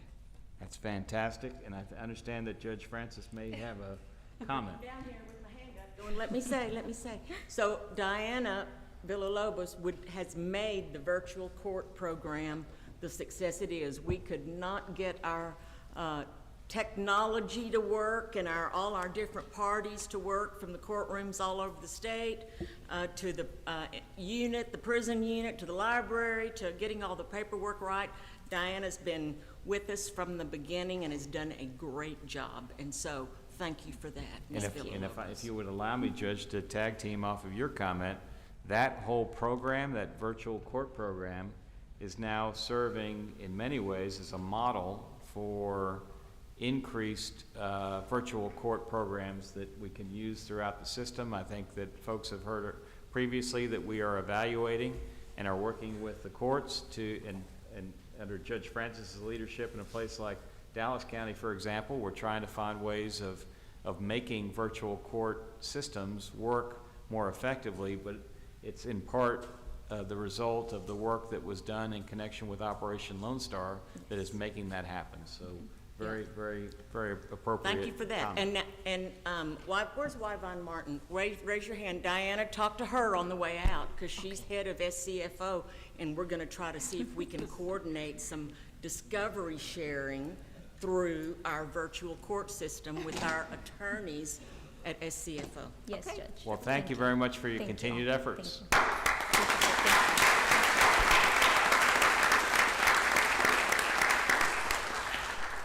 We give our thanks to these employees who recognize today, as well as to all of TDCJ's hardworking and dedicated staff.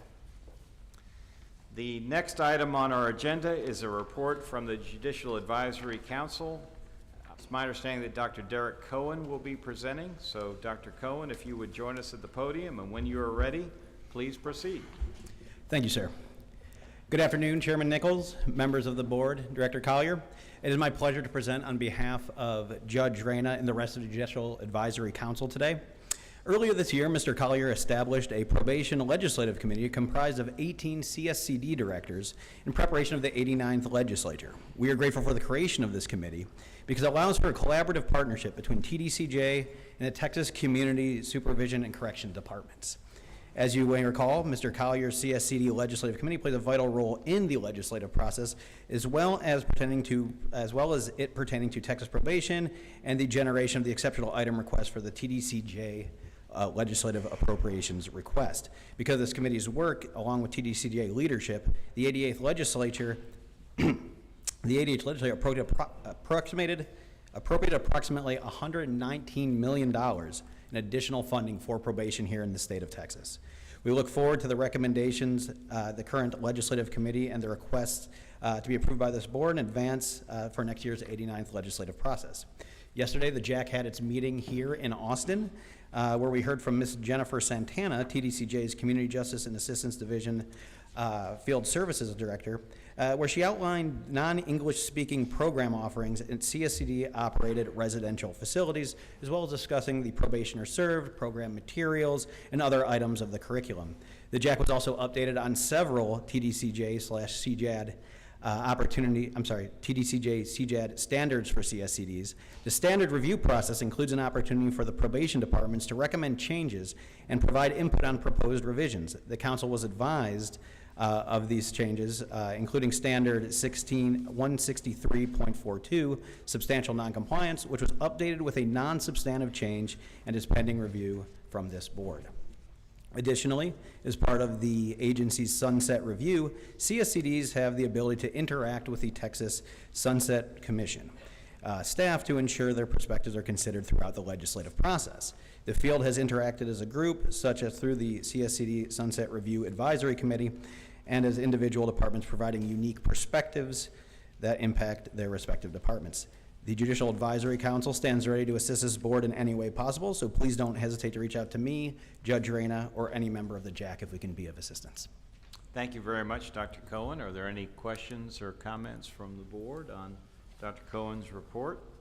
If not, thank you very much for being here. We value our partnership with the Judicial Advisory Council. Thank you, sir. Thank you, sir. Consistent with our recognition just a few minutes ago, of Officer Berry, the next item on our agenda is what I hope will be a regular part of our meetings from this point forward. We will now take a few minutes to showcase the great work being done by TDCJ's Parole Division and parole officers like Officer Berry, who you heard from a minute ago, who are out in our communities giving parolees the support and oversight they need to succeed, and through these efforts, making Texas a safer place. TDCJ Parole Division Director Renee Hinojosa is joining us at the podium, and I understand, sir, that you will be introducing Parole Officer James Rubin. If you are ready, Mr. Hinojosa, please proceed. Yes, sir. Good afternoon. Chairman Nichols, members of the board, Mr. Collier, first and foremost, thank you for allowing us to highlight not only the Parole Division and our great staff, but also the success of our parole clients. I am honored to introduce Parole Officer James Rubin. Mr. Rubin has been a parole officer for 4 years. He started in 2020 and was assigned as a regular parole officer, like most of our parole officers do as they begin. And he worked his way up to become a reentry center parole officer for our district reentry center here in Austin, Texas. As the district reentry parole officer, he not only supervises and manages his parole case load, but he also facilitates anger management classes and also cognitive behavioral classes. So he has 2 duties. Today, Mr. Rubin is going to share a little bit about what drives him to become a parole officer, what drove him to become a parole officer, and also share a little bit about the success of one of his clients. So please help me welcome Mr. Rubin.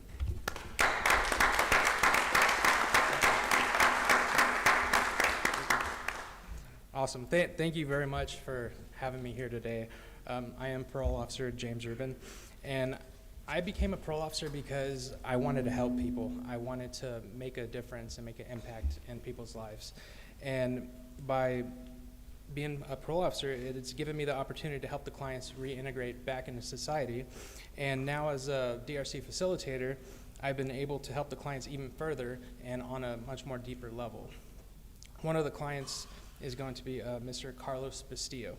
Ever since Mr. Bastillo has been placed on my caseload, he has demonstrated that he is a very hard worker, not just at his job, but in all categories of his life, especially parole. He has done everything he has been asked to do while being on parole, and he has taken advantage of the resources and programs offered by parole that have allowed him to remain compliant and successful.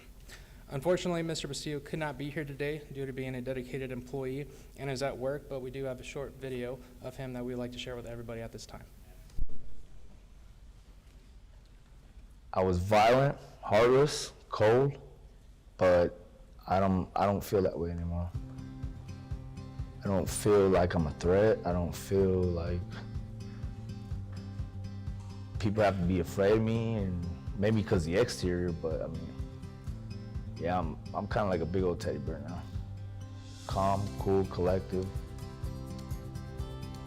Definitely not the same person.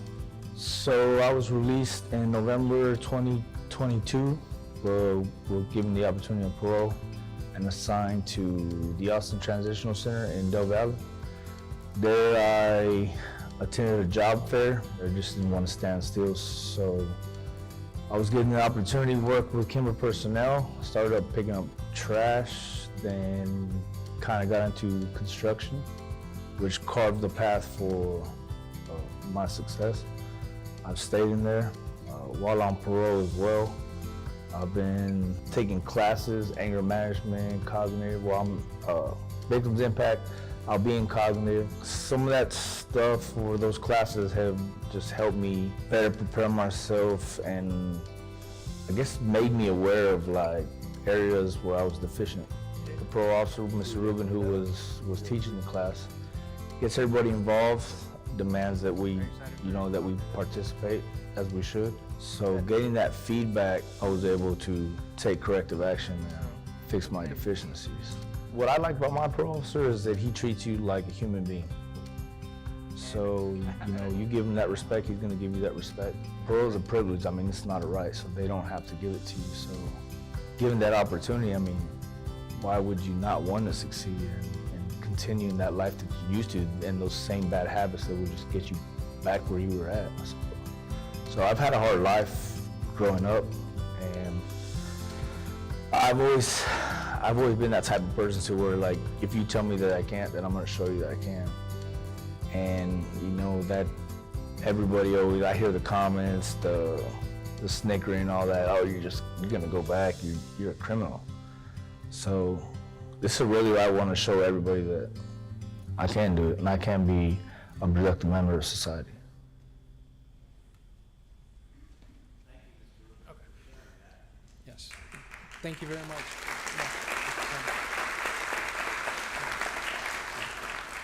So, on behalf of parole officers statewide, we'd like to thank you for allowing us to be here and for the opportunity to highlight one client success story. It's stories like this that makes our work worthwhile. So thank you. Thank you, sir.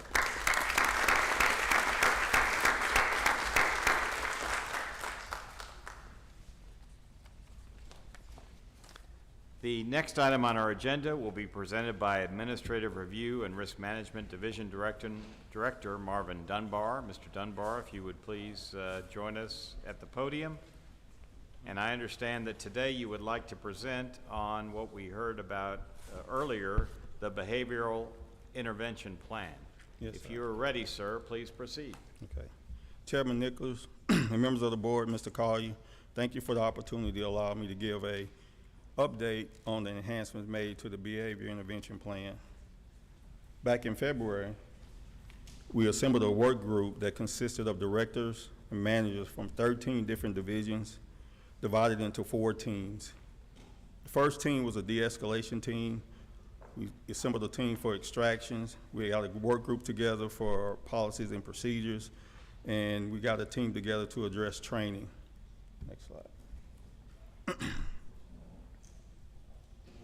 Our first goal was to reorganize the plan to increase the ease of locating detailed information for staff out in the field.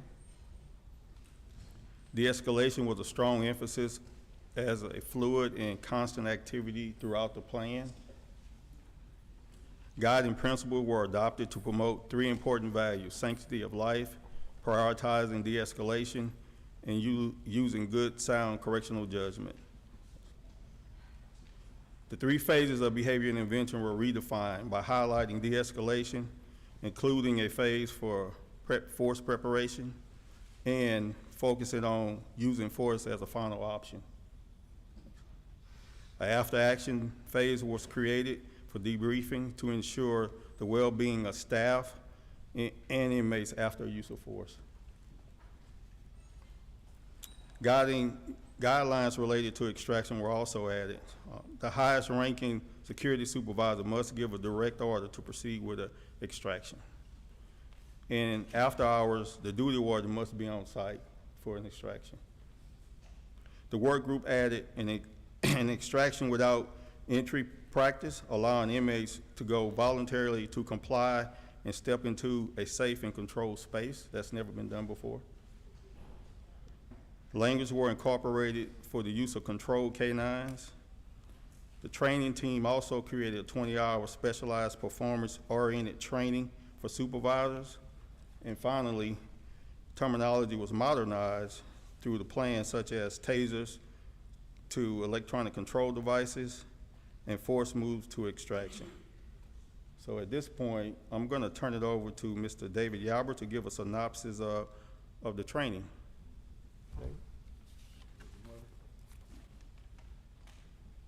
Mr. Chairman, members of the board, Mr. Collier, like Mr. Collier referenced a little earlier, we've trained 1,173 of ranked correctional officers to date, and will continue to do so until estimated completion in June. The BIP training focuses on sound communication skills, discretion, de-escalation, emotional intelligence, critical thinking, proper planning, time management, decision-making, and the use of less lethal options. These processes, if used in accordance with the BIP plan, will ensure reasonable steps have been taken to prevent the necessity for the use of force. When no other reasonable alternative exists and the use of force is imminent, the training focuses further on decision-making and proper planning prior to the execution of force. And this training is conducted via very intense performance-oriented training using an adult learning model to assess the capability of our ranked leaders that are making those decisions. I'll stand by for questions, but at this time, sir, I'd like to yield the floor back to Mr. Dunbar, but we'd be available to answer any of your questions. Thank you. I just pause for questions at this time, sir. So I'm sure that a number of the board members have questions, but just for the audience sake, when we're talking about de-escalation, what are we talking about? We're talking about verbal intervention, just talking down and calming down the individuals that may be upset, and giving it time to cease the activity, just giving it time. And are there, in this new policy, are there specific tools for de-escalation that are provided for in the plan that correctional staff are being trained on? Yes, sir. We are training on those items that Mr. Yarbrough just mentioned earlier, and we're using other tools as well. We are using we got concepts with the control canines, and that's just to give an opportunity for everything to calm down. The tasers is also a preventative measure as well. And talk to us a little bit about the use of tasers. Is that an additional tool that's being provided to officers and correctional staff when faced with an inmate member of the population who's resisting commands? Yes, sir. I believe we have tasers on 5 of our facilities at this point. I know the agency have goals to buy more and put them on all our facilities. But as is used as a preventative measure before we go into use of force. And Mr. Yarbrough, if you could join us also Can you describe a little bit about how this, the changes to the behavioral intervention plan are actually being rolled out? In other words, what does that training look like? Yes, sir. And following the phases of the de-escalation phase, so what we do is we put them in very intense situations based on what we have observed from the lessons learned in those particular situations. Some of the things that we are reinforcing is the ability to just take some time to think, the discretion at the leader level to choose other options at that moment in time. The BIP addresses time where they can stand down for a little bit, 15-minute cool down cycle to take a look and reassess. In the training, we also enforce the ability to ask questions of other people and to question whether or not it should go in. Mr. Dunbar referenced the other portion where, as opposed to just authorizing approval to go in, but for the leader to direct the action to go into the cell. And so we reinforce several of the principles when we're conducting that training. How much time is available? What other options? Do we need to go in right now? To think through those actions. And then when we take them through that training, as Mr. Dunbar referenced, a very thorough after-action review about what was supposed to happen at that moment in time, what actually did occur, and then if we had to do it again, what would we do different? And then in that training, we retrain those areas that need to be retrained. So we've been moving along concurrently in the development of that training, concurrently with the development of the BIP, and integrating that at that very moment into the training and how we're conducting it. Thank you, sir. Questions, or Mr. Collier, do you have a comment? Chairman, I was just going to clarify as Mr. Dunbar was talking about the tasers, we have 5 units where actually supervisors have tasers that are associated with a body camera that we've had in a pilot phase for some time, but the remainder of our units are having tasers. We have tasers on well over 90 of the units right now. I think 93 units right now have tasers where they can be checked out and used to help de-escalate a situation, and the remaining will be done I think they have them, they're still doing the training part. So we put tasers everywhere to try to help address that issue so that we have another tool to de-escalate if we can. We also have the ability to bring mental health staff in and have those staff come and help intervene during a course to help de-escalate as well, as addition to the correctional staff that are there. And if I understand practice, just the mere display of a taser, can that sometimes result in significant de-escalation? By far, it most definitely is it's truly a de-escalation tool.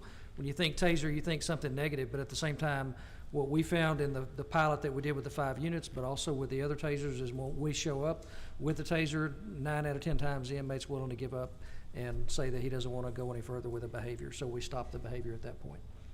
Thank you, sir. Judge Francis, I know that you've been a leader on the board in terms of helping to review this behavioral intervention plan. Do you have any questions or comments? Just very comprehensive report, Mr. Dunbar. Good job, you and your work group on evaluating what needed to be changed and reorganized and going through, and a lot of different people had input on how is this going to really work and what else do we need to add.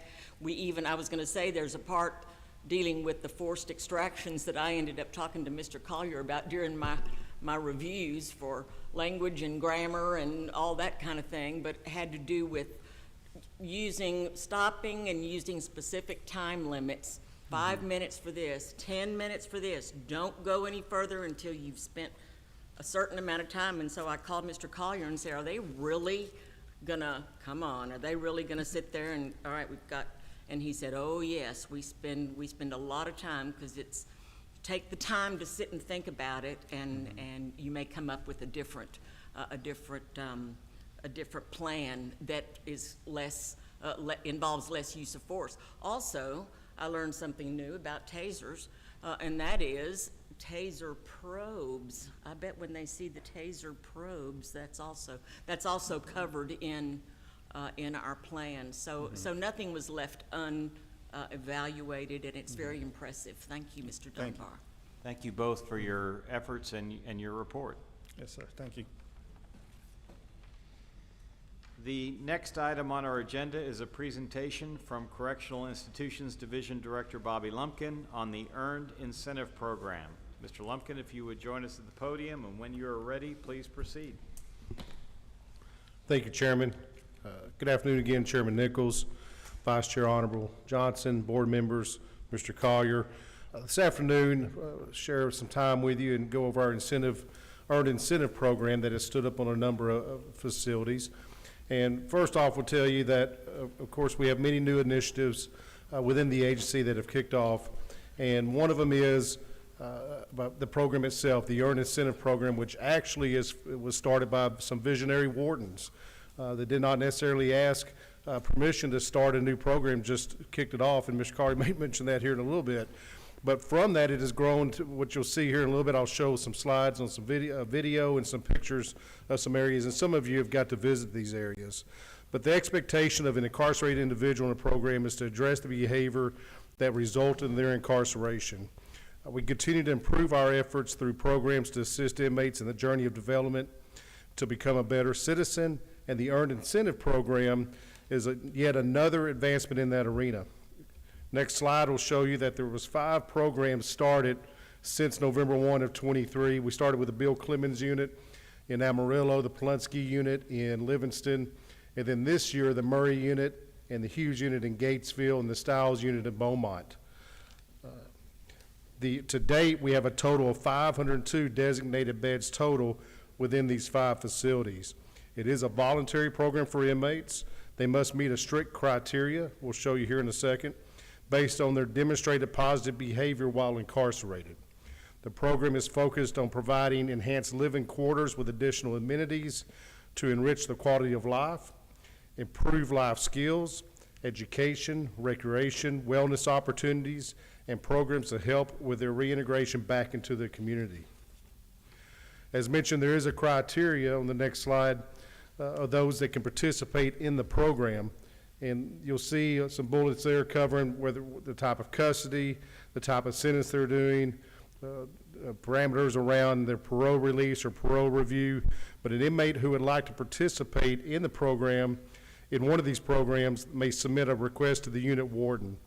In turn, it is screened in line with this criteria to ensure that they meet all of the criteria that's listed. The Polunsky unit is a slightly different out of the 5. At the Polunsky unit, we actually have a G4 population, which is your population above the general population level that have had some type of recent disciplinary history and some other criteria that results in them being in a little bit more restrictive housing than G2 or level. In addition to following the agency's rules, they must follow specific directives as set forth for the designated area, such as increased drug testing, and they must also maintain the cleanliness expectation in these living quarters. As you would expect with these 5 facilities, we actually have a waiting list to get into these programs. These are the first 5 that we have started, and I'll wrap up in a minute and talk about where we'd like to see this go in the future. But right now, I want to pause and show a video some input from some of our staff, our wardens, and also one of our men at one of our facilities.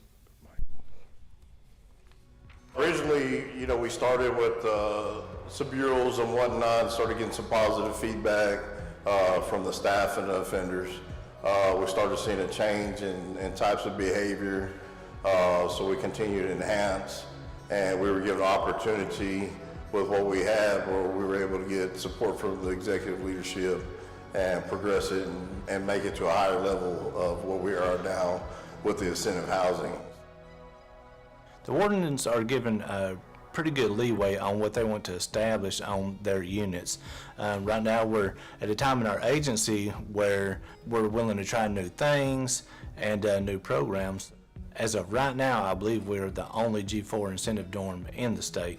Going forward, the requirements that we're looking at is you need to have at least 3 years in the system to prove that you have been willing to stay out of trouble. You can have disciplinaries, but no assaultive disciplinaries, no disciplinary of any kind for the last 6 months, and not currently approved for a parole release, because we don't want to put you into the program and then 2 months later you're getting released. We want you to release and to be productive in society again, but we're trying to create this incentive dorm for inmates that are going to be here for a while.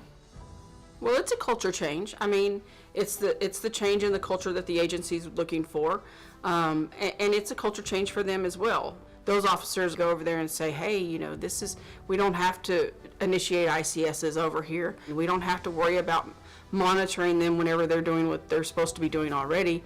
Their day is made that much easier for being able to deal with this type of environment versus that hardcore environment of the restrictive housing and the G5s and the G4s and just always having to be on their toes and kind of structuring them instead of being structured. With the help of the wardens that we have here in the administration, things have really started to change on this unit. The lifestyles that you see the guys were living are starting to change. This is really happening. They're really trying to do something with this. I had an officer approach me last week and he said, what exactly are you trying to do here? And we're standing in the pod having a conversation. And if you stood in another section of the pod, it's so loud. And we're having a conversation like this in the middle of this pod. And I said, this is what we're doing. This is the type of housing it is. And the more we grow, the easier it's going to be for our officers. And it makes for an easy day. The building is one of the quietest buildings we have. Staff are happy at ease of being here. They're still on alert because, you know, we're still in a penitentiary and a prison environment. But just the attitudes, the disciplinary infractions have reduced. We've had the incentive housing area on the G4 pod for 5 months now. We started in November of 2023, and there's only been 8 total disciplinaries in that housing area. So you're looking about 3 or 4 times less disciplinaries than the other G4 housing areas. Interaction with staff and the inmate population, it's more of a public servant type atmosphere now. Dressing as sir and ma'am, it's more of a respectful environment, and I think it's been a real success.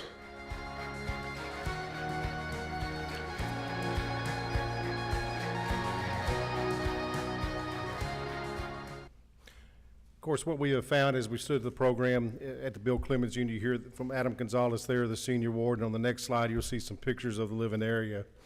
Is that enhancing the environment from a normal prison setting and providing the additional amenities. The initiative has assisted with eliminating idle time.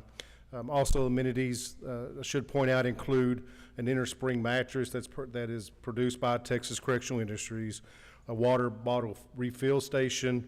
We have water in all our locations, but this is actually a filtered water bottle refill station that we'll continue to install on facilities. Gaming tables, modular furniture type furniture in the day room areas, larger TVs, and some other unit-specific incentives. You see the washer and dryer there at the Murray unit in Gatesville.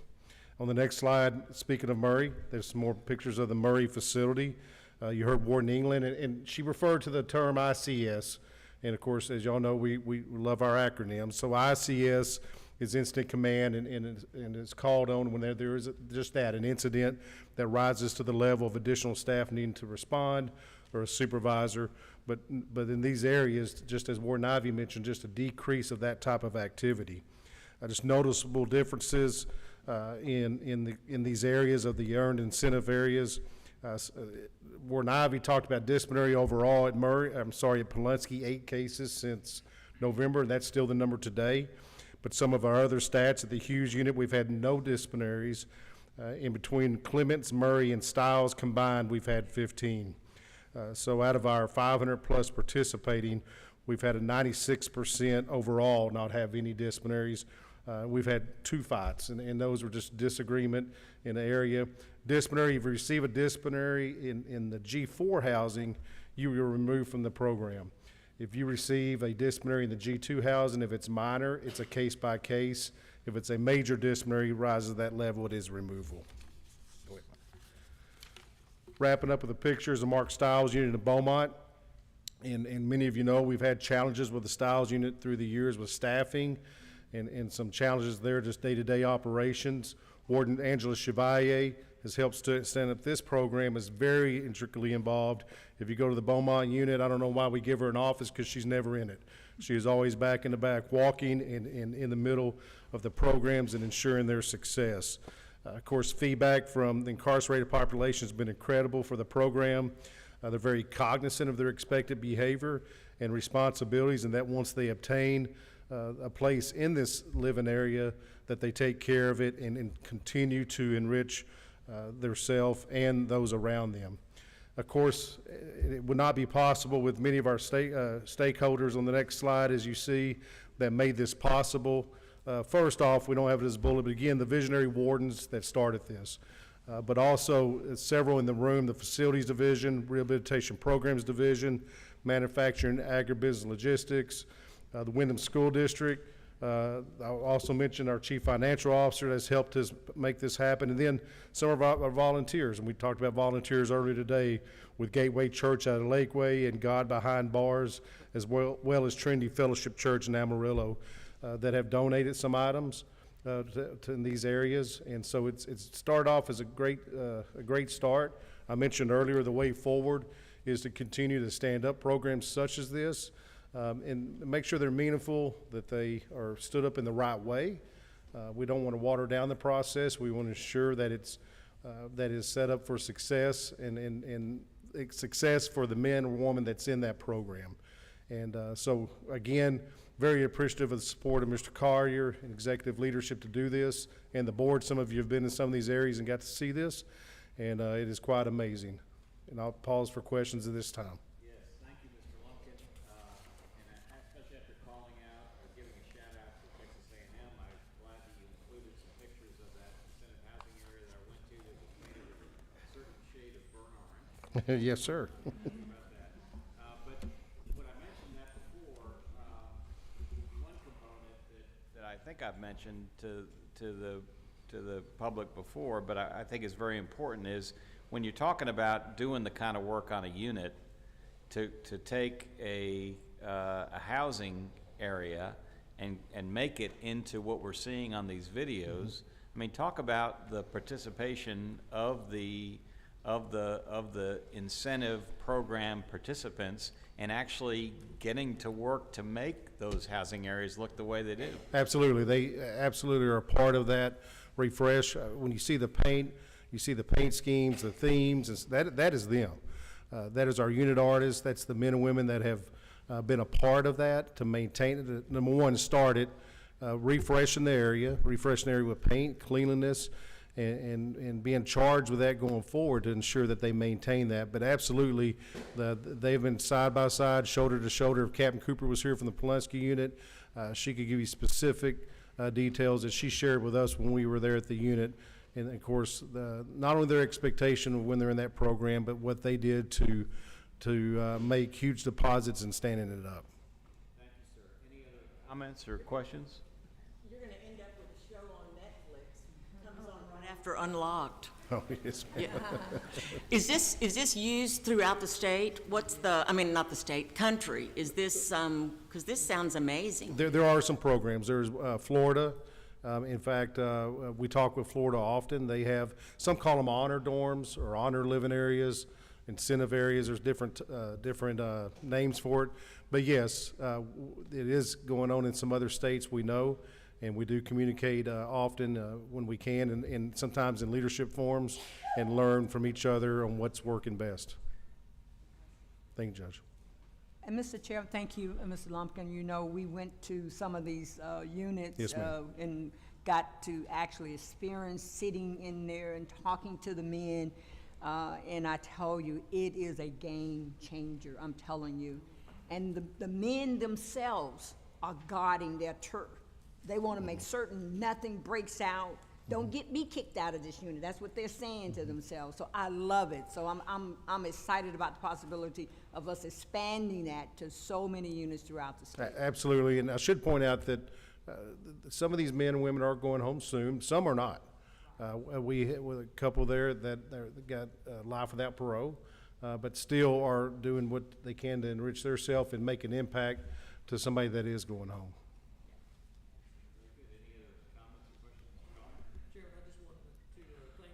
His team for their vision and doing that. When I was out at the Amarillo unit back in the fall, I was walking the unit with Adam, and I'm walking through there and I'm looking at the pictures on the ceiling and the painting, and I'm asking Adam, who'd you talk to about doing this? And he said, nobody. I said, outstanding. So I was excited that that's where the vision's coming from. That's what makes it to me so special. For us, it's get out of the way and let's try to help them do what they're doing, because it is going to it is a game changer. When I talked to the staff in those housing areas, they said it was night and day compared to what it was like when they worked those housing areas before. So they love to work it. Thank you. Thank you. The next item on our agenda is the Internal Audit Status Report. Internal Audit Director, Mr. Chris Cerrito, will be presenting. Mr. Cerrito, I see you approaching the podium, and please proceed. Yes, sir, Mr. Chairman, members, Mr. Collier, I have a brief update for you today. So our fiscal year 23 outstanding projects, we still have 3 of those. We have 2303, Parole Division Culture. That project is in field work. That's actually a lengthy project that we've been doing for a couple of years. 2309 is a PREA audit. That is a revised draft report. We're working with your PREA Ombudsman to finalize that. And then we also have 2313, which is a follow-up on data management, which is related to some Parole Division reports. Our current fiscal year, you can see the breakdown there. We have 1 consultation that is ongoing. We had 9 full scope audits on our plan. Right now, 2 are complete, 4 are in reporting, some various phase. You'll be getting those pretty quickly.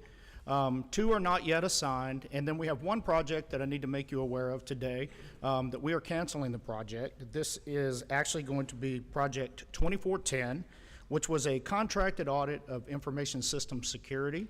Unfortunately, my crystal ball on budgeting and projecting how much this project was going to cost was, let's just say it was not realistic. So we're going to go back to the well, and we will consider it in future years and increase the funding for that project. We also have 2 projects going on in our emerging risk category. That's the category that you authorize me to simply do the audits I think I need to do during the year as risk comes up. First one we have is classification and records, state ready. That's a project on the 45 days duty to accept that Mr. Collier and Mr. Lumpkin both asked us to take a look at. The next one is a project where we're assisting the Office of the Inspector General with a specific contractor issue. Then we have a couple of walkthroughs. Our peer support inmates walkthrough is complete, and we're currently doing a walkthrough on artificial intelligence readiness within TBCJ. That is ongoing. And then we also have our action plan tracking and follow-up. We have pre-release placement investigations with the Parole Division that is ongoing. And then rehabilitation tier tracking and placement, which is actually a draft report at this time. And with that, I will pause for any questions.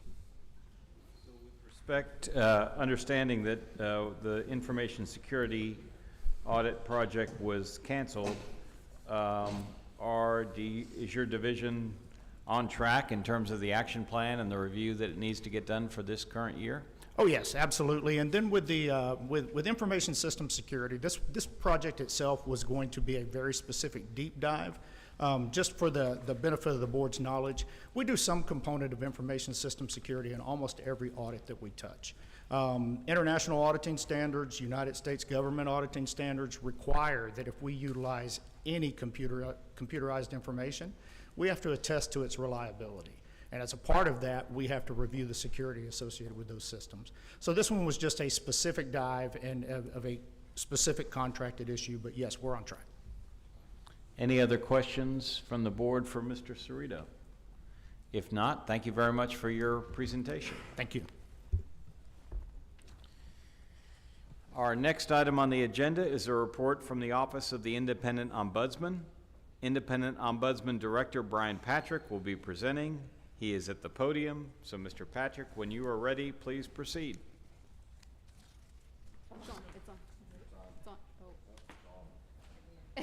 Sorry, you can't see the red button from back here. I apologize. Good afternoon, Chairman Nichols, board members, Mr. Collier. The Independent Ombudsman Report encompasses the past 3 months from January 1st of this year till March 30th. During that time period, we looked into 1,152 inquiries. 48 of those were from an elected official or from a consulate office, because there were 2 from a consulate office.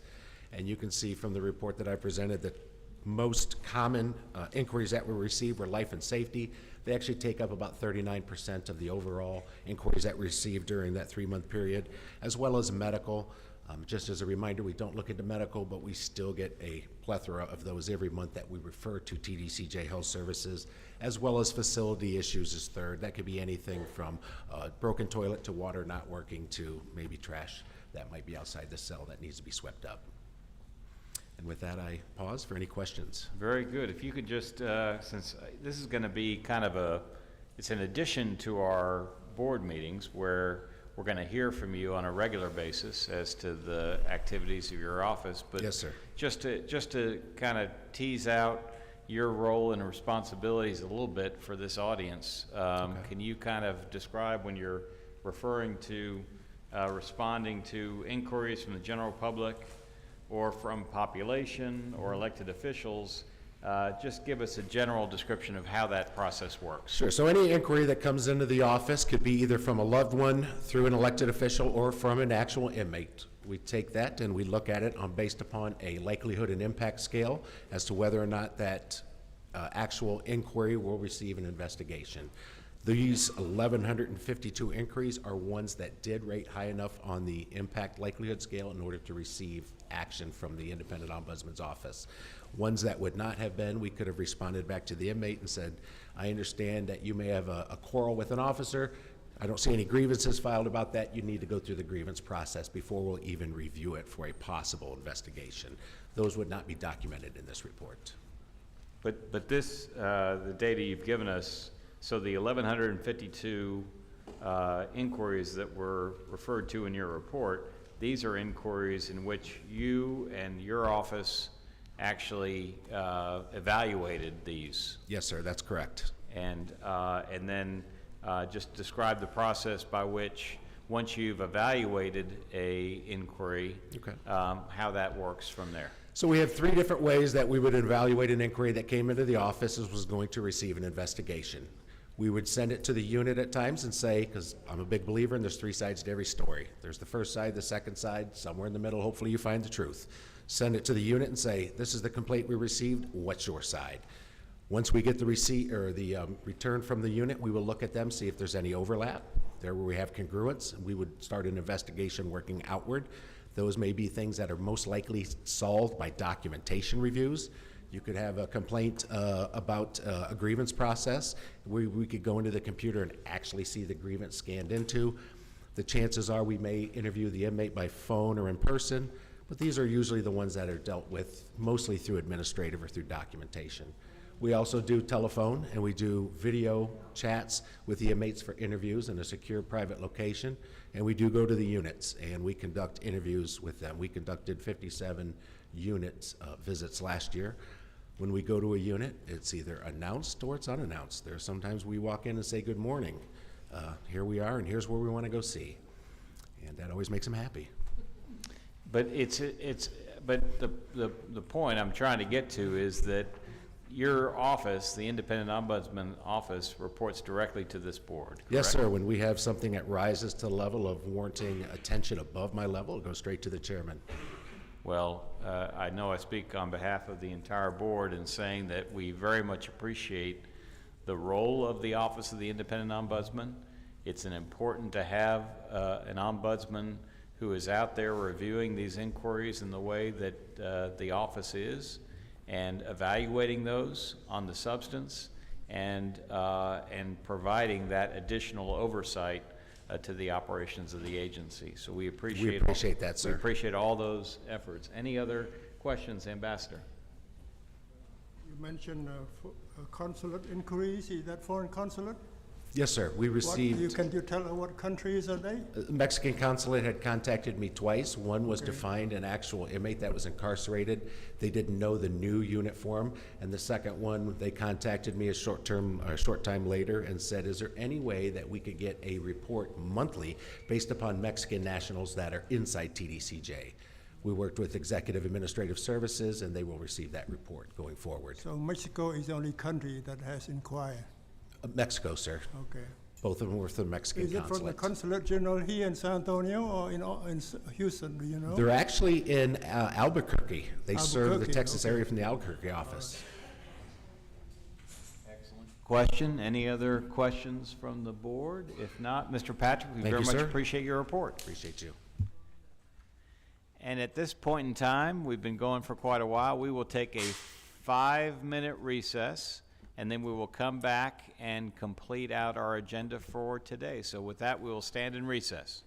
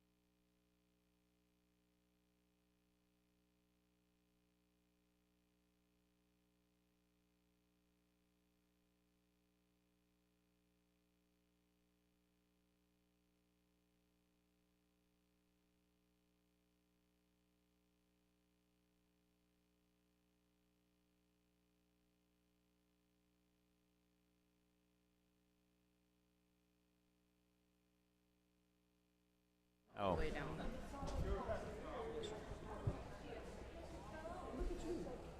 Thank you. You didn't need to do that. We're out of coffee at the back.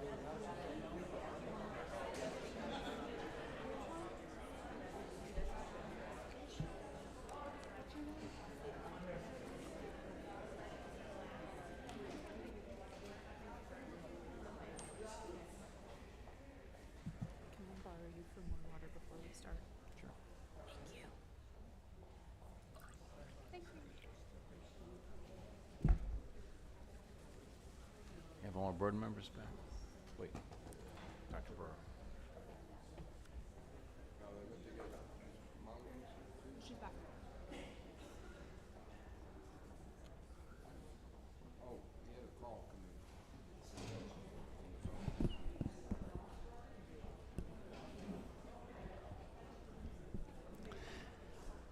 Thank you. We will call our TBCJ board meeting back to open session.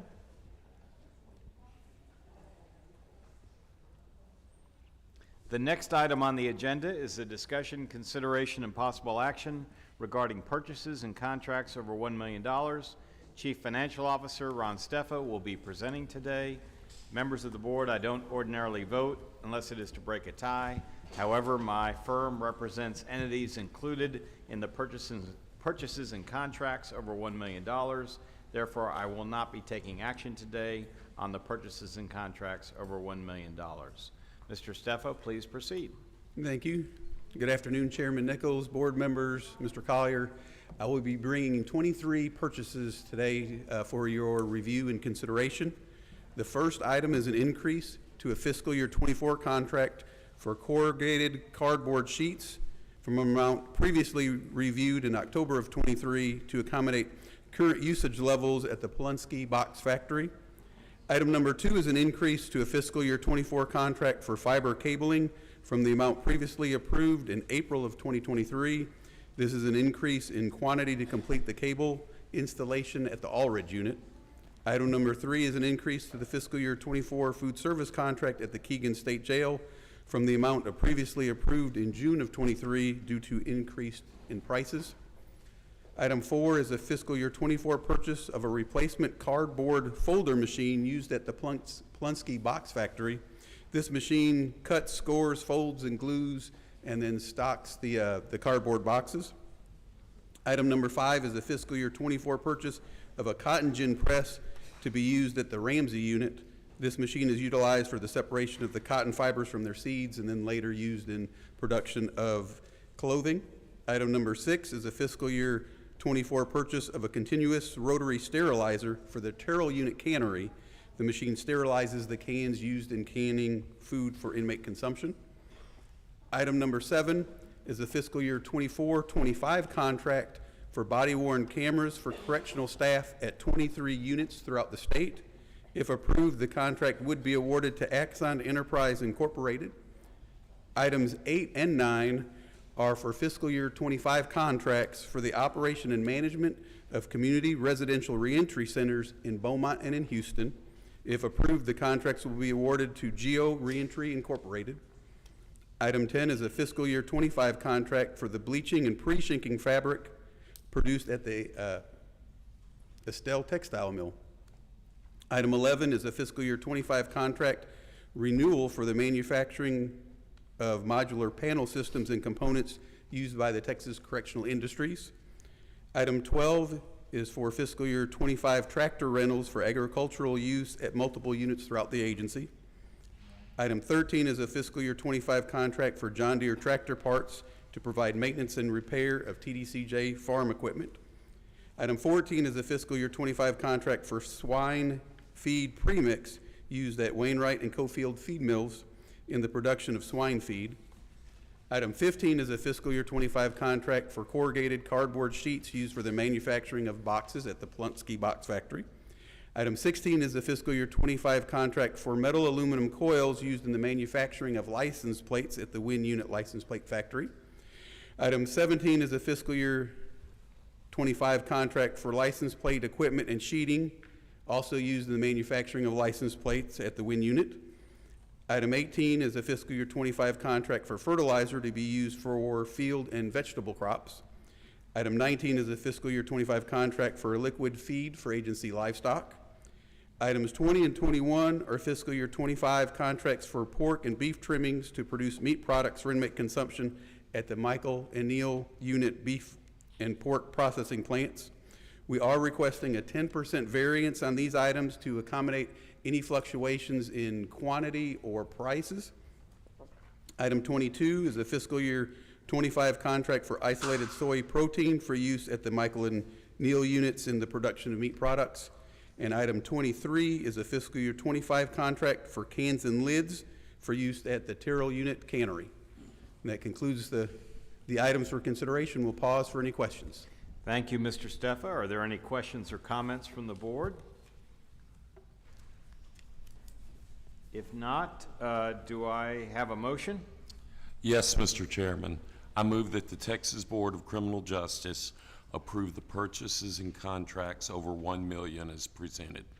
I have a motion. Is there a second? I have a motion by Dr. Burrow. I have a second from Judge Francis. All those in favor say aye. Aye.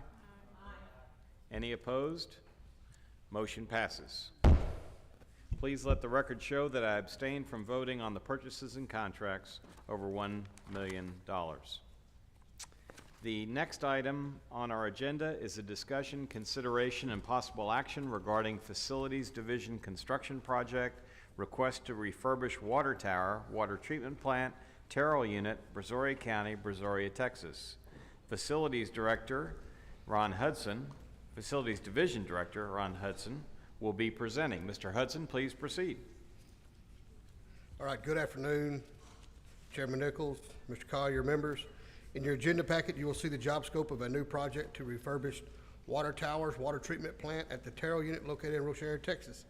At the Business and Finance Committee, I briefed this new project and am now asking for board's approval for a total program cost of $1,458,700. I will pause for any questions. Thank you, Mr. Hudson. Are there any questions or comments from the board? If not, do I have a motion? Yes, sir. I move the Texas Board of Criminal Justice approve the request to refurbish water tower, water treatment plant at the Terrell unit in Brazoria County, Rochelle, Texas, as presented by Mr. Hudson. I have a motion. Is there a second? Second. I have a motion by Judge Francis. I have a second by Vice Chair Johnson. All those in favor say aye. Aye. Any opposed? Motion passes.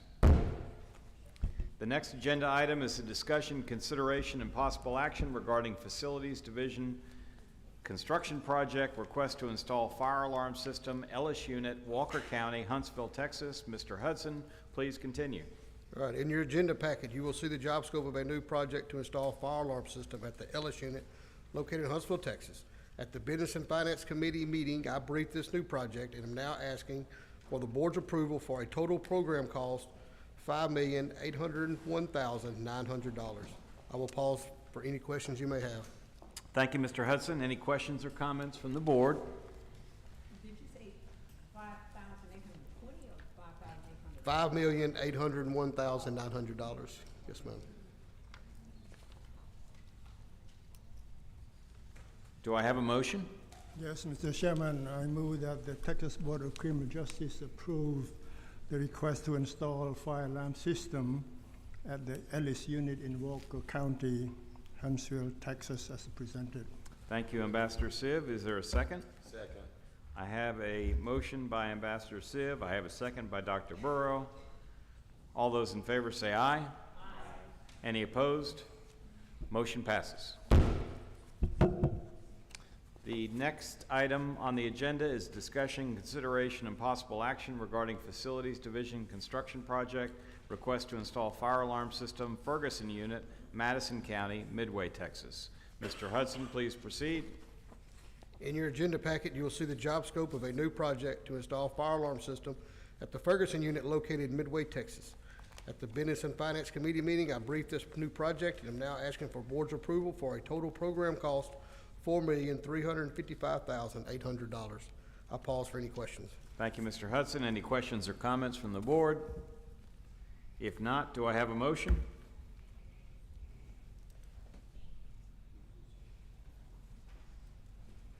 Yes, you do, Chairman. I move that the Texas Board of Criminal Justice approve the request to install fire alarm system at the Ferguson unit in Masson County, Midway, Texas, as presented.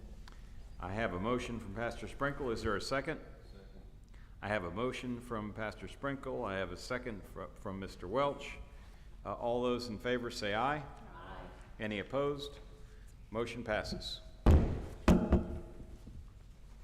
The next agenda item is a discussion, consideration, and possible action regarding Facilities Division Construction Project, request to construct training facility, Holiday Unit, Walker County, Huntsville, Texas. Mr. Hudson, please proceed. Yes, sir. In your agenda packet, you will see the job scope of a new project to construct new training facility at the Holiday Unit located in Huntsville, Texas. At the Business and Finance Committee meeting, I briefed this new project and am now asking for board's approval for a total program cost of $52,812,600. I will pause for any questions. Yes, just given the nature of the item, can you just reacquaint everyone as the lights go out? Reacquaint everybody with what this training facility is. You know, if you remember a few months back, I brought the design, you know, as I briefed y'all earlier on current status projects, this project has been in design now for probably around 6 months. What this is going to have us the opportunity to have our own new training facility in Huntsville, Texas. As y'all know, for years we have partnered with Sam Houston State University and have used a portion of the university for our training purposes.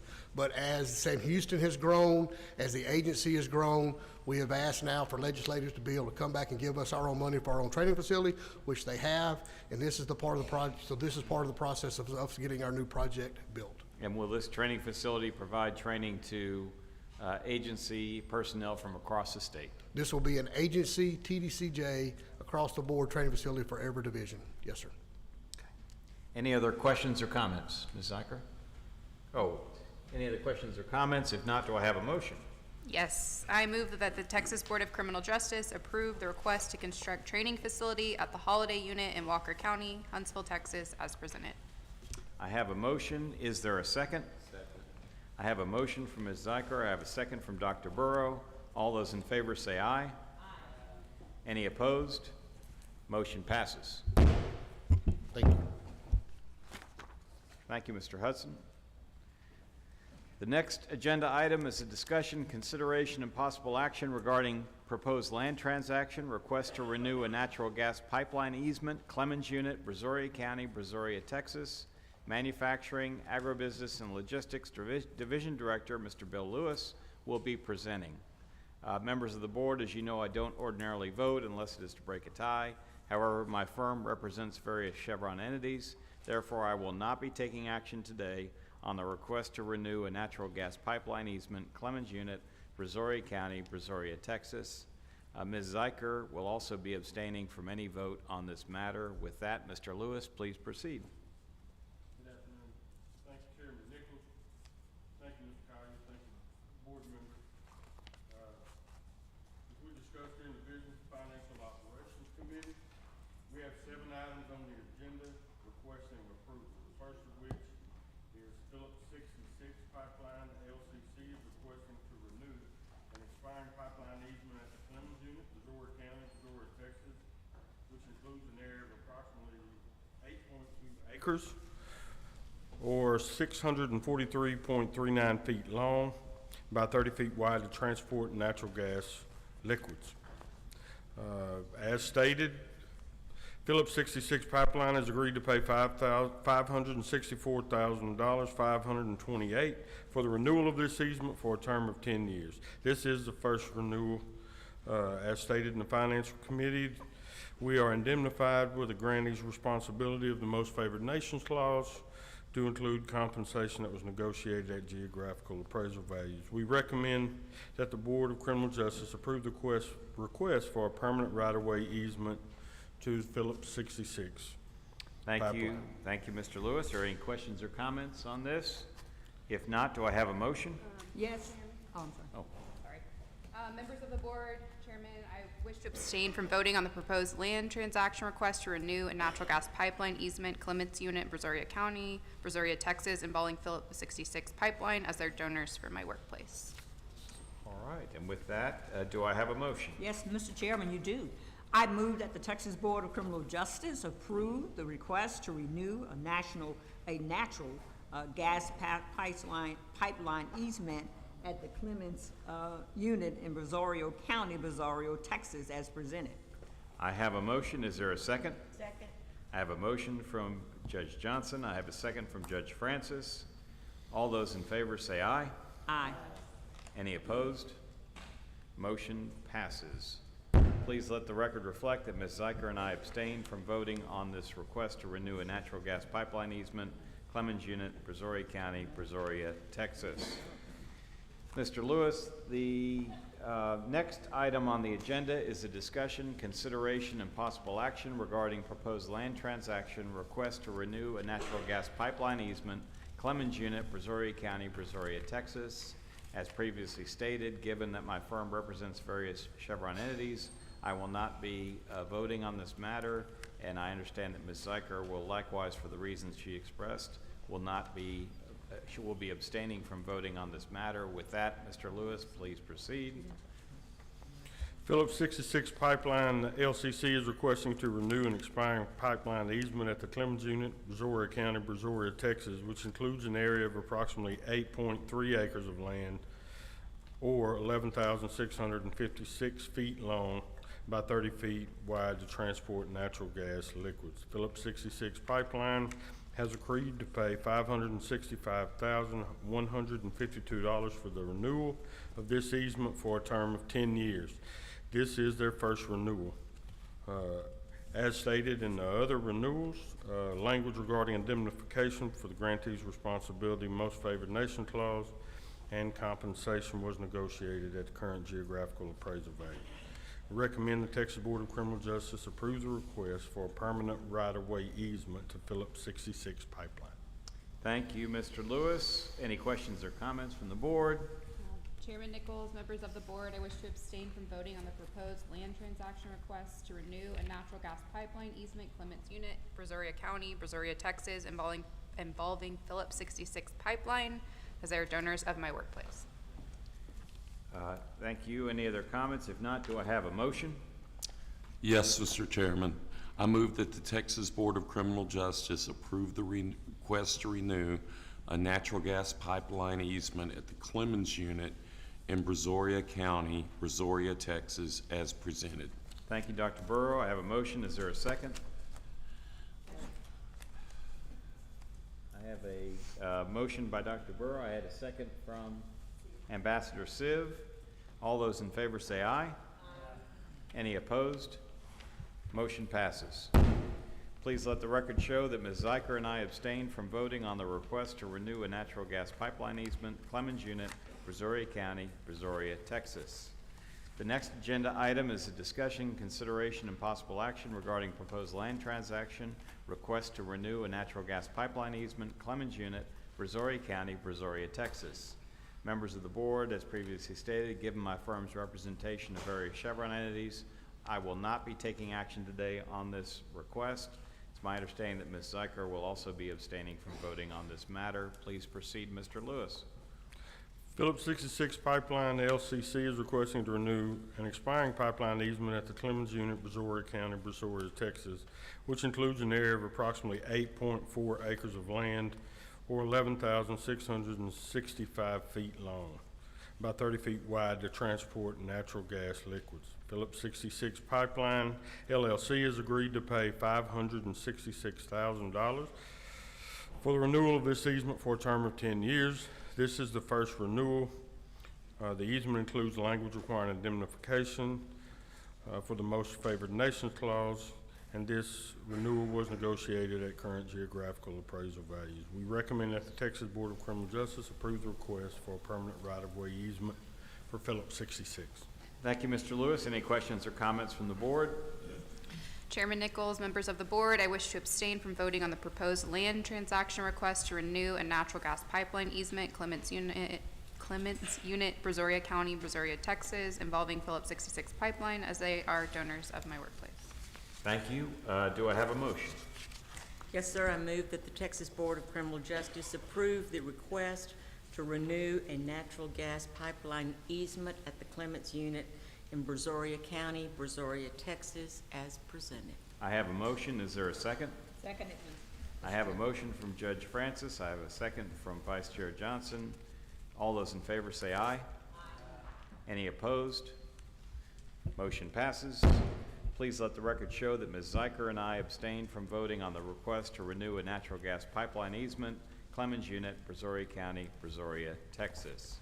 The next item on the agenda is a discussion, consideration, and possible action regarding proposed land transaction, request to renew a natural gas pipeline easement, Clemens Unit, Brazoria County, Brazoria, Texas.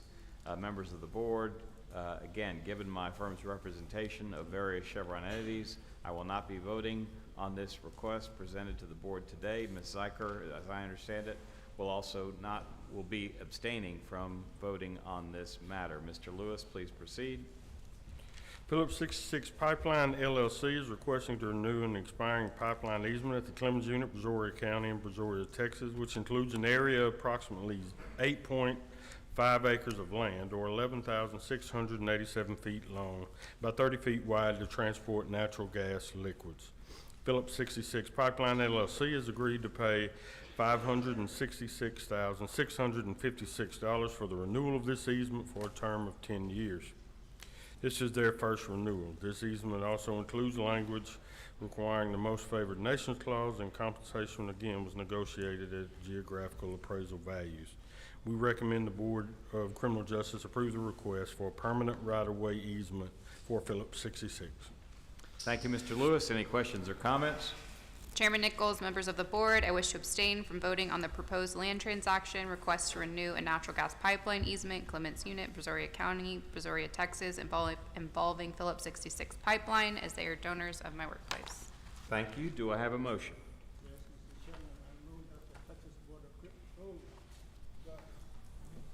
Yes, Mr. Chairman, I move that the Texas Board of Criminal Justice approve the request to renew a natural gas pipeline easement at the Clemens Unit, Brazoria County, Brazoria, Texas, as presented. I have a motion. Is there a second? Second. I have a motion from Ambassador Siv. I have a second from Dr. Burrow. All those in favor say aye. Any opposed? Motion passes. Please let the record show that Ms. Zeiker and I abstained from voting on the request to renew a natural gas pipeline easement, Clemens Unit, Brazoria County, Brazoria, Texas. The next agenda item is discussion, consideration, and possible action regarding proposed land transaction, request to renew a natural gas pipeline easement and meter site, Clemens Unit, Brazoria County, Brazoria, Texas. Members of the board, given my firm's representation of various Chevron entities, I will not be voting on this request presented to the board. I also understand that Ms. Zeiker will be abstaining from voting on this matter. Mr. Lewis, please proceed. Phillips 66 Pipeline LLC is requesting to renew an expiring pipeline easement at the Clemens Unit in Brazoria County, Brazoria, Texas, which includes an area of approximately 4.68 acres of land, or 6,463 feet long by 30 feet wide, to transport natural gases. Phillips 66 Pipeline has agreed to pay $313,392 for the renewal of the easement for a term of 10 years. This will be their first renewal. This easement also includes language requiring indemnification of most favored nation clause, and again, compensation was negotiated at the current geological appraisal values. We recommend the Board of Criminal Justice approve the request for a permanent right-of-way easement to Phillips 66. Thank you, Mr. Lewis. Any questions or comments? Chairman Nichols, members of the board, I wish to abstain from voting on the proposed land transaction request to renew a natural gas pipeline easement and meter site, Clements Unit, Brazoria County, Brazoria, Texas, involving Phillips 66 Pipeline, as the donors of my workplace. Thank you. Do I have a motion?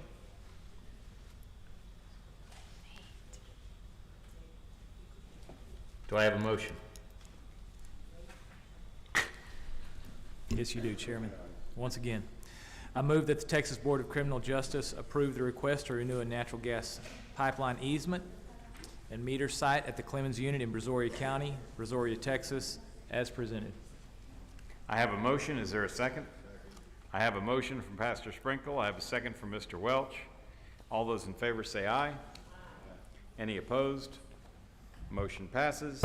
Please let the record show that Ms. Zeicher and I abstained from voting on the request to renew a natural gas pipeline easement and meter site, Clemens Unit, Brazoria County, Brazoria, Texas.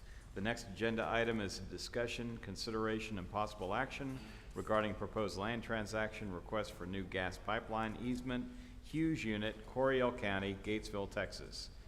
You may proceed, Mr. Lewis. Baja Pipeline LLC Enterprise Products Affiliate is requesting a new pipeline easement at the Hughes Unit in Coryell County, Gatesville, Texas, to include an area consisting of 4.79 acres or 252.81 rods for one natural gas pipeline. In addition, the company is requesting a combination of temporary and additional temporary workspace for a total of 7.78 acres. Baja Pipeline LLC Enterprise Affiliate has agreed to pay $154,949 for a term of 10 years. This serves as the initial request. The easement includes language regarding indemnification as the most favored nation clause, and compensation was negotiated at the current geological appraisal values. We recommend the Texas Board of Criminal Justice approve the request for a permanent right-of-way easement to Baja Pipeline LLC Products Affiliate. Thank you, Mr. Lewis. Any questions or comments from the board? If not, do I have a motion? Yes, Mr. Chairman. I move that the Texas Board of Criminal Justice approve the request for a new gas pipeline easement at the Hughes Unit in Coryell County, Gatesville, Texas, as presented. I have a motion. Is there a second? Second. I have a motion from Ms. Zeicher. I have a second from Dr. Burrow. All those in favor say aye. Aye. Any opposed? Motion passes. The next agenda item is a discussion, consideration, and possible action regarding proposed land transaction, request to renew gas pipeline easement, Wind Unit, Walker County, Huntsville, Texas. Please proceed, Mr. Lewis. Copano Pipelines Upper Gulf Coast LLC is requesting to renew an expiring pipeline easement at the Wind Unit, Walker County, Huntsville, Texas, which includes an area of approximately 0.99 acres of land or 1,450.3 feet long by 30 feet wide to transport natural gas. Copano Pipelines Upper Gulf Coast has agreed to pay $66,000 for a term of 10 years. This is the first renewal. Again, I would like to point out indemnification is the grantee's responsibility of the most favored nation clause. Compensation was negotiated at current geological appraisal values. We recommend that the Texas Board of Criminal Justice approve the request for a permanent right-of-way easement to Copano Pipelines Upper Gulf Coast. Thank you, Mr. Lewis. Any questions or comments? If not, do I have a motion? Yes, Mr. Chairman. I move that the Texas Board of Criminal Justice approve the request to renew gas pipeline easement at the Wind Unit in Walker County, Huntsville, Texas, as presented. I have a motion. Is there a second? Second. I have a motion from Mr. Welch. I have a second from Ms. Zeicher. All those in favor say aye. Aye. Any opposed? Motion passes. Thank you, Mr. Lewis. Thank you. The next agenda item is a discussion, consideration, and possible action regarding proposed amendments to Board Rule Title 37, Texas Administrative Code, Section 154.1 through .12, Private Sector Prison Industries Programs. TBCJ Deputy General Counsel, Mr. Eric Miller, will be presenting. Mr. Miller, if you're ready, please proceed. Mr. Chairman, members of the board, Mr. Collier, this is a proposed amendment to Title 37, Chapter 154 of the Texas Administrative Code relating to the Private Sector Prison Industries Programs. In total, these proposed amendments would affect 5 rules. First, the amendments would change the word offender to inmate throughout this chapter, affecting Rule 154.2 definitions and Rule 154.9 distribution of wages. Second, an email contact is going to be added for persons to submit program inquiries, written proposals, and complaints where applicable, affecting Rule 154.3 program inquiries, Rule 154.7 designation of cost accounting centers, and Rule 154.12 complaint investigations. Third, also on Rule 154.12 complaint investigations, that rule currently requires this board, if they receive a complaint, to confirm receipt of that complaint by written letter.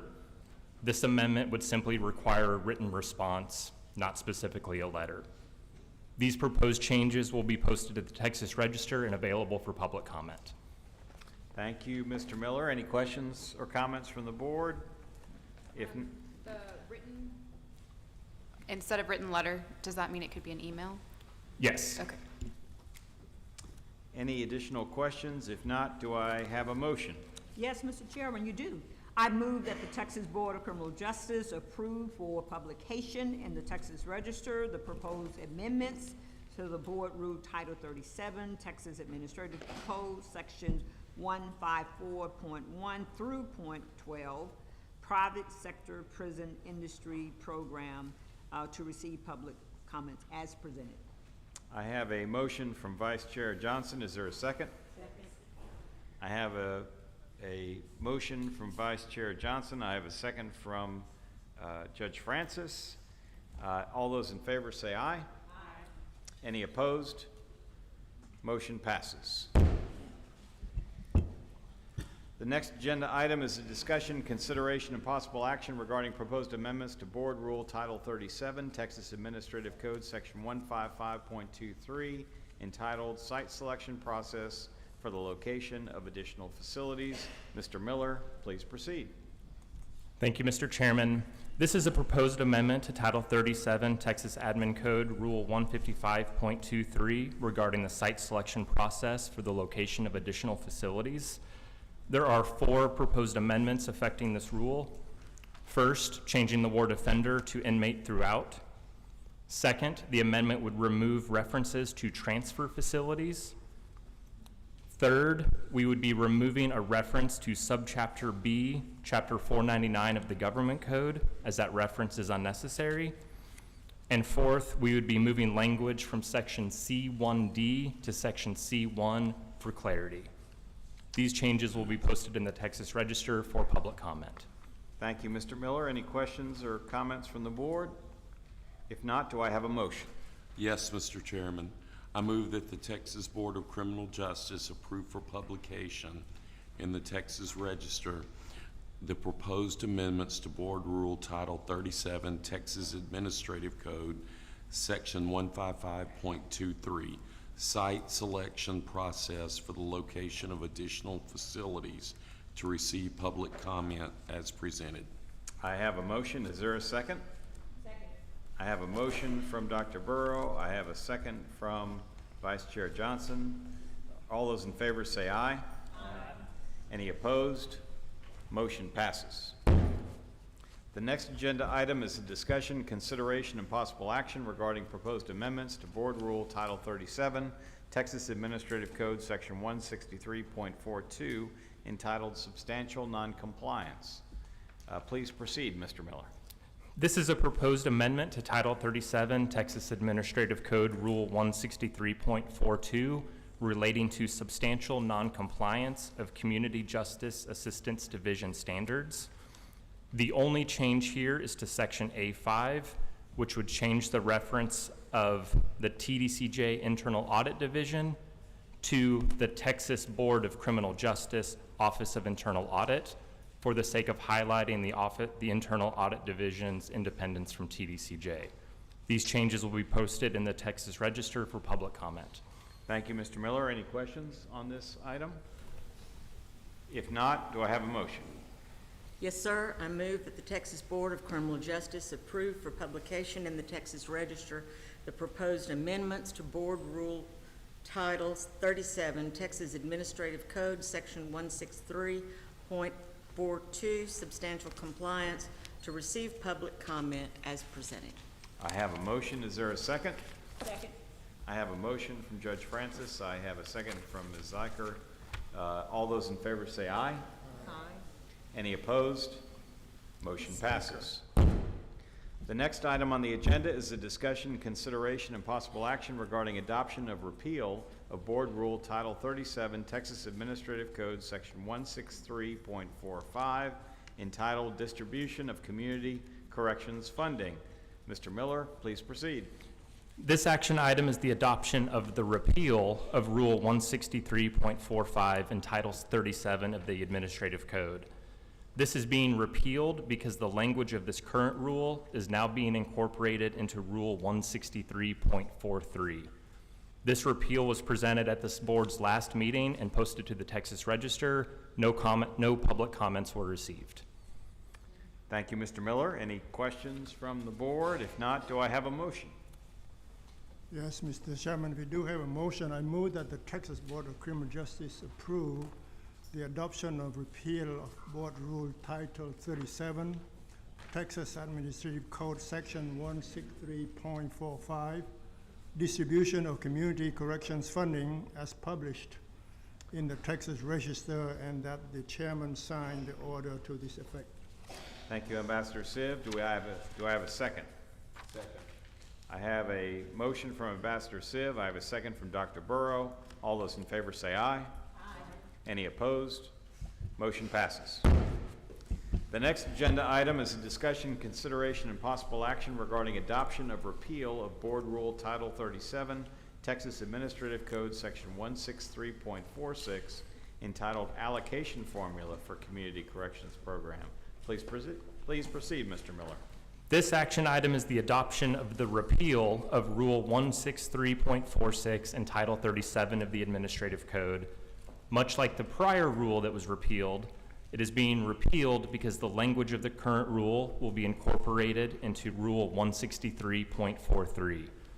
This repeal was presented at this board's last meeting and posted to the Texas Register, and no public comments were received. Thank you, Mr. Miller. Any questions from the board? If not, do I have a motion? Yes, you do, Chairman. I move that the Texas Board of Criminal Justice approve the adoption of repeal of Board Rule Title 37, Texas Administrative Code, Section 163.46, Allocation Formula for Community Corrections Program, as published in the Texas Register, and that the chairman sign the order to this effect. I have a motion. Is there a second? Second. I have a motion from Pastor Sprinkle. I have a second from Vice Chair Johnson. All those in favor say aye. Aye. Any opposed? Motion passes. The next agenda item is a discussion, consideration, and possible action regarding adoption of amendments to Board Rule Title 37, Texas Administrative Code, Section 151.73, entitled Texas Department of Criminal Justice Vehicle Assignments. Please proceed, Mr. Miller. This item is the adoption of proposed amendments to Rule 151.73 relating to TDCJ vehicle assignments. This amendment removes redundant language stating that TDCJ vehicles shall not be used to transport employee pets. This amendment was presented at the last board meeting and posted to the Texas Register. No public comments were received. Thank you, Mr. Miller. Any questions? If not, do I have a motion? I move that the Texas Board of Criminal Justice adopt amendments to Board Rule Title 37, Texas Administrative Code, Section 151.73, Texas Department of Criminal Justice Vehicle Assignments, as published in the Texas Register, and that the chairman sign the order to this effect. Thank you. Do I have a second? Second. I have a motion from Ms. Zeiker. I have a second from Dr. Burrow.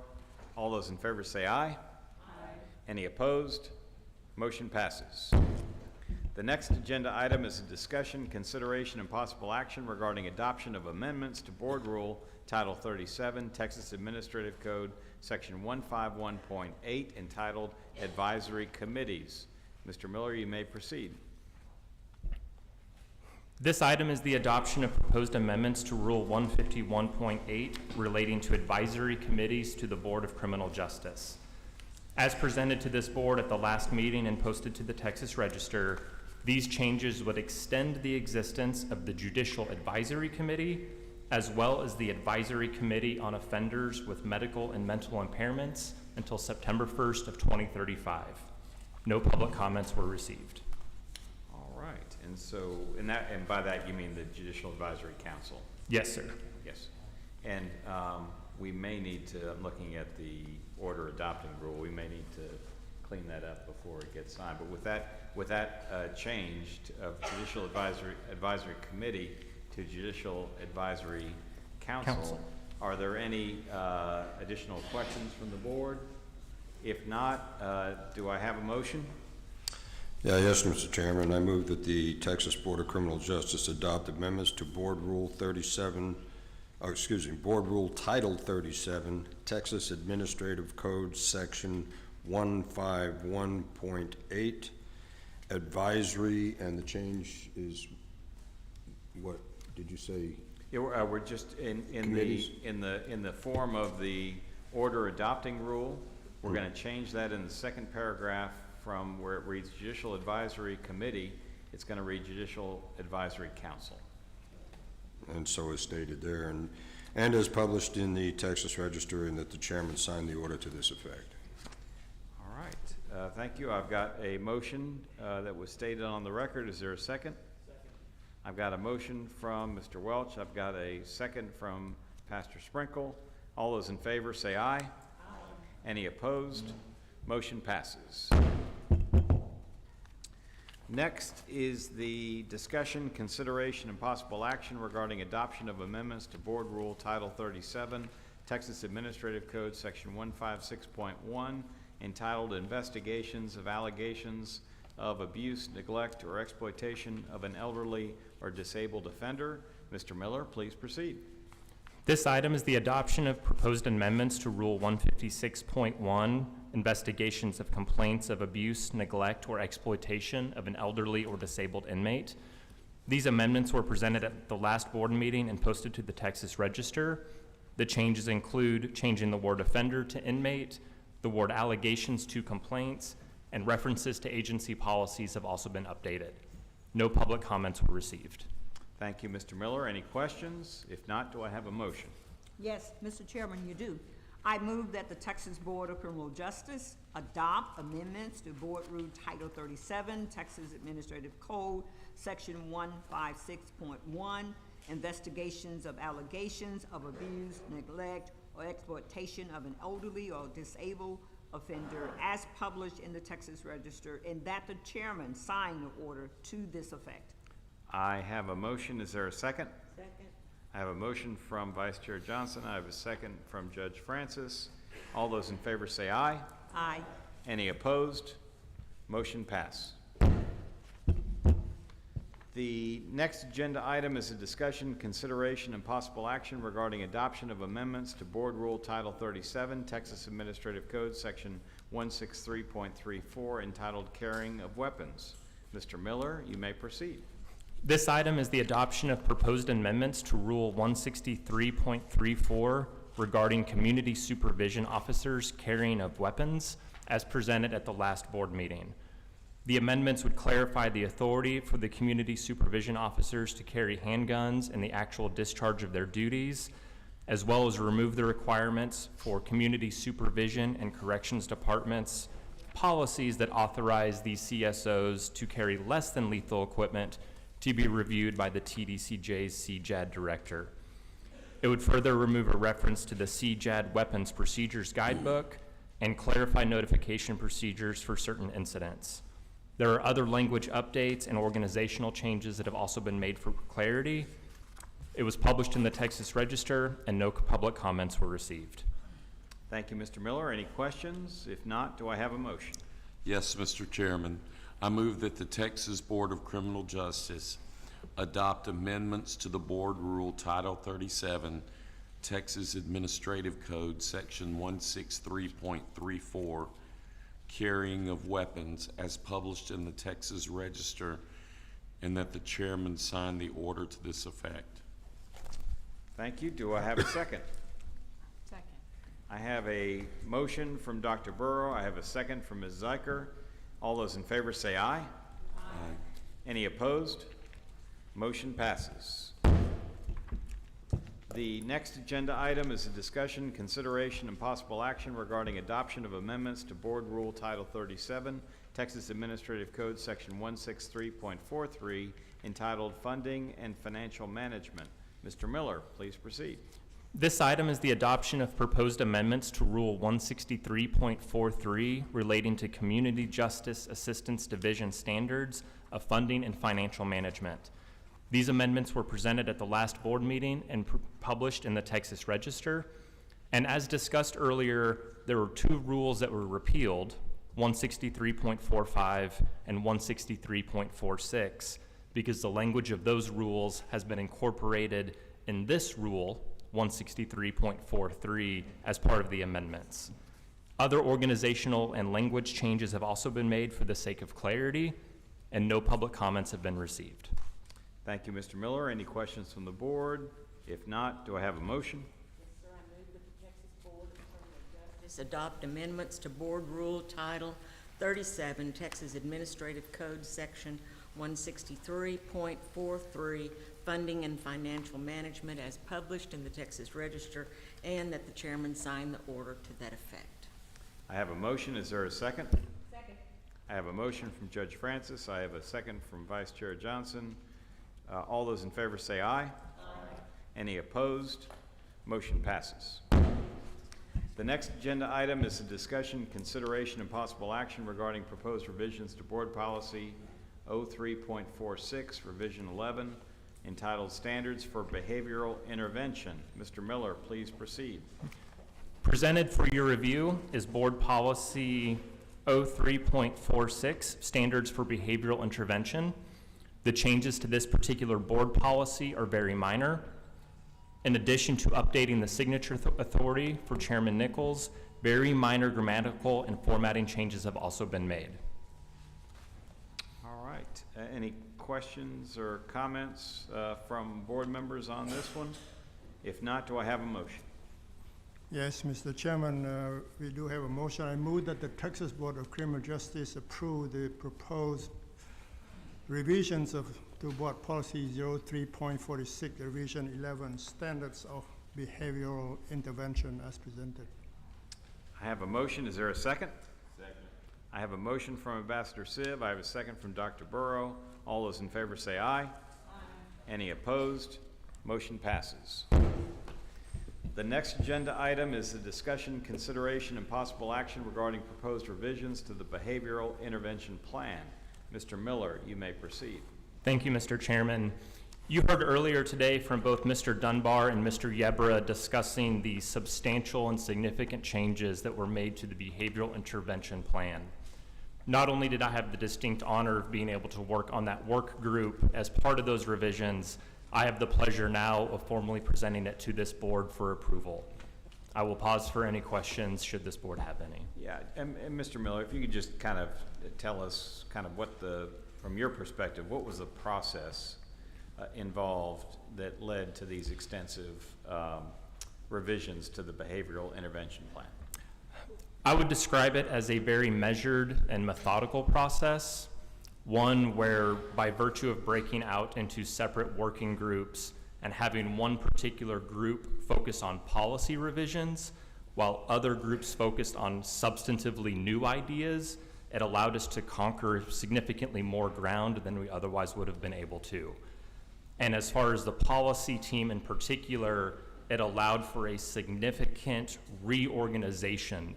So the good ideas that were in there, we believe were made better by rearranging them and representing them in a way that is more easily understood and readable. And did this process involve stakeholders from different departments and divisions throughout the agency?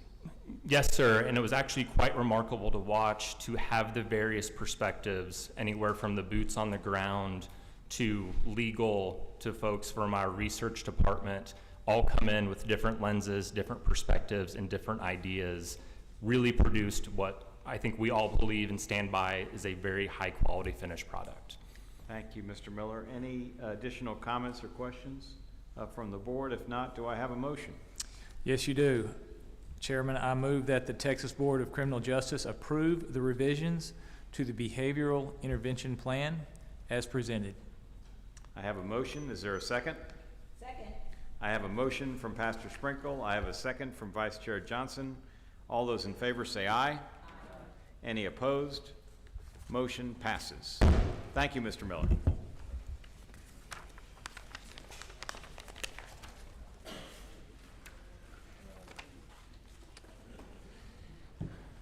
We have now reached the end of our agenda, and therefore we are at the point of our public comment period. For public comments on issues within the jurisdiction of the board but that are not posted on the agenda, 32 registration cards were received by board staff prior to the established deadline. Today's comment time is set at 3 minutes per individual. A red light on the timer right up here in front of me will notify each presenter when her or his time has expired. We ask that during this comment period, each speaker's comments remain pertinent to issues under the jurisdiction of the board. I do not anticipate a situation in which speakers deviate from matters within the board's jurisdiction, but if that were to happen, I might interrupt and remind the speaker to focus on such topics. I also do not anticipate a situation in which continued deviation will result in disruptive conduct. Finally, because one of the core principles of our meetings is to treat each other with respect, I do not anticipate a situation in which a presenter or a spectator becomes disruptive, leading to a situation in which that person will be asked to immediately cease or leave the meeting and, if necessary, be escorted out. If an individual registered to speak is not present when first called upon, his or her name will be called once more following any other registered speakers. If he or she is not present, at that point, he or she will forfeit that opportunity to speak. Board members and agency staff may ask questions for clarification purposes only. However, a discussion by the board of a topic that is not posted on the board's agenda cannot take place due to the statutory requirements of the Texas Open Meetings Act. And so with that, I'm going to call on our first presenter, but before I do, I just want to recognize that we have had folks who registered this morning who have been here waiting patiently to provide their public comment, and that is very much appreciated by the entire board. Our first presenter is April Towery.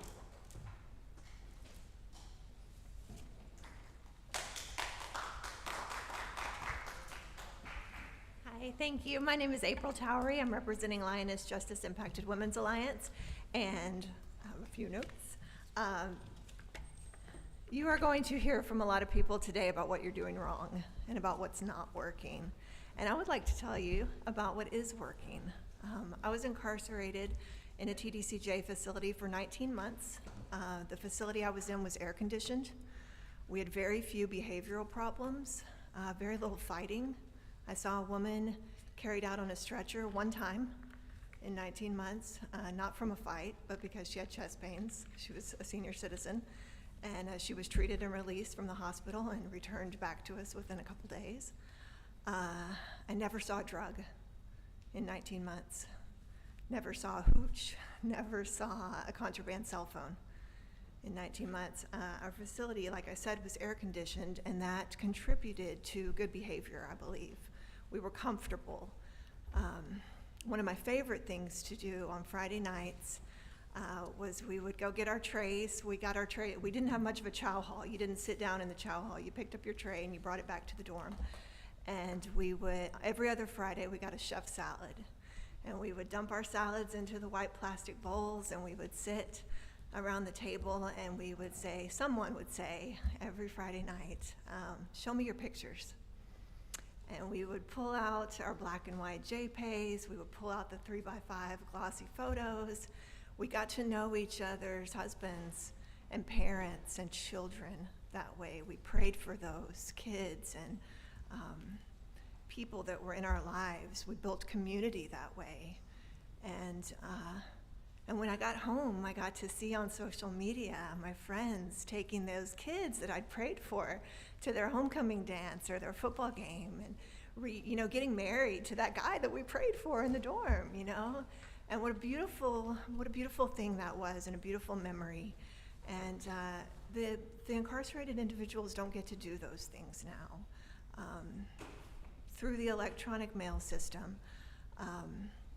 there are people who don't correspond at all anymore because grandma can't figure out how to make a Securus account. And I know in my personal experience that the drugs are not coming in through the mail. I think y'all know that. I see your social media accounts and I see who's being arrested for bringing drugs onto the unit. And I think you're going to hear a lot today about big, audacious problems with big, expensive solutions. This is not one of those. This is a quick win, a Q-dub, as we call it. And just to reintroduce paper mail, envelope mail. Most people will stick with the electronic system. It's easier, it's faster. But to give an opportunity for someone to get a birthday card from their child, a handwritten card that represents hope and a life on the other side of that incarceration. So that's all I've got. Thank you so much. Thank you so much, Ms. Tower, for being here and for your comments.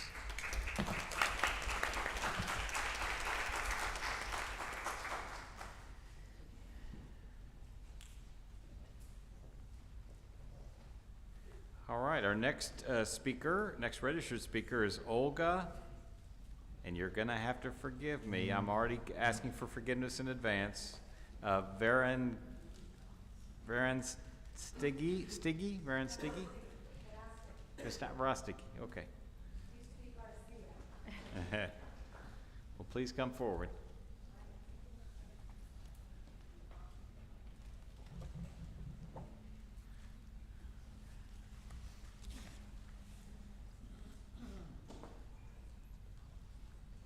Welcome. Thank you, sir. First of all, I wanted to thank the Lord for giving me the opportunity to be here. Is there any way I can, like y'all can look at this poster?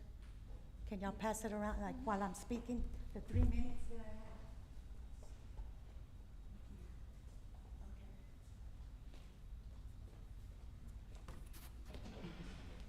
I have. I am the mother of Sergio Robles, TDC number 1713356.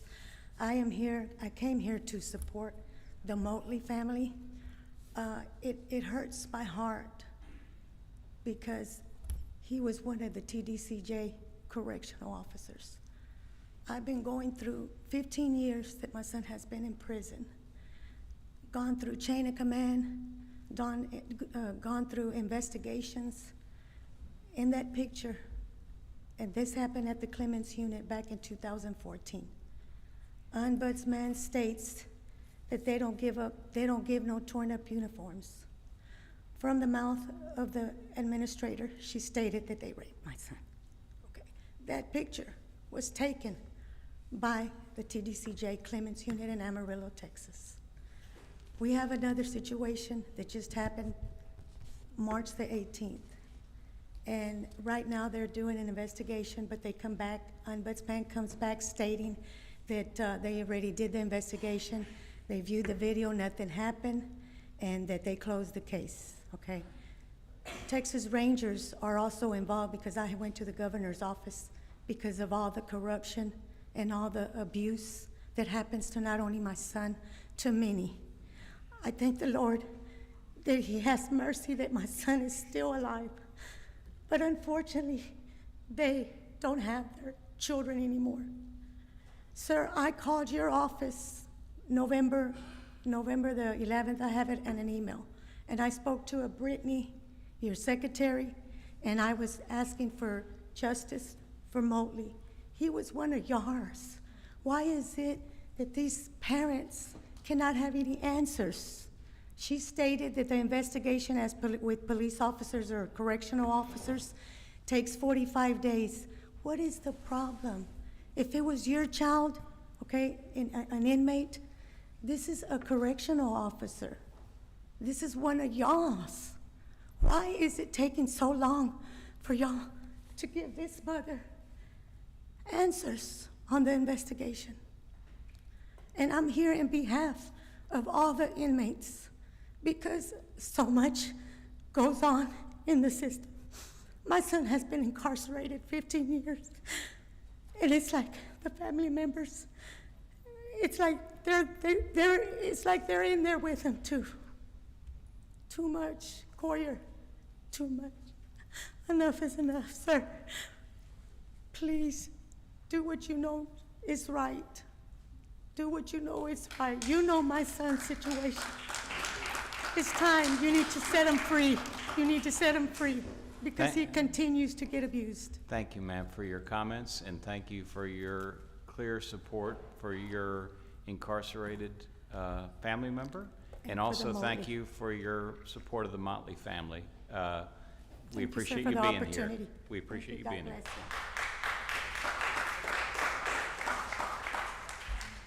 Mr. Chairman, I didn't get her name.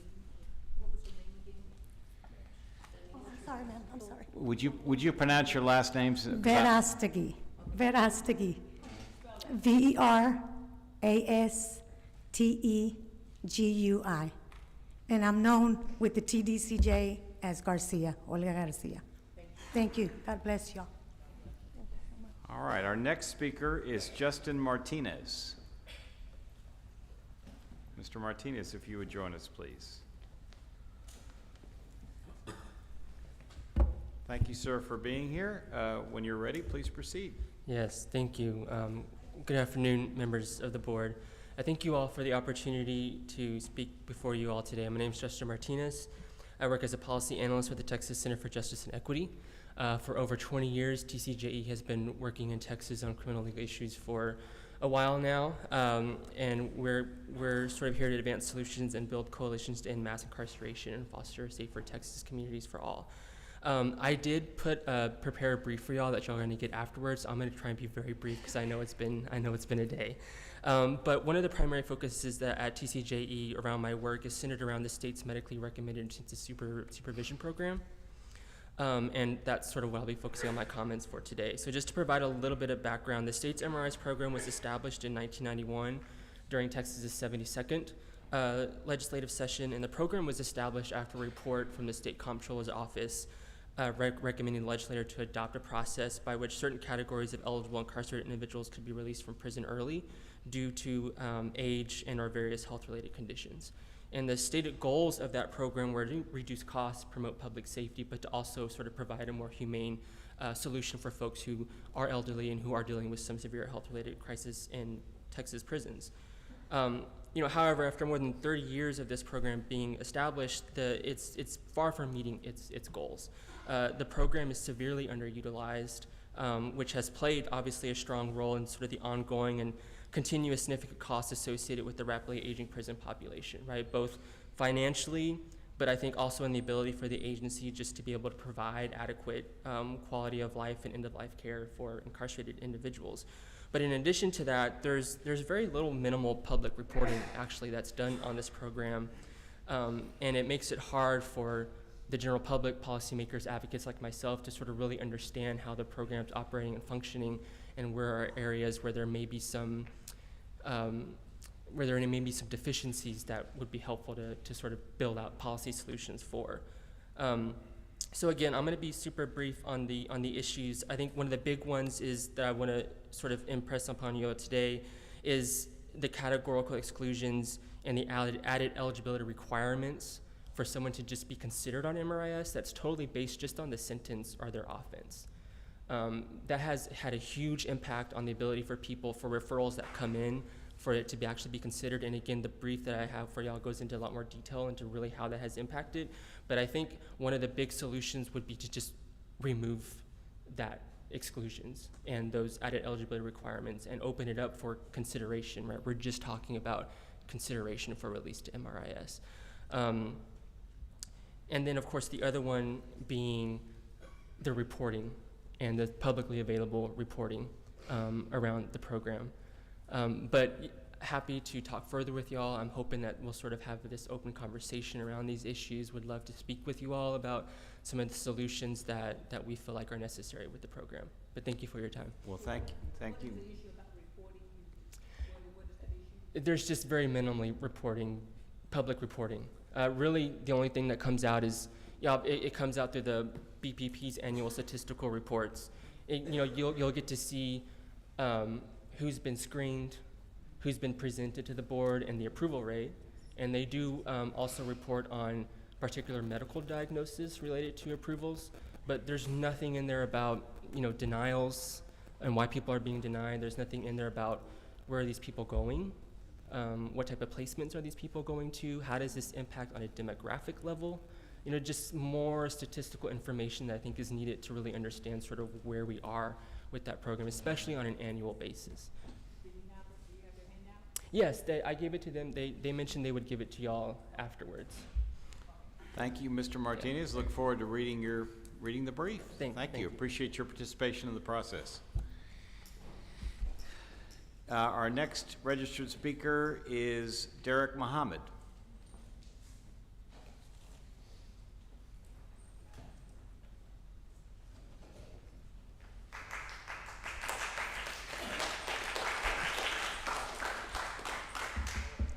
Good afternoon, sir. Greetings, We're greetings, honored greetings. to have you with us. When you're ready, please be started. All right, thank you for the opportunity to speak. I'd like to start my 3-minute talk with the scripture from the book of Proverbs. Proverbs 31, 8 through 9. It says, "Speak up for those who cannot speak for themselves. Ensure justice for those being crushed, and speak up for the poor and helpless, and see that they get justice." This scripture sums up my presence in support of the Motley family this morning. Jovian Motley was my mentee. He was one of my friends. He was like a little brother to me.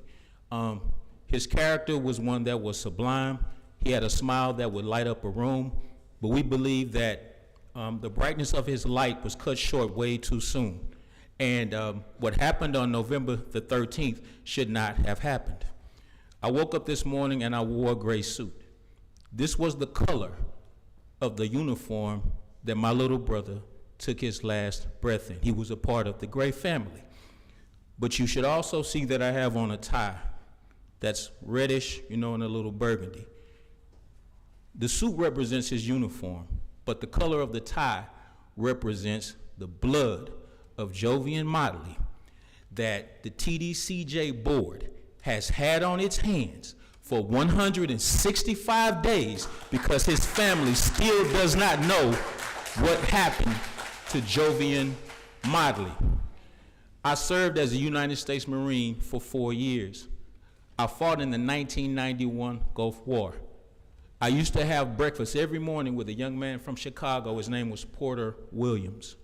One morning I went to breakfast and Porter wasn't there. They told me they sent him to the front line. The next morning I went to breakfast and they told me that Porter had got hit in his chest with a mortar round and he was killed in the line of duty. So I know what it's like to have a friend, a brother, a comrade killed in the line of duty. But I also know how the family of a man like that should be treated once he's lost his life in the line of duty. I stood out in that parking lot this morning and I watched the Motley family be asked to leave this premise because they were told that they were being too loud in advocating for their son. So as a U.S. veteran, I am absolutely disgusted at the way that this family has been treated, is being treated, and I just will not stand by and allow it to happen without saying anything. The last thing I'll say is this. If I'm not mistaken, there are approximately 78 organs in the human body. The most important is the brain. The brain resides in the head. When the head is compromised, then the rest of the body does not even have a chance to function effectively. I stand with the Motley family in calling for the resignation and or the termination of Brian Collier, If we could please. who we believe has not handled the death of Jovian Motley as it should have been handled. Thank you. Mr. Muhammad, we appreciate you being here. We appreciate your support of the Motley family, and we appreciate your comments. And this is exactly the purpose of the public comment period. So thank you, sir.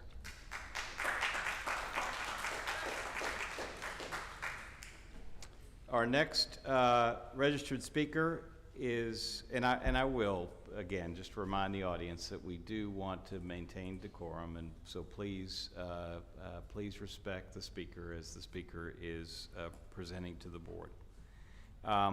The next registered speaker is Jennifer Toon. If you would come forward, please.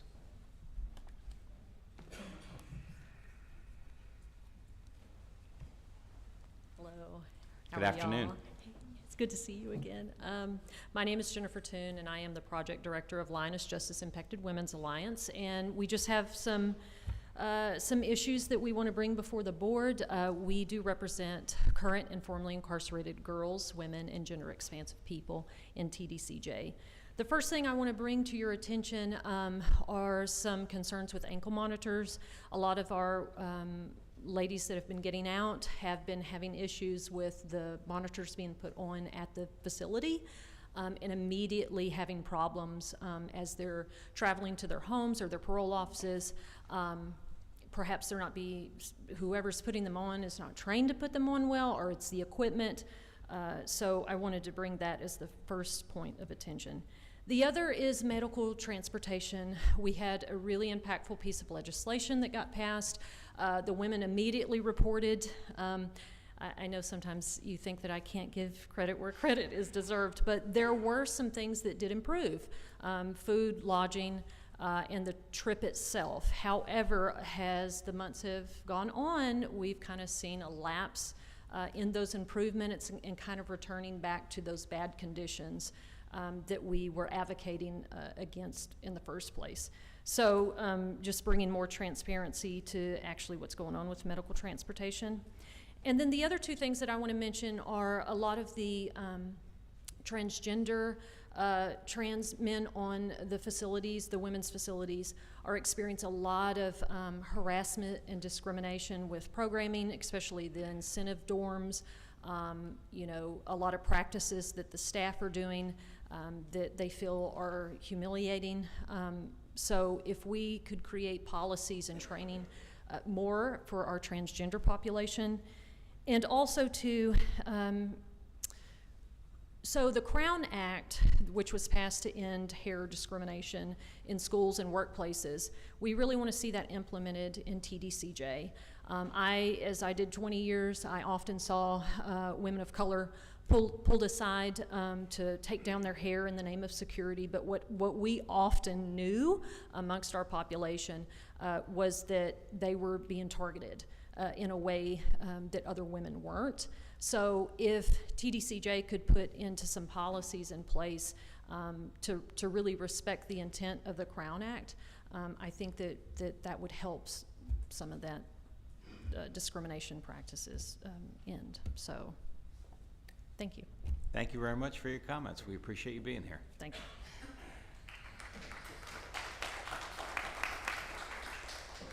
Our next registered speaker is Marcy Marie Simmons.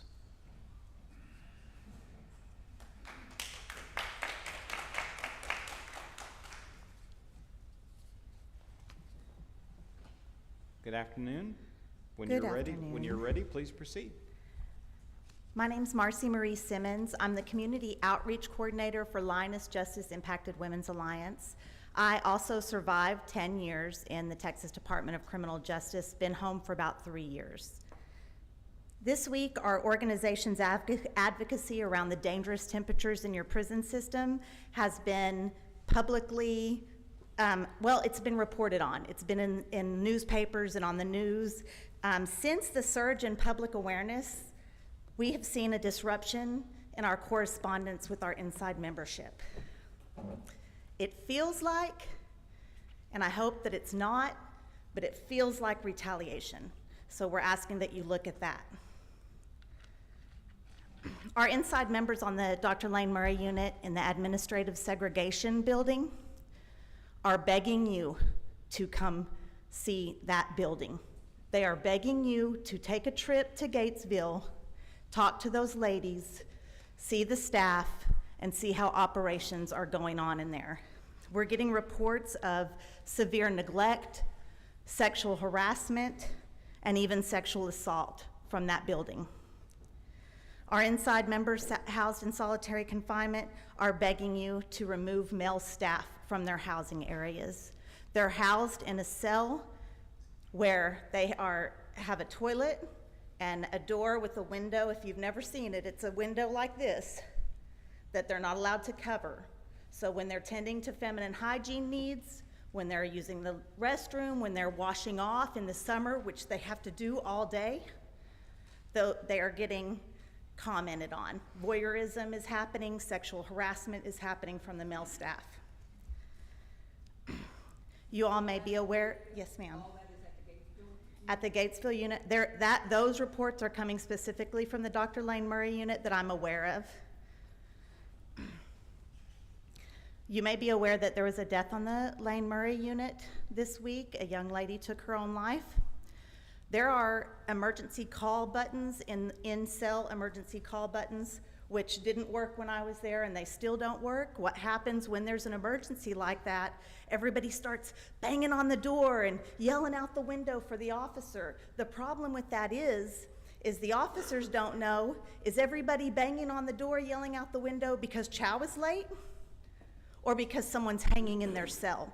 And the incident this week was because someone was hanging in their cell. We lost a life.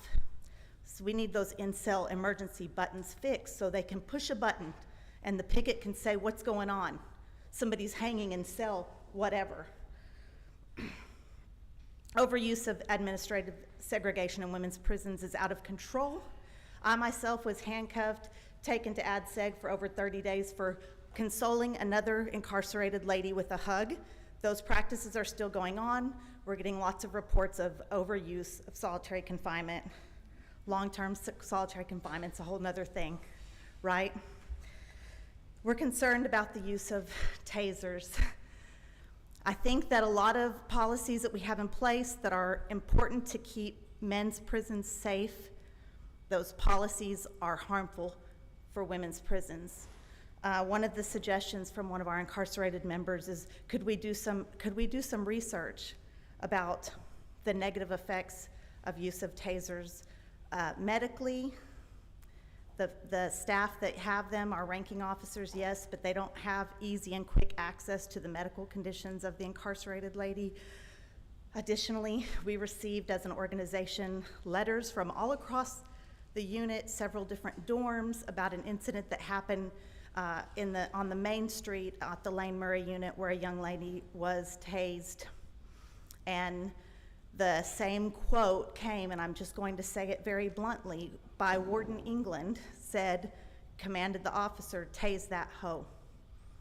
And I just ask that we look at how we're speaking, how we're presenting ourselves in those higher ranking positions especially. One of my social media videos. If you wouldn't mind wrapping up. Yes, You're absolutely. I'll just say that you guys have a mission statement that includes rehabilitation and reintegration. Great, yes, yes. The problem is that the culture of oppression that you all have created in this prison system does not allot for a conducive environment to reach those achievements. We have to start training our staff from the warden down to treat incarcerated people like actual humans. Thank you, ma'am. We Thank you. appreciate your comments. Our next registered speaker is Danny Allen. Oh, Danny's left. Okay. Well, I'll keep the card, and just in case it comes back. Joy McFadden is our next. Okay. All right. I'll keep that one for the end. Thank you. Dr. Amity Dominic.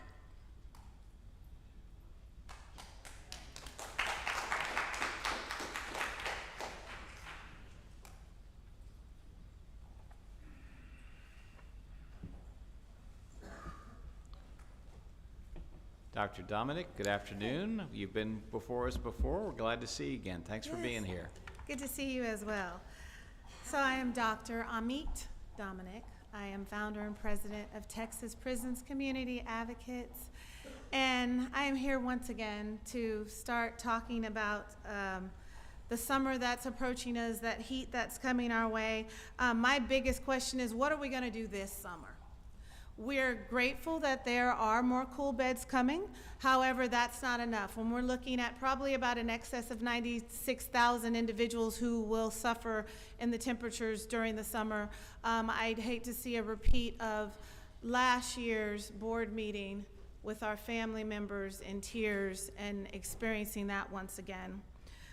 So I just want to put that out to the board. There are things that can be done. There's temporary air conditioning, there's roof paint, there's other things that can be done this summer to help alleviate some of what is about to happen. And we know it's going to happen because it's always happening. I want to read a letter that a formerly incarcerated person had sent to me, and he asked me to bring this to you guys' attention. He spent over 24 years in solitary confinement. His name is Don Alco. He wants to talk about the unbearable heat, and bear with me because I have the wrong glasses to read this. So in his words, he says, I want to share my entire story and experience, but I'd like to touch on the unbearable hot conditions I was subject to while housed, especially in the older farms, the farms that were identified as red brick farms. These red brick farms at TDCJ are units that are built in an era of TDCJ's inception. These units, farms, were built with no air conditioning nor heat. The cells in solitary confinement are 5 by 8. A grown person can stand in the center of the cell and stretch their arms out and be able to touch the walls of both sides. They are built from concrete and steel, so no insulation nor ventilation. When the summer heat comes down with force,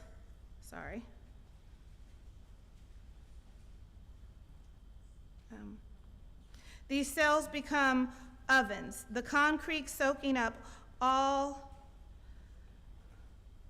of the heat, the steel and too hot to touch during the day. It is impossible to even sit and write a letter to your loved ones because you are literally pouring with sweat. I remember having to stand in a t-shirt with my boxers and my underwear. I doused myself with water. I would stand in front of the fan to cool off. I'd have to do this over and over until I was exhausted.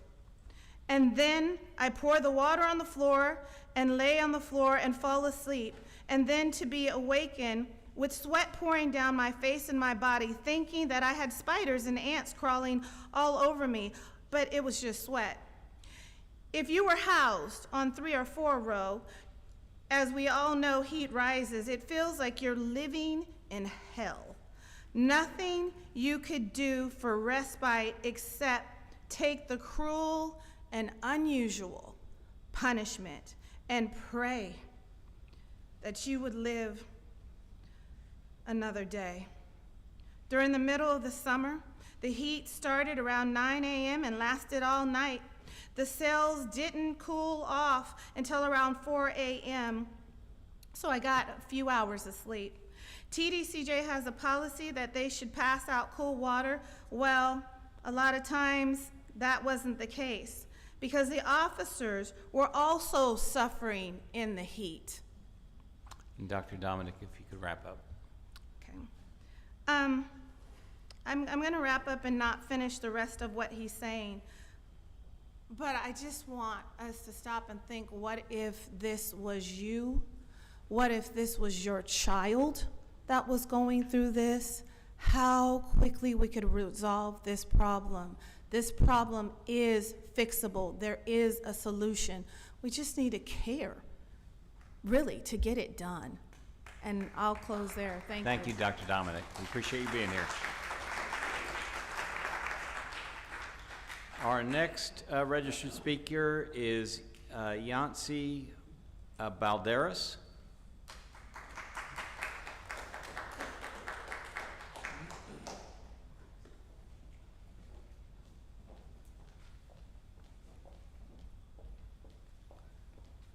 Good afternoon. Whenever you're ready, please begin. Good afternoon, and thank you so much for your time today and your attention and your service. In the last board meeting, I requested for you all to please look into providing mental health services for people on death row. Death row conditions are torturous to the mind. Just imagine living month after month, decade after decade in a small, tiny cell as big as a parking space or the smallest restroom in our home. We don't keep our pets in their crates for that long. Solitary confinement is punishment upon punishment of losing one's freedom of this outside world. There has not been any progress on ending or bettering solitary confinement. As a result, people's mental health are deteriorating, and those around are also getting affected. The desperate screams of help, I've heard them. The constant banging on the door, I've heard them.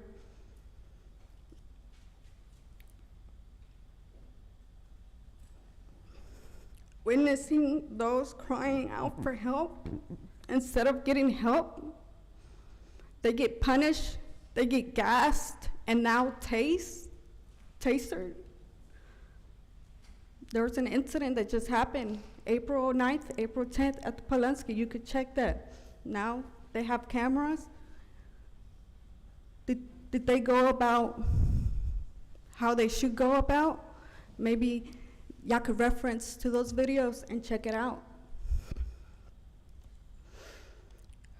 Our death row allow at least 2 hours daily of fresh air, or at least every 2 days of fresh air, 2 hours. I understand, and I know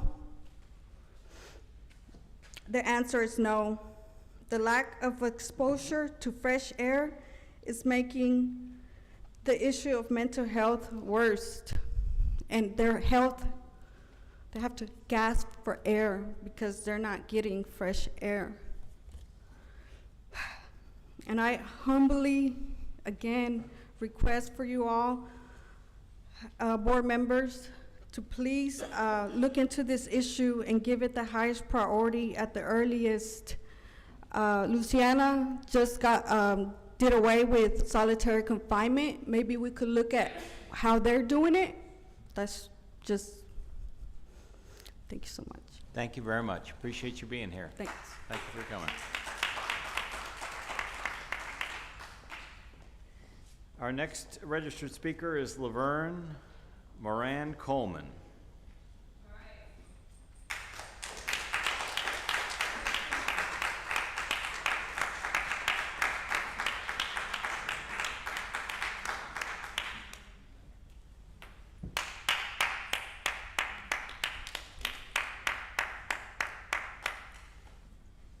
Good afternoon, ma'am. Whenever you're ready, please begin. Good afternoon. First of all, I want to say thank you for allowing me your time. Well, thank you for being here. Jovian Motley, that was my grandson. He was my very first grandbaby.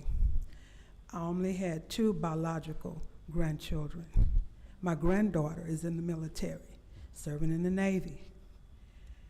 Jovian was such a good kid. He was the love of my life. He was very respectable.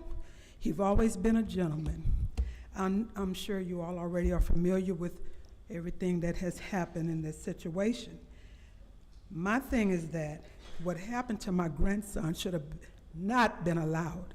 For him to have to go into a dark cell to be murdered. My thing is that I want to say to you all, what you allow to continue will continue.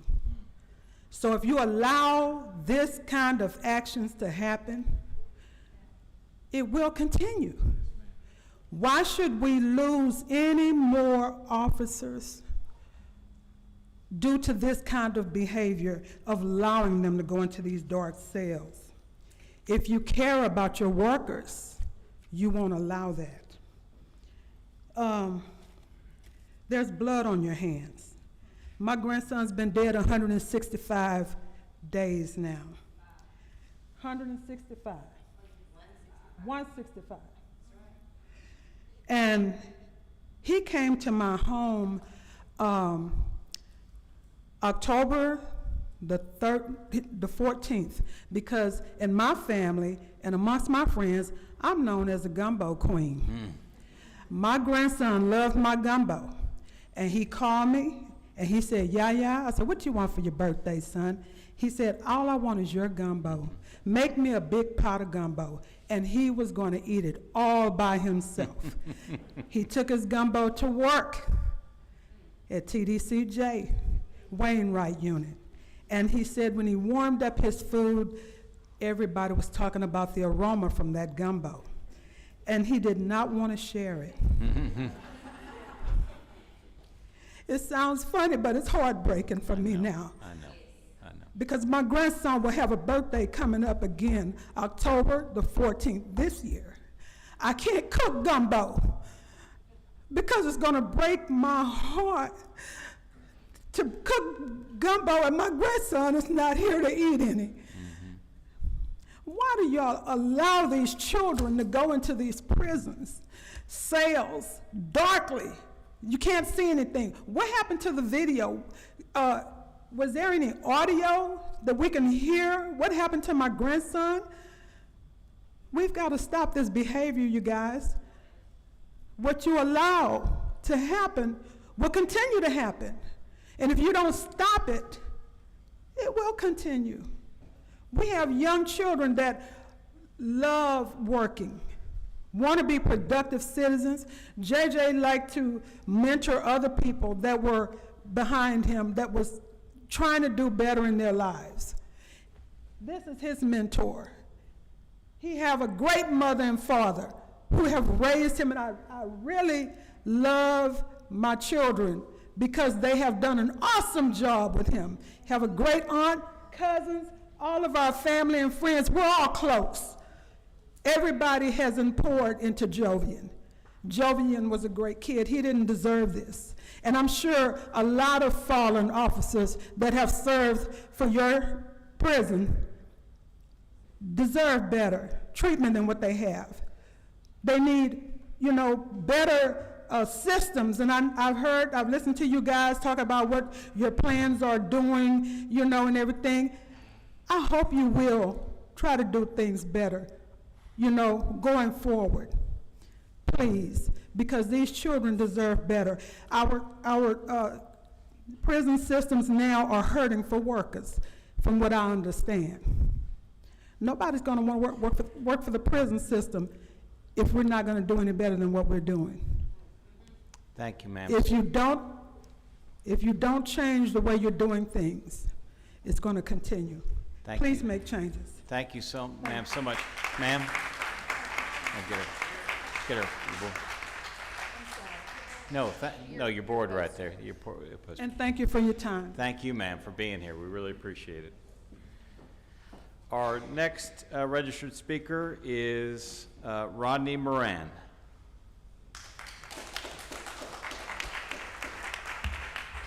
Thank you. Took y'all a while to get us in here. I know y'all had a lot going on, so a lot of stuff went through my mind. Well, we appreciate your patience. Here, yeah. We appreciate your patience. Yeah, we appreciate you being that. here. I kind of feel slighted by it, but it's okay, because I'm here now. First of all, my nephew died, and someone killed him. It wasn't, even if it was an accident or whatever happened, someone know what happened. I watch First 48 sometime. Somebody get killed way over town. Nobody else around. They can go over there and they can find out who killed that person. It's 4 or 5 people in the cell, somebody on looking, and cameras, and nobody can tell us what happened to my nephew. Sending someone, any 1, 2, 3, 4, 5 people into a dark cell, just not intelligent. Whoever put the order in for them to go in there, he need to be fired.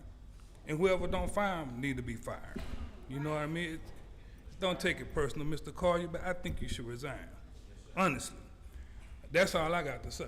Really, to be honest with you, because I'm hurt, like my sister, And JJ, my heart, I got to say, I'm so mad and upset because I go through, I think I cried so much I don't have no more tears left.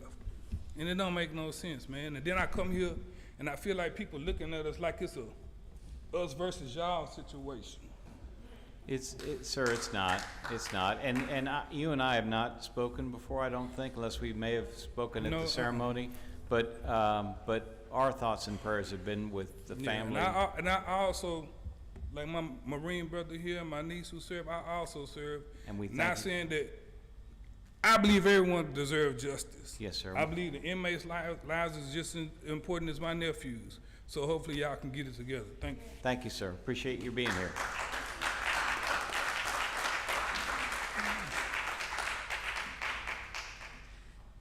Next registered speaker is Heike Mustanen.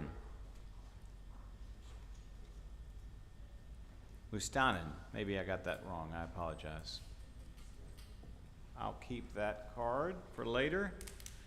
Our next registered speaker is Mr. Motley.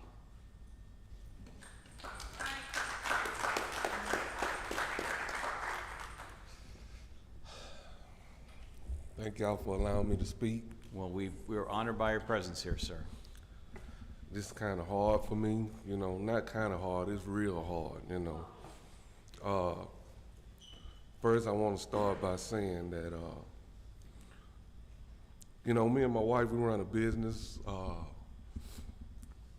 We are part of one of the largest financial firms in North America. And I believe everything rises and falls upon leadership.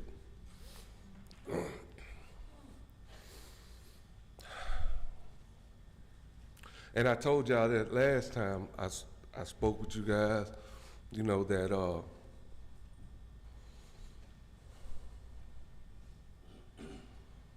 most safety procedures and policies were written in blood, which means somebody got hurt or somebody lost their life in order for those things to change. And I used to read the book from John C. Maxwell on leadership, and there's two types of leaders. There are leaders that lead by fear, and there are leaders that can bring people together and have them work, you know, and give their heart and soul, you know, for the organization, you know. It's time for something to be done different. I think whoever made the call for them to go in there, and all the rest of them that was on the call to make that decision, it's time to go. It is time to go. I'm gonna yield my time, man. Mr. Motley, we're honored by your presence. We appreciate your comments. Thank you, sir.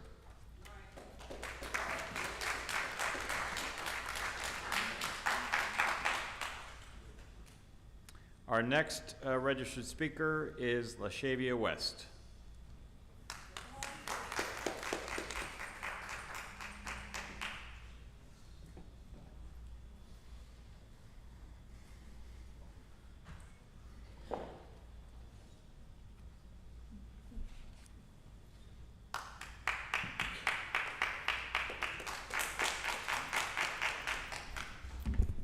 Hello. 165. The last time that I was here in Austin, Texas, because I'm from Houston, Texas, it was 88 days that justice for Joanne still wasn't served. So now we're sitting on 165 again. It's not my child, it's my friend's child. But it could be mine. And then while I'm standing here today, I'm looking at all these other parents that have lost their children We got Jovian Motley, that was a correctional officer, her child. We got the Butler family. We got the Rodney Butler. We got the John Southard right here. We have their children that have died in the system. And I'm sitting up in here and I'm walking in. I'm here with every last one of us here, and we're talking about policies, right? The policies, and I'm here with Texas Department of Criminal Justice. And knowing that people have lost their lives and they're very emotional in the states that people seem like they don't care for where their children's lives have been lost, nobody here has been checked to see if they brought anything in here to protect anybody in here, but we in here with TBCJ, right? Where's the safety for the correctional officers? Where's the safety for the inmates? Where's the safety for you all? Where's it at? We here. If it's Brian Collier, if you're not doing your job, why are you here? If it's the board that's over you, then why's the board here if no changes are being done? We're still talking about the same thing. Think about it. We're talking about the same thing, and we're not the first family that's here that's fighting for justice. Why are we fighting for justice? Well, that's what it's supposed to be. We're not supposed to be fighting for it. You're a TBCJ. It's supposed to be given. Why are we fighting for it? That means because something is wrong. So if something is wrong, who ain't did their job? If something is wrong, who is the person or who is the board that's supposed to make it right? I see everything that y'all got in line, so-called moving forward, but who's accountable for what already did happen? Where is that? Where's the accountability? Brian Collier, it's time to go. If it ain't you, then it's the board. And if it's the board, then Greg Abbott needs to replace the board. I'm done. Justice for Jovian.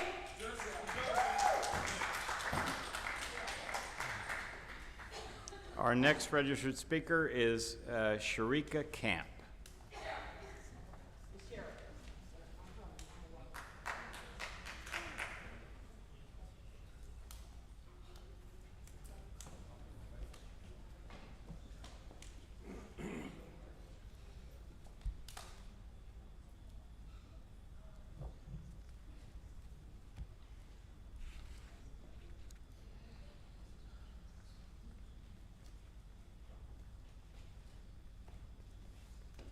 Good afternoon, ma'am. It's good to see you again.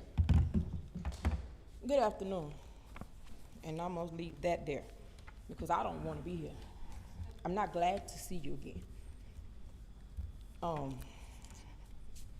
So let me try to do this. Last time, I let y'all win. I stepped out of my current character because I'm a new woman. And I'm striving to be the best example that I can be for my children. I am a mother. So, it's not the black woman that you see standing here that is shaking right now. It's not the wife of a husband that is amazing that's standing here shaking in front of you right now. It's not the Christian in me. It's none of that right now. Right now, it's the fact that God created us to care for his children, to carry them, to birth them, to love them, to protect them. And then we said about it to this world, they don't stand on nothing. They're not safe. What did she just say? They're not safe. I had walked around here with this thing all this time. Nobody knew what I had. It could have been my pistol. It could have been. Knowing me, it really, really could have been. Okay, but I'm going to leave that right there because now I'm going to go into what I actually wrote down because I'm going to do that this time. This is what I wrote down. And I need y'all to understand this with passion. It's from my heart. It's for him. It's for Edward, Tamika, Ayana, Madi, the family, the friends, the father ones. Hold on, because I don't even know these people, but I know them because I have a heart, because I'm a mother. Jovian Motley, John Anthony Southers, Randy Butler. That's 3 people. 3. That's the names I know. But I watch the news, so I know what's going on.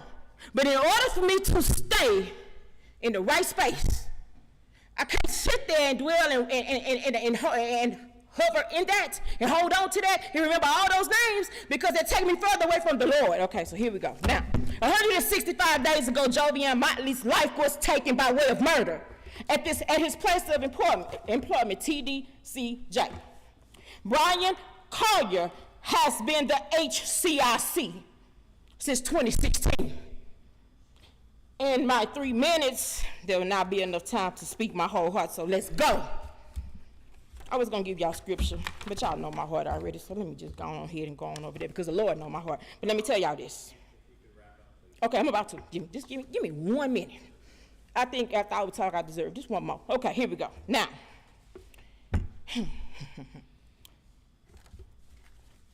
we stood before you on February 16, 2024, exactly 77 days ago, which was the 88th date of Jovian's murder, which was 165 days ago. We then were requesting only the truth. Today, we demand your resignation, Brian. 165 days ago, why was the cell dark, Brian? 165 days ago, why was the 5th man team sent in the dark? 165 days ago, why was Jovian Motley murdered? Ms. Camp, we appreciate you being here. Thank you, ma'am. Our next registered speaker is Gloria Ruback. Ms. Ruback, if you would join us, please. I know she was here. Okay. All right. I'll leave her card for later. Our next registered speaker is Angie Agapitis.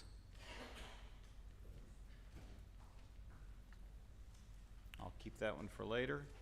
Our next registered speaker is Patricia Jackson.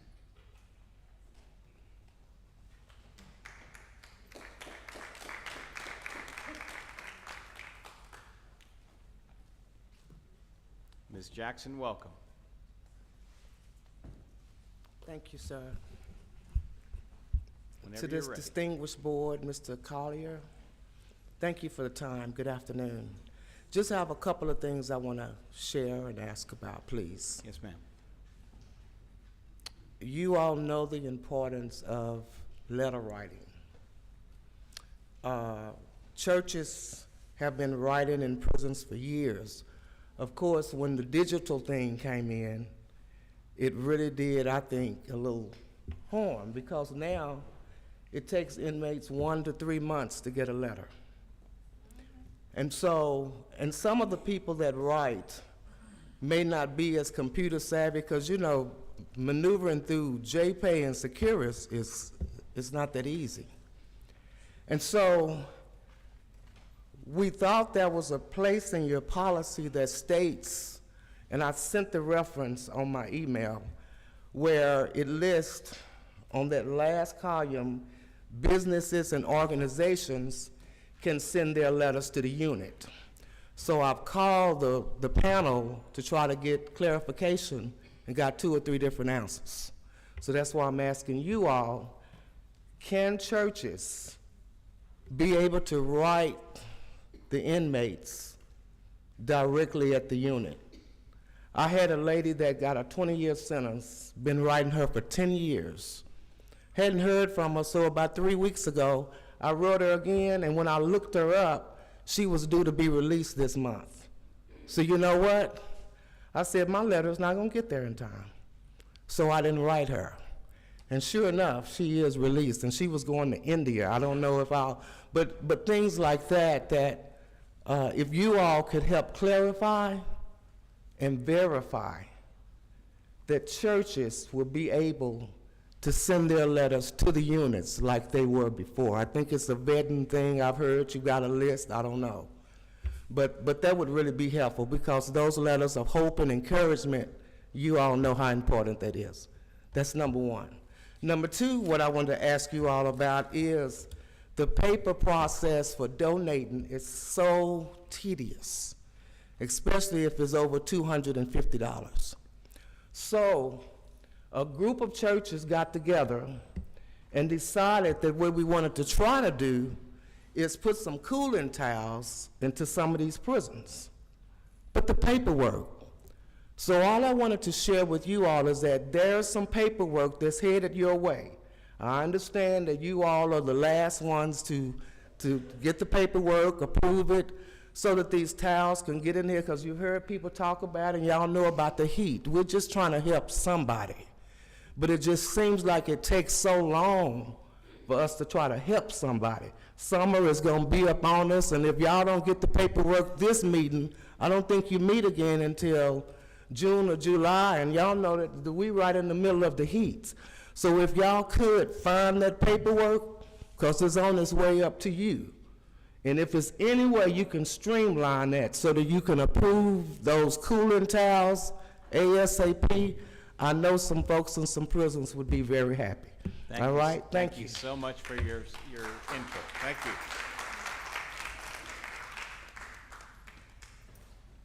Our next registered speaker is Shivas Watson. Keep that one.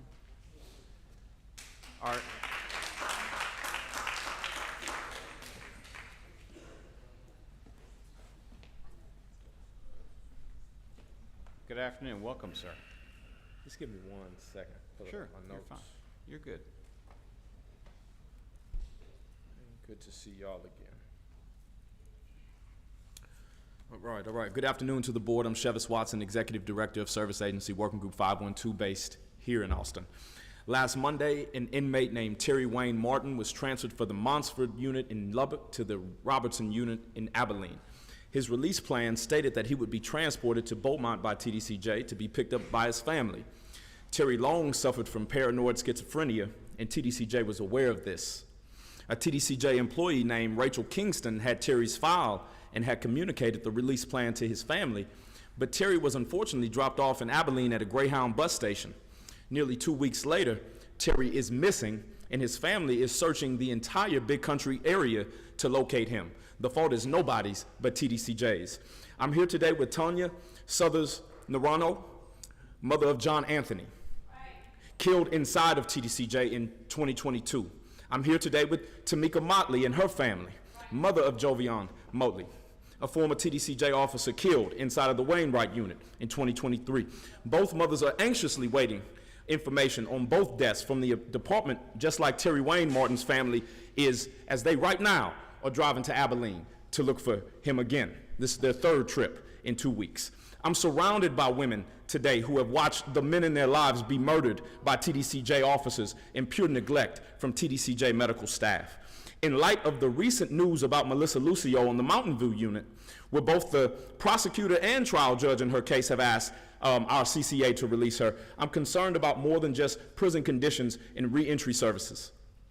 I'm wanting this board to create an executive level team that partners with community advocates like myself to identify innocent claims in the inmate population so that no other families experience what Melissa's has, but also a unit-specific team to address the issues that Tonya's, Tamika's, and Terry's family have. As a former inmate myself, I want to reasonably ask you to embrace my words and talk further with me on how to address these issues that never gain any recognition in board meetings such as these. The department's mission is certainly worth ensuring for staff members, but should only be seen as successful if inmates and their families also agree. I want to thank you for coming to Austin, where reentry is a false narrative. I'm 4 years from the Holiday Unit next month, and doors are closed to me at every corner. I'm committed to making restorative justice a tangible guardrail for all of us who return to the near 200 counties in this state. Last time I spoke, Board Chair, I let my emotions get the best of me. No worries. As a former inmate, I'm certainly capable of better. This time I wanted to be clear and create no harm, no more than what has already been created. If I can do better, you all sure can too. Thank you. Thank you, sir. We appreciate you being here. So sorry, sir, will you tell me Terry's last name again? Terry Wayne Martin. Wayne Martin. Thank you. Our next registered speaker is Mrs. Motley.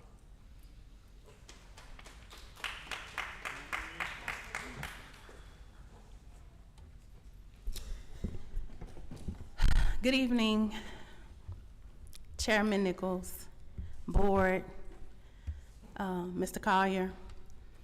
I'm standing here today to let you know I'm tired. I'm tired. I want to know, how do you sleep at night? How do you sleep? We sit in here for hours, and this board look like you're asleep. Where is the accountability? Who do we hold accountable for the death of my son, Jovian Motley, on November the 13th, Mr. Collier? He was sent into a dark cell on a 5-man team with 2-3 other people standing outside.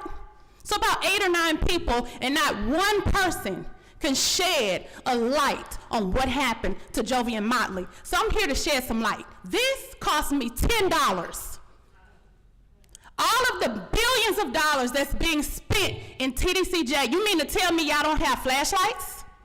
Y'all can't illuminate the room? You can't make sure there's light so that people can see what they're doing? Would you drive tonight and cut your lights off? Test it. I want to see how that works. Could we, What I find very strange, cut the light off for a second. What I find very strange to me, my son was one of y'all's. The saying is, bat the gray. Who was protecting my son? Who's supporting my family? You know who's been showing up for me? Tona Southers, who lost her son. Ms. Butler, who lost her husband. All of these prison advocates have been there for my family more than the agency that my son died at.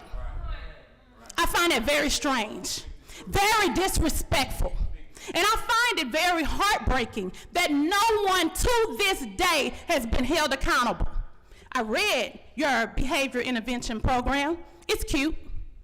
But here's the problem. I didn't see nowhere in there that it addressed the very problem that I have with my son's death. No lighting. What do we do about the lighting? What's the policy on sending a 5-man team into a cell where they can't see to do their job? That wasn't on your plan. See, we got to address the real issues. And I want to ask a question to the faith leaders that is here on this board, Pastor Sprinkle, Miss Johnson. Every time we get together, you pray with me. My question is, who are you praying to? Because what is the Lord telling you about this corruption that's going on right now? Who's all playing a part of it?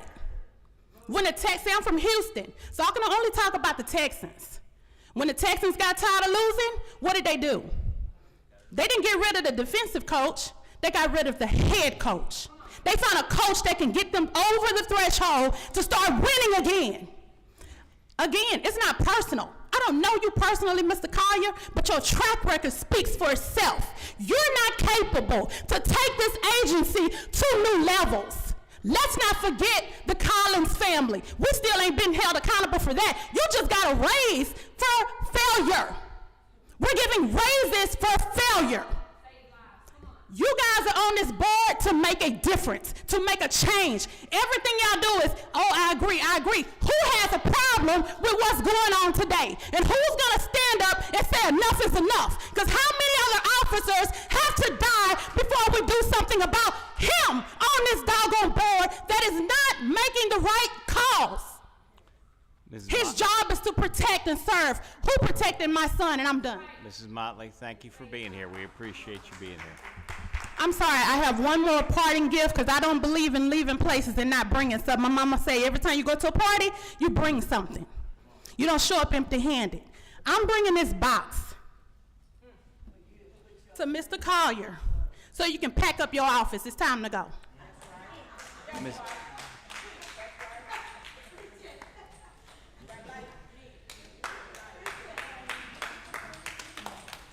I do want to say something, Ms. Motley, because I respectfully disagree with some of the things that you just said, because you and I both know the level of connection and support that has been given by various parts of this agency to the Motley family. And we also know that, as we've talked about before, that there is a pending criminal investigation with a case that Who's being held accountable with the agency?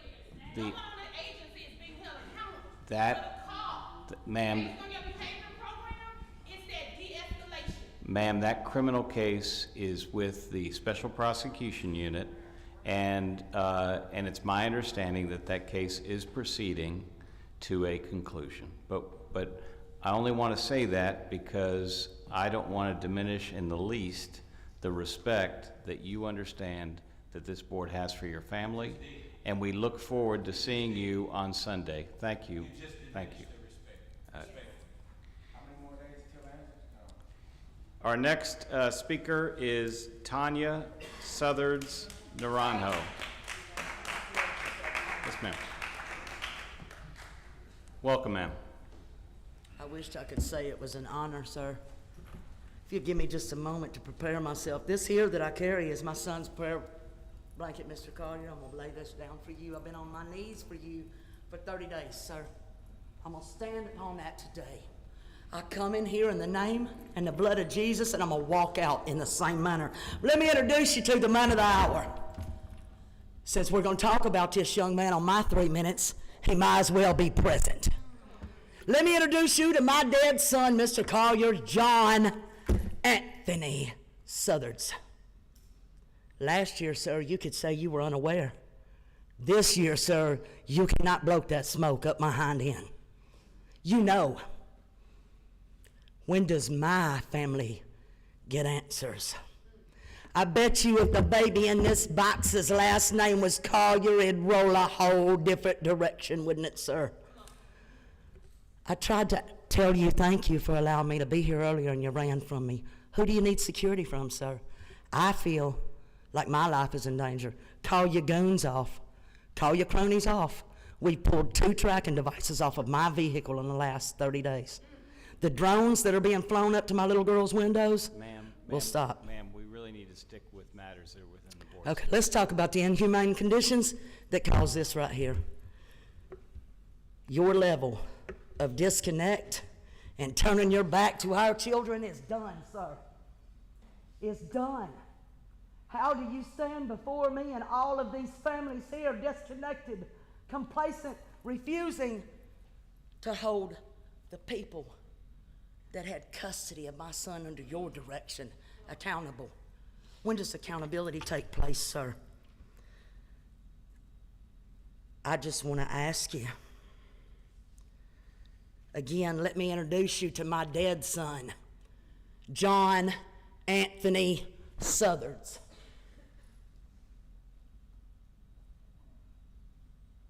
He's not coming home. He came home in a box, sir. Apologies don't matter to me anymore. Apologies don't cut it anymore, sir. But I'll tell you, sir, that your own mission statement says, the mission of the Texas Department of Criminal Justice is to provide public safety, promote positive change in offender behavior, reintegrate offenders into society, and assist victims of crimes. When did you plan on providing that safety for my son, sir? You failed miserably. I believe it to be a fact that you've sat in your position since 2016, correct, sir? Death in your prison system is at an all-time high. When does it stop, Mr. Collier? I asked you last time to see your hands. I'm not going to do that to you today, sir. You see, I know you're soaked in the blood of John Anthony. Ma'am, if you could wrap up, please, we sure would appreciate it. Absolutely. I challenge you to spend 30 days in the cell that my son took his last breath in, from June 28th of this year to July 28th, and let me know if you would be okay with the conditions in there. And then I humbly demand, in honor of my son, in the name of Jesus Christ, I command you, brother, to step down from your position and resign. You have failed miserably. I'd be embarrassed if I were you. Ma'am, if you would wrap up, please, we sure would appreciate it. I've said all I need to say. Thank you, ma'am. And your actions, sir, have spoke volumes. But today,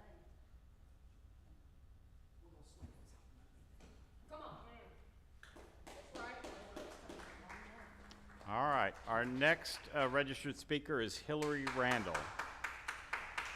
one more question. Why are there 4 amendments on my son's death certificate?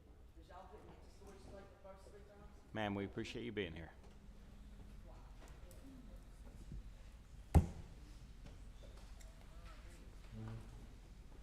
Ms. Randall, Hi. good afternoon. Good afternoon, evening now. Mission statement. The mission statement of Texas Department of Criminal Justice is to provide public safety, promote positive change in offender behavior, reintegrate offenders into society, and assist victims of crime. A mission defines your identity, while a vision charts your future. The vision of TDCJ does not align with what you claim is your mission. Today, we convene to address a grave concern, the inhumane treatment within the Texas Department of Criminal Justice, a serious issue demanding immediate attention. First, I wish to highlight a specific incident at Polunsky Unit. As an advocate, I personally reported the presence of weapons in Building 7. This information was also conveyed to Safety Sergeant Vega by a family member of an inmate, to which her response was dismissive, stating, "He probably owes a drug debt." This report was made between March 10th and 12th of 2024. Tragically, a man was fatally stabbed in Building 7 on April 12th of 2024, leading to the conclusion that Sergeant Vega did not take the information nor her job as the safety sergeant seriously. Reports of abuse, neglect, and mistreatment within the TDCJ have persisted for decades, indicating a systemic problem that has been largely overlooked. I know this to be true as I, along with many others I know personally, have reported such incidents. We have tragically lost loved ones due to neglect or failure to address their basic needs and human rights. I previously raised concerns during our conversation on August 25th. As you are aware, my husband passed away while in TDCJ custody. At that time, neither you nor I were aware of the cause of death. Thyrotoxicosis due to Graves' disease. In the year leading up to his death, he submitted numerous medical requests, I-60s, for various health issues, which in hindsight were symptoms of Graves' disease. He was taken to the hospital in April 2022 for an eye condition later identified as thyroid eye disease. During his hospital visit, blood work should have revealed his elevated thyroid levels, but this was not discovered until May of 2023. His medical transport from Michael Unit in Tennessee Colony to UTMB Galveston did not commence until June 19th of 2023, by which time it was too late. He passed away at 3:53 a.m. on June 20th, 2023, shortly after arriving at Byrd Unit in Huntsville, in which in the condition he was in, that stop, in my opinion, should have never been made. It is imperative that we bring these injustices to light, demanding accountability and humane treatment for all individuals regardless of their circumstances. I have 2 questions, and I would appreciate honest answers if you don't mind. Could you please provide an update on the progress made in improving living conditions, nutrition, physical health, and mental health since our last conversation? Ma'am, it's not time. Okay, that's fine. Before I conclude, I have one final question for you, Brian. When do you intend to resign so that someone more dedicated to improving humane conditions rather than seeking recognition or a salary can assume your position and bring about meaningful change? We appreciate your time, Thank you. ma'am. You have a Thank wonderful you for being night. here. Our next registered speaker is Ashlyn Gaddy.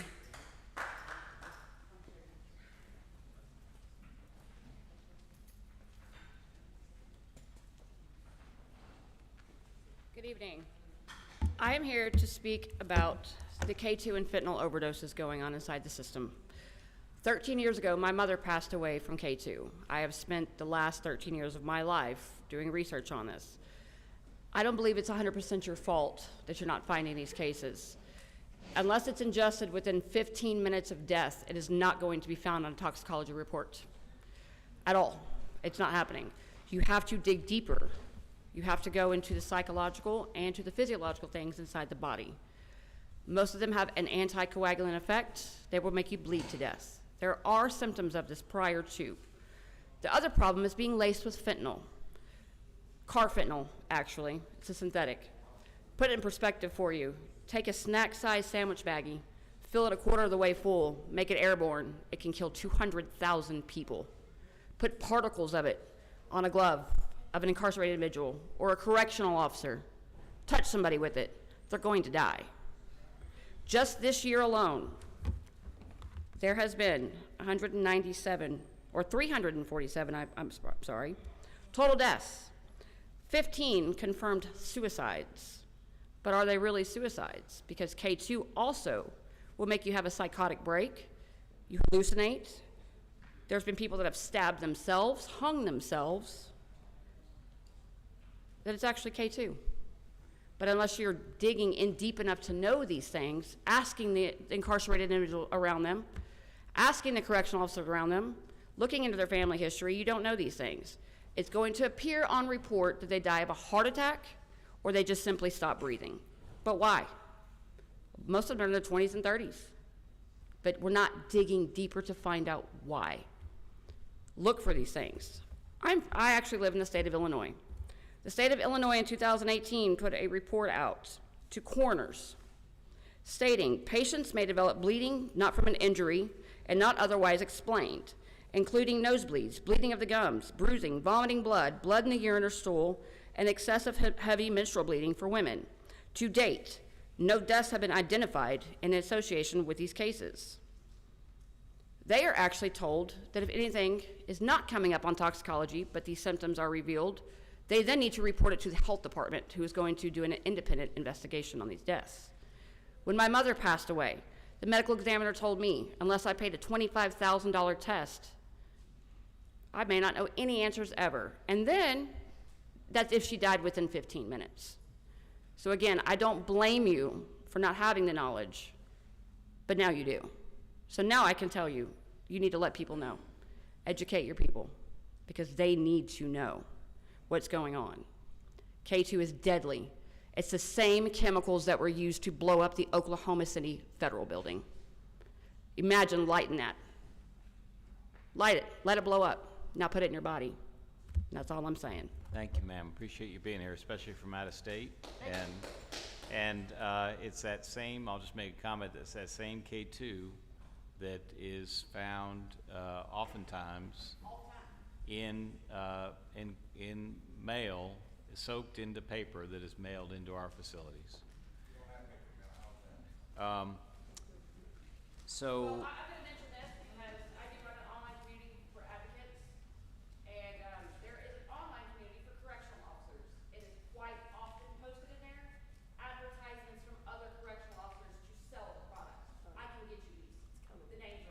Thank you, ma'am. Appreciate you being here.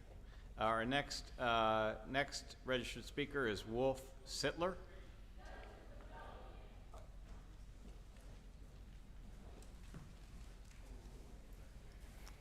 Thank you, sir, for being here and for your patience. Thank you, Mr. Chairman, Mr. Collier, members. I've been waiting here for about 8 hours for these 3 minutes. And that leads me to suggest perhaps you would consider having the public comments at the beginning of the meeting instead of the end. These meetings are all about you listening to the public, the largest group of stakeholders in the prison system, the families and the friends. And from that listening, you can develop a vision. And that vision is partially what you're involved in, Mr. Collier, is the 2030 plan. The thing about the 2030 plan is that, as far as I know, the largest group of stakeholders have not been invited to the table. And they have a lot to offer. And some of those stakeholders are the currently incarcerated prisoners. Here I have an example of that. This is a book by a presently incarcerated individual, Aaron Flaherty. It's called Reshaping the Texas Prison System for Better Public Safety. He published this last summer. Some of you got copies, the newer members probably don't. But this is an example of the potential that's within our prisons to provide insight and ideas on the way forward. And that way forward will be more effective if all stakeholders are at the table. And so I invite you to include the families, the friends, the currently incarcerated, formerly incarcerated, and solicit their ideas about how we can make this system narrow the gap between the great vision on this side and what's really happening over on this side. I mean, we need to narrow that gap and make this prison system what it can be according to the ideals that you've already fully aware of. So part of that would be, for example, creating a correctional innovation committee in each prison. Every warden knows the people in their prison who are responsible, who are thinking about the future, who are thinking about how to improve their lives and make things better. Take advantage of all that experience and insight that is already there. Another possibility is, you know, I appreciate all the innovation that's going on. I don't think it's enough, but another source of information would be the Prison and Jail Innovation Lab at the University of Texas. I've spoken with the director. She is ready to talk with you at least about how can they assist you in fashioning a system that does what it should be doing. And I know you all have a hard job. You get people in your system that are wrongfully convicted or excessively sentenced, and that makes it tough to deal with that with everybody. And so I think the focus really needs to shift dramatically from the more security and control. That's important, but there has to be much more of an emphasis on the human services, dealing with, you know, having a more compassionate attitude towards those. Yes, sir. If you could just who need wrap it. up, if you could wrap up when you Yeah. can. Well, I think that's pretty much it. And I just, you know, thank you for your service and hope that you will include the largest group of stakeholders in the way forward. Thank you, sir. Thank you very much. Our next registered speaker is McKenna Lucas.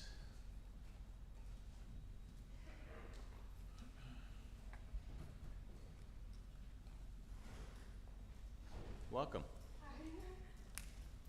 Whenever you're ready. My name is McKenna Lucas, and I am part of the Pen Pal Collective Abolition Apostles. I'm here to address our concerns over the Texas mail scanning policy. Our work has been significantly affected since the new policy has been put in place. We've experienced significant delays, in some cases as long as 2 months, in receiving mail back and forth, which has affected morale and has caused a lot of confusion between our pen pals inside and outside of the prisons. My pen pal, Kevin, who's at Hightower, has had a lot of issues with his tablet. His tablet wasn't working at one point, and he didn't have access to the letters I had sent to him. He also can't afford to send digital mail through Securus, so we're stuck dealing with these long wait times. Mail scanning has caused a whole host of problems for people in our organization. Here's a quote from one of our pen pals inside. "My mail has only changed for the negative. Before the new mailing system was implemented, I could write family and friends, then put it in the mailbox the next day and have a reply back within a week. Now every letter I write will take on average a month to receive a reply back. My mother, for example, is technology challenged. She can't even set up her email account to email me. So all her mail goes through an extremely slow process, making it impossible to get current info. There are mothers who can't communicate with their children. Families are being affected negatively. For someone in prison, mail is everything. The current issues people in prison are experiencing are unacceptable. I ask y'all to please reconsider the mail scanning policy and return to accepting personal mail to individual units to preserve the vital emotional ties that come with paper mail. Even if you can't completely get rid of the mail scanning policy, I ask you to consider narrowing it so that not every single person in every single prison is affected. I know that there has also been some staffing issues, and ending the mail scanning system can help alleviate those issues. This is a benefit to y'all as well. You can reorganize staff to accommodate staffing shortages in other areas. Abolition Apostles is a national organization, and we've only noticed delays in Texas. I'm asking you to please end all mail scanning and go back to physical mail, or find other solutions to our issues. Thank you. Thank you so much. Appreciate you being here. Our next registered speaker is Cassie Geiken.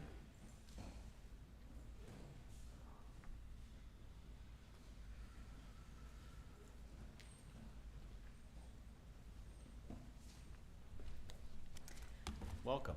Hello, my name is Cassie Geiken. I'm a parole fellow with the University of Texas at Austin School of Law, Mithoff Pro Bono program.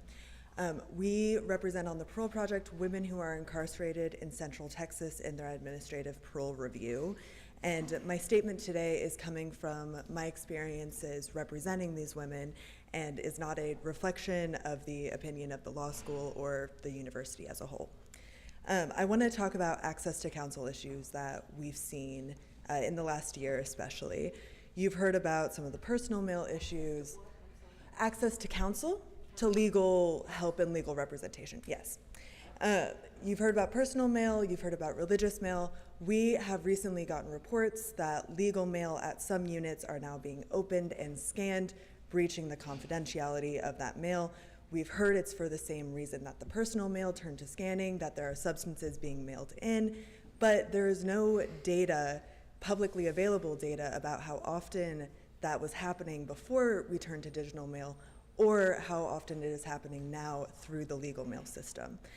We have also had increasing difficulties with scheduling legal calls and visits in the last 8 months. It often takes days to confirm with the unit a date that is open for them, and we are now we have to schedule about a week in advance to assure that there's enough time for that legal visit or call to be approved, which is a far cry from the 24-hour policies that are currently in place and prevents us from having emergency phone calls with our clients when they're needed. When these visits and calls are scheduled, there are often day of cancellations, or the calls are cut short. We've had multiple calls in the last 8 months that were scheduled for an hour or 2 hours and have been 20 to 30 minutes tops, not giving us enough time to actually have a sufficient time speaking with our client. For one of our clients, it took a month and a half to schedule a call due to lack of unit availability and cancellations, and for another, over a 4-month period, 5 calls and visits had to be rescheduled. All of this is due to the law librarians having a massive amount of responsibility and not having the time or availability to cover all of those issues. So paperwork is not being seen and not being submitted in a timely manner, or they're also being pulled for other positions on the unit. The Coleman Law Librarian is often pulled to run transport, which takes them out for the whole afternoon, and when there are virtual hearings, the law librarians are unavailable for the entire day. There needs to be the ability to facilitate timely, confidential communication with people who are incarcerated. And one way to make the current process more efficient is to allow the law librarians to email the attorneys to schedule, to provide the unit availability before we contact them to schedule that, or make the unit's availability publicly viewable online so we know what is open before we are trying to submit these requests and going back and forth. We also need to ease law librarian responsibilities. With the tablets, there's new potential options for confidential communication. Video calls on the tablet that are confidential, or confidential communication messaging outside of Securus. These should not replace in-person visits, but would increase access to counsel. Thank you. Thank you so much for your comments. Appreciate it.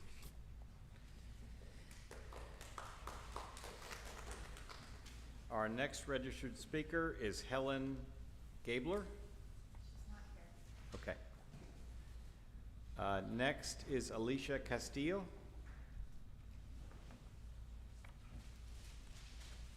Next is Molly.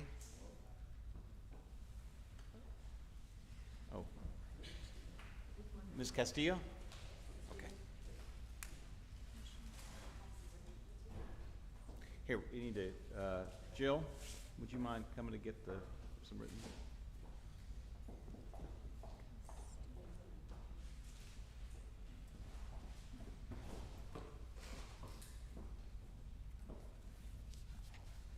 Good afternoon. My name is Alicia Castillo. Welcome. I'm a senior advocacy manager at the Texas Civil Rights Project. Thank you all for making the time. Thank you for being here. Yeah, so what I wanted to discuss was the Texas Civil Rights Project. You know, there have been a lot of comments about a need for change in the department. And fortunately, we're in a year where there's ample opportunity for that. This is a sunset review year. Next legislative session, we'll have the sunset bill that will provide lots of opportunities for us to make administrative changes that will make an actual difference in the department. So despite notable areas of progress that we've seen since the last sunset review, we know that the department's still plagued by a lot of the issues that it faced in that last review. And for us, we believe the whole of which is really amounts to a humanitarian crisis. So between the mounting death for those incarcerated and even staff, as we've seen, as extreme weather conditions worsen with no reprieve, to the cruelty of ongoing extreme deprivation, medical, social, nutritional, and more, people in prison at TBCJ endure egregious conditions. So there's an urgent need for structural, systemic change at the department, and in order to alleviate the current crises and for us to begin working towards a brighter future for the department. So nearly all the recommendations that we've provided in our sunset recommendations will serve to address the most prominent need in the department, which the department noted itself in the self-evaluation report, which is staffing. You know, we have a limited staffing problem, but we believe that we can work towards resolving that problem by reducing reliance on incarceration overall. So we know that a lot of the improvements that need to be made are legislative ones that you know the sunset will not have the authority to do, but a lot of existing mechanisms for safe release and reducing unnecessary intake can be achieved just through changing practices that are in existing policy. For example, solitary confinement. We know that Texas incarcerates more people in administrative segregation, solitary confinement, than every state except for Florida. It maintains more people in long-term solitary confinement than every other state, including the federal government, combined. And yet, our prisons are no safer than other prisons across the country. And to the contrary, most studies find that solitary confinement doesn't even contribute to prison or public safety. We've included our executive summary of a recent report on solitary confinement in Texas that has a host of recommendations, including a key example of one that we know is working in other states, running pilot programs where researchers can come in and former correctional officers who have learned methods at reducing solitary confinement can come in and train the current department units to reduce the use of solitary safely. We know that currently TBCJ risks being pushed further beyond its capacity because of our crisis, our federal crisis of immigration. We're being pushed beyond our capacity right now to detain those who are seeking refuge and those who are subject to new mandatory minimums and the changes of the legislature. So we also fear that compliance with these new laws may open up the department to additional legal scrutiny. We have a host of concerns around this issue, particularly around pretrial standards, compliance, including access to counsel, jail standards, safety, PREA compliance, transportation, and much more. So we know that that's a big problem, but you'll hear more later about some of the egregious conditions that immigrants are facing right now, who are, for all intents and purposes, innocent, being held pretrial in prisons, which are, of course, designed to hold people who are convicted of crimes. So they're subject to the same kitchen, for example, where we hear reports of rats crawling around, where we know that food with maggots inside is being served, yes, to people who are incarcerated, but also to women in the Lopez unit who are innocent and being held pretrial. And if you could wrap up. Certainly. So there are 9 recommendations or 9 issues that we highlight in a whole in the report, and several recommendations for each of them. But I just and you provided that report? Yes, I did there. So thank you so much. But I know it's difficult to find the time to read an 18-page document, so I wanted to highlight some. I will read it. Yeah, Thank sure. you, ma'am. Thanks so much. Appreciate you. All right. Our next registered speaker is Molly Pachenik.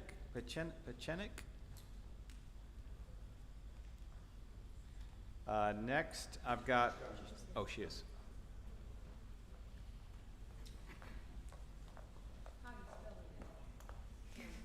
It's Petchenik. Thanks. And I'm sorry for butchering it. That's but, okay. It's a tough one. okay. But we appreciate you being here today. Whenever you're ready. Thanks. My name is Molly Petchenik, and I'm a staff attorney also at Texas Civil Rights Project.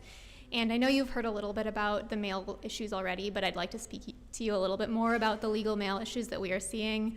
And we hear no end to the issues with the digitization of mail in general, so I don't want to undermine the importance of that broader issue, but I'll just focus on legal mail for now.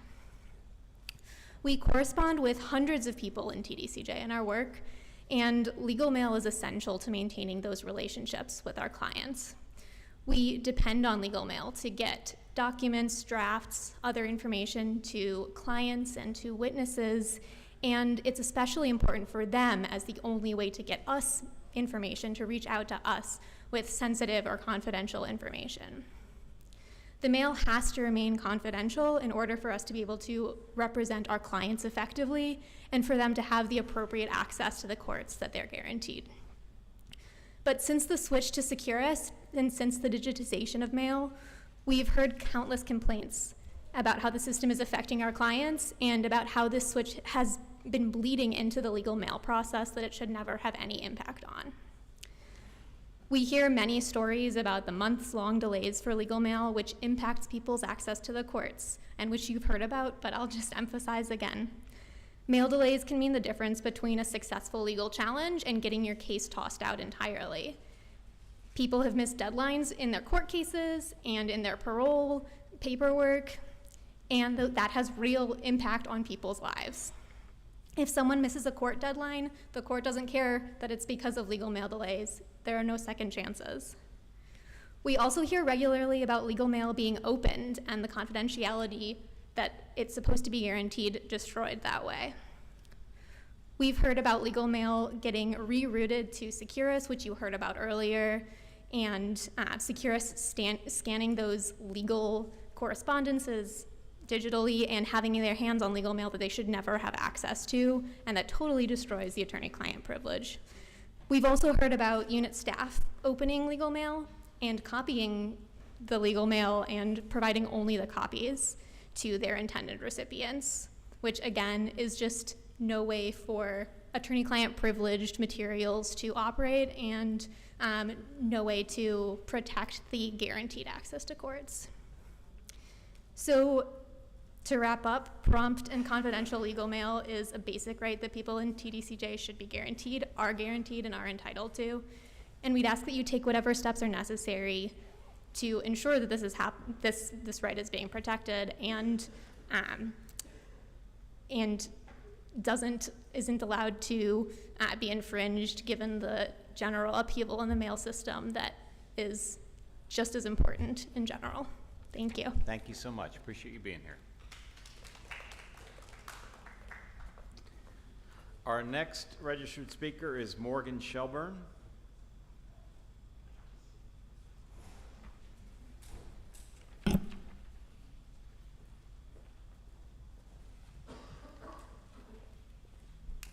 Welcome. Thank you. My name is Morgan Shelburne. I'm an attorney at Lone Star Defender's Office. We provide representation to people arrested under Operation Lone Star who are charged with nonviolent crimes like trespass, smuggling, and evading. Since arrest under Operation Lone Star began in 2021, our clients have been held in TDCJ prison units, even though they are pretrial detainees who are considered innocent under the United States and Texas constitutions. Approximately 15,000 people arrested under Operation Lone Star have been held in the Briscoe, Segovia, and Lopez units. Right now, there are about 340 Operation Lone Star pretrial clients currently detained. They're detained in TDCJ prisons unless they can pay to be released, often thousands, sometimes tens of thousands of dollars. Overwhelmingly, our clients who cannot afford to pay for their freedom plead guilty. Not because they are in fact guilty, but because the conditions in these TDCJ units are so horrible. And a guilty plea is often their only means of escaping those conditions. Our clients describe conditions that should give this board pause for concern, especially at the Briscoe unit.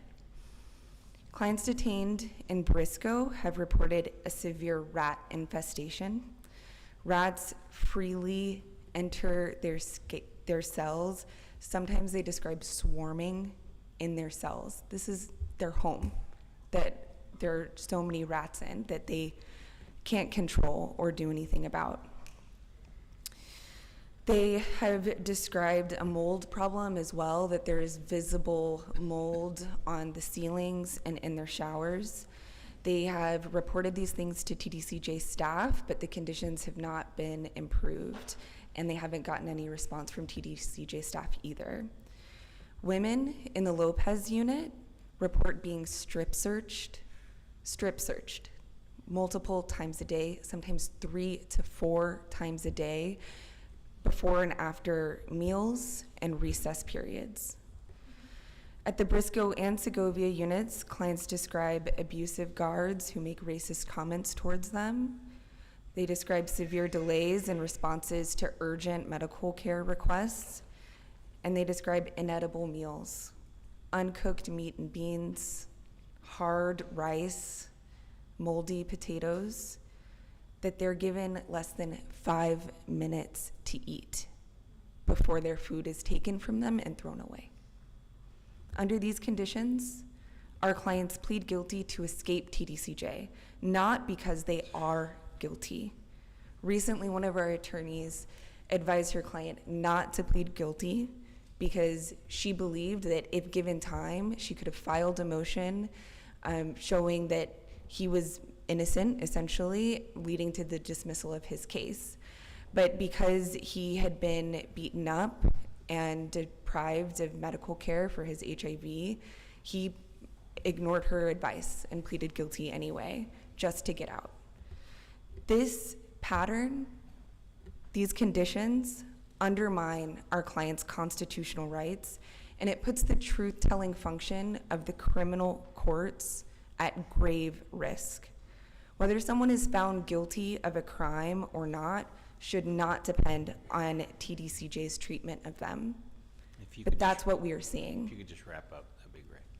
We just ask that you keep our clients' rights and their presumption of innocence in mind and improve the living conditions at TDCJ. Thank you. Thank you for being here. Our next registered speaker is Wendy Velasquez.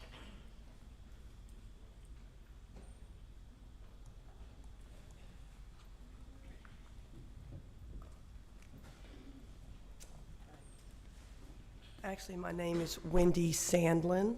I got remarried. So I was fired as a cadet at the Gatesville Academy under the hands of Major Henson. There's some names that I want you to take notice of. Danny Landrum and Charlene Trentham put a letter in my file that I had to go through the AG to do a FOIA because your general counsel wouldn't let me see it. They falsified documentation in my file, and there were 6, so that's 8 people that falsified state documents. Do you guys understand what the fine is and the prison time for that? It's a $2,000 fine and potential prison time to do that, okay? You are falsifying state documents. You're falsifying information on a state document is what you did. I was egregiously fired. It was over an EEO complaint on this little girl that, she's 27 at the time, I'm 57, I'm 60 now. This whole woke thing that's going around in our culture, in our country right now, it's ridiculous. Because I have standards, and I have pride in my job, pride in my work, I was always on time, I'm white, and I get fired. This happened in 2022, July 15th, and let me also make notice of a guy named Captain Smith. Okay, he was a guy from leadership that came down to our site. Rumor had it that he had a little affair with one of our cadets. Well, when I got rumor of it, I stayed out of everybody's business. I was training hard for 6 weeks, okay? If I'm gonna get fired, he's sure the hell gonna get fired, okay? Now, I'm telling you right now, I wasn't anybody's business. I did my job. My warden is right here with the red tie. Would have been my warden.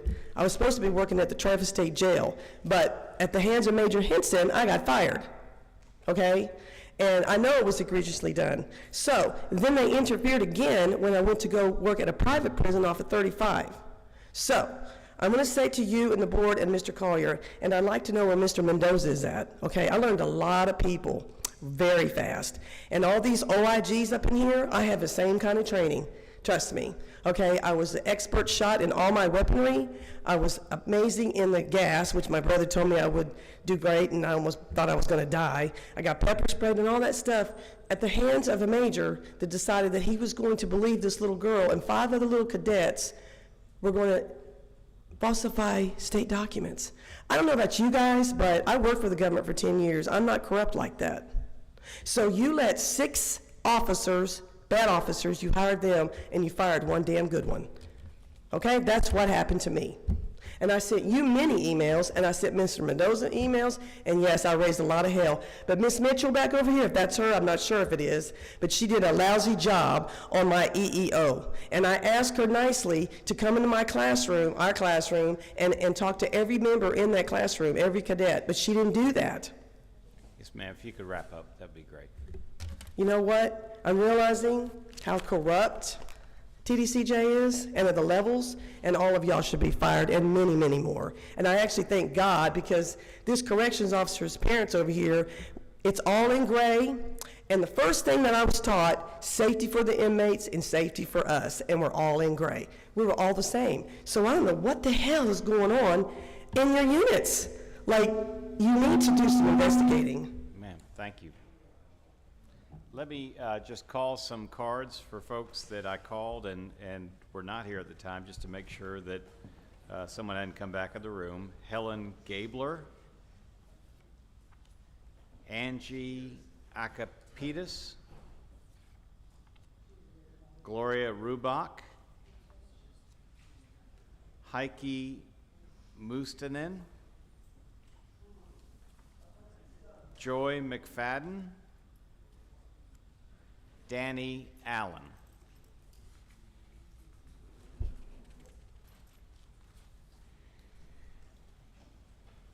That closes our public comment period. I would like to thank all of you for coming here today and remind you that the next meeting of the Texas Board of Criminal Justice will be Friday, June 14th, 2024 in Amarillo, Texas. There being no further business, the 234th meeting of the Texas Board of Criminal Justice is now adjourned. It is 6:58 p.m.